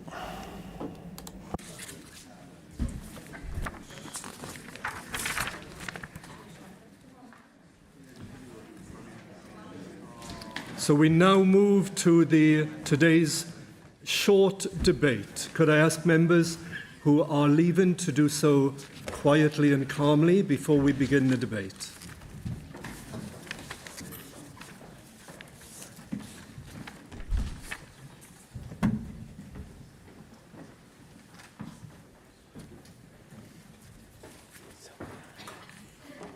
Diolch yn fawr. Thank you very much. We will move to this afternoon's short debate, and I call on Matthew Jones to speak to the topic that he has chosen. Thank you very much for the opportunity to discuss a matter that is hugely important to me, namely the health inequalities that exist in coalfield areas. I'll give a minute of my time, and hopefully more, to Sarah Evans, depending on how long I go on for, and the need to tackle these inequalities in our communities is one of the main reasons that I decided to stand as a member of the Senedd, and I'm grateful to the Coalfields Regeneration Trust for their support in preparing for this debate. With a population of around 750,000, almost a quarter of Wales's population live in the South Wales coalfield areas, covering much of the valleys, extending from Carmarthenshire in the west to Torfaen, the eastern valley. This area has been slower to recover from the decline of the coal industry than many other former coalfield areas in Britain. The former coalfield community in my constituency extends down from Blanavon to Pontypool, with a population of almost 25,000. Pontypool, my Brof Mebyd, and communities across Torfaen are proud places with a strong history and identity. Post-industrial communities like these have yet to fully recover from Thatcher's deindustrialisation. Austerity has only made this worse. In this area, inequalities are clear to see. They're a living scar. To highlight some of the inequalities, I've seen data that compares the two council areas within my constituency. These comparisons are not intended to dismiss the very real challenges faced in Monmouthshire, but to illustrate the inequalities that exist between neighbouring communities. Cancer incidence in the Torfaen coalfield wards is higher than the rest of my constituency. Similarly, chronic conditions are 5% more common in the Torfaen wards. Mental health conditions are present in a third of GP cases in the Torfaen wards. And premature deaths and long-term illness are much higher in Torfaen than in Monmouthshire. So too are PIP and universal credit claimants. This makes the residents in Torfaen much more vulnerable to UK government benefit changes. But every statistic represents a person, maybe struggling to find work, a family, maybe struggling with the health of one or more of its members, a child going to school hungry. 2 points, though, that are particularly important to me, which have had a direct impact on my family, and I'd like to reflect on, are cancer and mental health. People in the most deprived communities are more likely to be diagnosed with cancer and significantly more likely to die from it. The evidence shows that lower screening uptake and wider social inequalities continue to drive these outcomes. And in a previous life, I worked on a campaign to increase the uptake of screening for breast cancer in Wales. This need still remains. When it comes to mental health, the picture is not as clear because data is patchy at best, as we heard yesterday. What's more, official statistics don't encourage us to look at mental health through the lens of the former coalfield communities. But the evidence we do have points in a clear direction. A 2026 study published in the Journal of Epidemiology and Community Health found that people living in areas with a stronger history of coal mining in Wales reported poorer mental health than people living in non-coalfield areas. That link was strongest amongst the generations who lived through the decline of the coal industry, but it continues to shape mental health across generations today. I was proud to hear the Deputy Minister for Social Care and Mental Health and Women's Health yesterday outlining her commitment to improving mental health provision. We know that waiting lists for mental health services are too long, and third sector partners are playing a vital role in helping to alleviate some of these pressures. Places like Tidy Butt, a small community-based charity in Pontypool, who are providing counselling sessions to those who need support. I only wish that there were more opportunities for counselling, as we've lost too many people across the way, including in my own family. We know that health barriers do not stop at the clinic door or at the end of a waiting list. For many people, poor health is made harder by everything else going on around them, not having enough money, struggling to get to appointments, living in a home that is not suitable, feeling isolated, or simply not knowing where to turn. Take transport. In Blanavon, people supported by the Coalfields Trust have spoken about how difficult it can be when there is no community transport. For someone going to Velindre for chemotherapy or radiotherapy, treatment can mean travelling up to 5 days a week for several weeks. If they rely on hospital transport, they can be picked up hours before their appointment and get home hours afterwards. And unless there's an approved clinical need, they may have to make that journey without a family member or a carer with them. For someone who is already exhausted, vulnerable, and immunosuppressed, that's not a small thing. It affects their well-being, their quality of life, and sometimes even the choices they feel able to make about their treatment. This is what inequality looks like in practice. Where you live and what transport is available to you can shape your experience of cancer care. Housing is another example. The Trust told me about someone they supported whose cancer treatment was put on hold because the housing was not suitable for safe treatment and recovery. In that case, the wrong home became a barrier to their healthcare. Then there's money and food. Another person supported by the Coalfields Trust was going through cancer treatment when their household income fell because of their diagnosis. They were helped to secure a Macmillan grant and emergency food support was arranged while longer-term solutions were put in place. That kind of practical help can make a real difference. It can take away some of the pressures that are stopping people from focusing on their treatment and recovery. And I'd really like to invite the Minister to come and see some of this work that's happening. Finally, there's isolation. Often people feel anxious or overwhelmed after a diagnosis. That's especially true for people living alone, older people, and those who do not have a strong support network around them. In those moments, practical help with benefits, transport, housing, money and social connection can make a real difference to someone's confidence and well-being. There are so many more barriers that I could go into, but time is limited.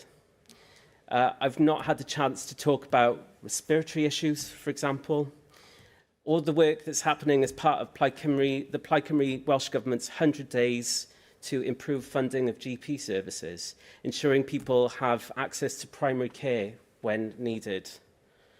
But one thing that does definitely need mentioning is the economy. So many aspects in that vicious circle we've mentioned can be altered with an economic uplift. More local shops can make it easier for people to get those essentials, and cafes and pubs can all build communities.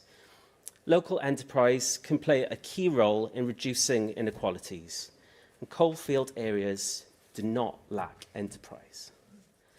There are some fantastic local businesses based in Blanavon, including a new fruit and veg shop, some amazing cafes and community enterprises, and of course Blanavon Cheddar Company, who was crowned champion in the local food and drink category in the Welsh Countryside Alliance Awards recently. These businesses and other entrepreneurs want to make a difference in their community. They must be supported to do so. Evidence tells us that former coalfield communities continue to face significant social, economic and health disadvantages. Lower employment, higher levels of economic inactivity linked to long-term sickness, poorer health outcomes and deeper concentrations of deprivation are not abstract policy terms. They are the lived reality of communities like those in Torfaen and across the South Wales coalfield. And of course, not every challenge faced by former coalfield communities is unique to those communities. Poverty exists in rural Wales, in urban Wales, and in communities right across the country. But what we see in the coalfield is a significant concentration of disadvantage, shaped both by present-day deprivation and by the long shadow of industrial decline. I'm so pleased that this government has a focus on preventing ill health, because if we only intervene at the point of crisis, when somebody's already ill, already out of work, already in unsuitable housing, or already struggling to cope, then we're not tackling inequality at its root. We're simply managing its consequences. There are no quick fixes, but there is a place to start. We start by properly understanding the coalfield, its history, its strengths, and the specific barriers its communities still face. We start by recognising that prevention cannot be a slogan. It has to mean shifting resources earlier, closer to communities, and towards the conditions that keep people well in the first place. If we're serious about tackling inequality, then that preventative approach has to include extra effort in places where inequality is deepest. People are right to feel that they've been left behind. They're right to feel that the promises made to post-industrial communities have not always been matched by the investment, attention, and ambition needed to change outcomes. Former coalfield communities do not need sympathy. They need fairness, focus, and a government willing to match the pride and resilience of those communities with the resources and long-term commitment they deserve. Diolch yn fawr. Sarah Evans. Diolch, Llywydd, and can I thank Matthew for giving me a minute of his time today to speak in this debate. In a debate like this, it would be easy and entirely justified to dwell on the injustices of the past. But while we must acknowledge that history, we also have a responsibility to look ahead. There is much that could be said, but like Matthew, I want to focus on one aspect in particular, and it is one that Matthew has already mentioned, and it may seem a little left field, but that is the role of our town centres in supporting healthier, stronger communities. The insecurities of the post-mining economy in South Wales brought new health challenges, compounded by the degeneration of town centres that once fostered association and community, that once housed places that gave people connection and purpose. Communities have paid a high price as a result of their loss, reflected in rising levels of isolation and loneliness, as Matthew so eloquently mentioned, leading inevitably to poorer health outcomes. This is why the regeneration of our town centres is an economic question, but also, in part, a public health intervention. Some coalfield communities have managed to avoid the hollowing out of their town centres, and while not without their challenges, they're doing more than simply surviving. My home of Treorchy was recognised as the UK's High Street of the Year in 2020. And awards aside, if we're serious about tackling health inequalities in our former coalfield communities, then surely we must also be serious about rebuilding the places that bring people together and restoring that culture of communal life that orbited the old industries, thereby combating loneliness and isolation. As Matthew said again, there's plenty of local initiative and imagination, and I'm confident that our government will provide the support to enable this generation to support improved health outcomes for our coalfield communities. Galway. I call on the Deputy Minister for Public Health and Preventative Health to reply to the debate. Nerys Evans. Thank you, Llywydd, and I very much welcome the opportunity to respond to this debate to emphasise how important our coalfield communities are to this government, and the need for us as a new government to understand their specific needs, as well as to outline how we will acknowledge this and act accordingly during the Senedd term. And I know that these matters are important to the member, as we've heard this afternoon, and I thank him for presenting them today. And I look forward to working with him during this term to highlight the issues that face our coalfield communities, and to act to bridge the unacceptable health gap that exists. It's also notable that this is the second time in a fortnight that we've discussed health inequalities. This reflects this subject's importance to the Senedd and to members of the Senedd, which is hugely encouraging, and that the importance of that is shared by this government. We take pride in that. This is the first time that we've truly focused on preventative healthcare in government. And as we've heard from Matthew, these diverse elements that dovetail across every portfolio area ensure that we're going to have that preventative lens in the decisions that we make. It's an uncomfortable fact, but one that we must accept, that in Wales today, where a person is born, where they're brought up and where they live has a deep influence on their health and on their life expectancy and how many years of healthy life they can expect to live. And nowhere demonstrates these health inequalities better that face us more than our former mining communities.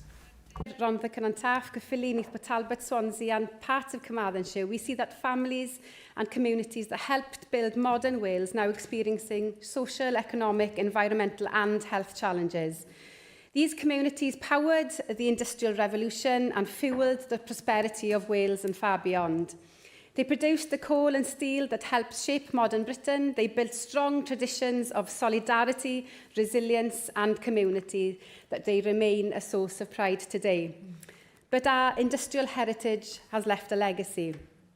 The health inequalities that we see today are the result of long-term social and economic change. They have been shaped by our industrial past and by the decline of the industries on which many families and communities depended. The economic hardship, unemployment and underinvestment that followed are responsible for that legacy, affecting opportunities, well-being and health outcomes across generations. The inequalities we see today did not happen by chance. They are a result of political choices made by many years by previous Welsh governments and successive Westminster governments that failed to give enough priority to closing the gaps that our communities continue to face. Gaps in wealth, gaps in opportunity and ultimately in health. Too many people have been held back by circumstances beyond their control. And those inequalities have been allowed to persist for far too long. This government is determined to change that. We are committed to understanding the challenges people face, tackling inequality wherever it exists, and making fairness the foundations of everything we do. Ensuring that reducing health inequalities is embedded across every part of government is my responsibility. Because, as we've heard, improving health cannot be the job of the health service alone. It must be at the heart of every decision we make. Too many people in Wales can expect to spend far fewer years in good health than they should. In just a few years, healthy life expectancy has dropped by over 2 years for men and 2.5 years for women in Wales. This isn't a gradual change. It's a clear warning that the nation's health is getting worse. And the challenge is particularly acute in the South Wales coalfields, where healthy life expectancy is below the Welsh average for both men and women. In Cwm Taf Morgannwg, girls can expect just 55 years of good health and boys 56 years, which are the lowest figures in Wales. This is just simply not fair. It's about people spending longer periods of their lives living with illness, people losing their independence, families facing hardships and more pressures on our public services. In some of our most deprived communities, men live 18 years less in good health than those of the most affluent communities. 18 years less in good health. And for women, the gap is 19 years. That is the legacy that we are dealing with. The gaps we see in healthy life expectancy are much more than about health alone. They tell a story about opportunity, economic security, and whether people have access to the things that help prevent ill health and support healthy lives. That is why this government speaks as one in our focus on prevention and promoting people's physical and mental health and well-being across everything the Welsh Government does, and why my role, the first of its kind in devolution, was created. If we want healthier populations, we must look beyond hospitals and GP surgeries. Health is fundamentally shaped by our homes, our schools, our workplaces, and the strength of our communities. Action on poverty, housing, education, and employment is also an action on health. And tackling the root causes is essential if you want to reduce inequalities and help people live healthier lives for longer. We need to help individuals, families and communities across Wales to be their best. Our communities are strong and resilient. They are best placed to shape their futures.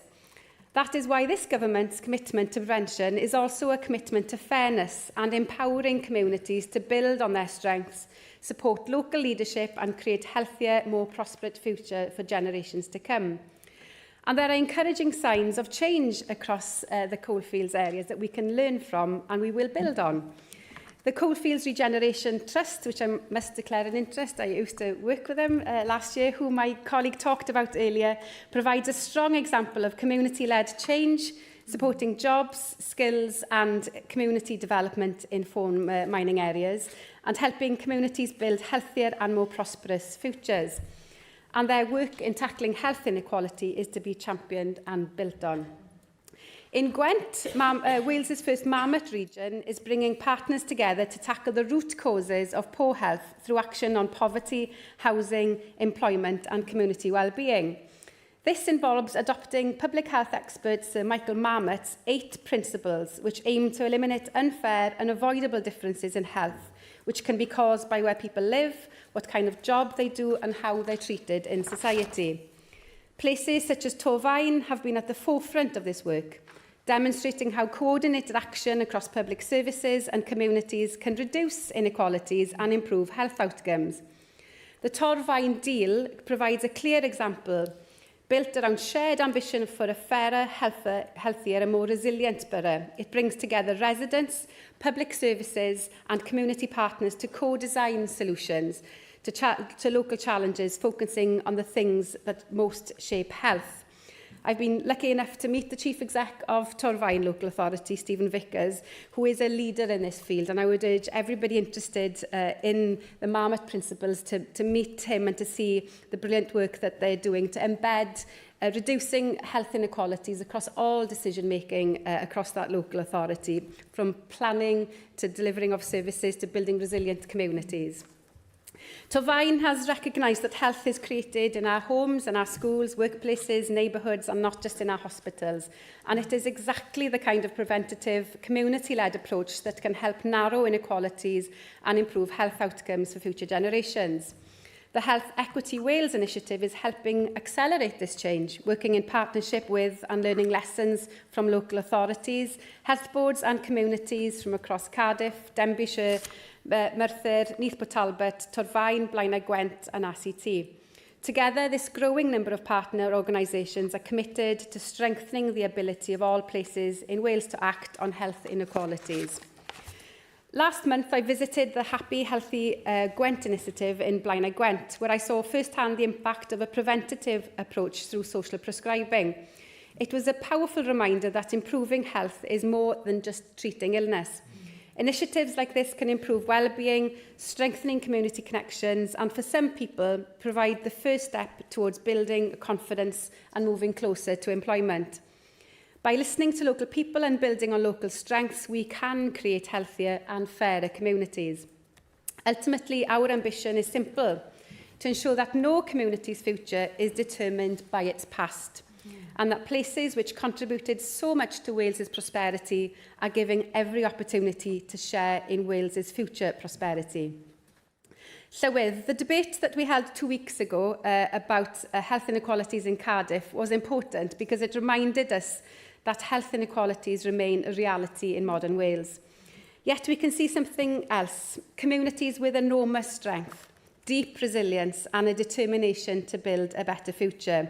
And we owe it to those communities to untap the potential and build on our strengths to spread prosperity to our coalfield communities and to all parts of Wales.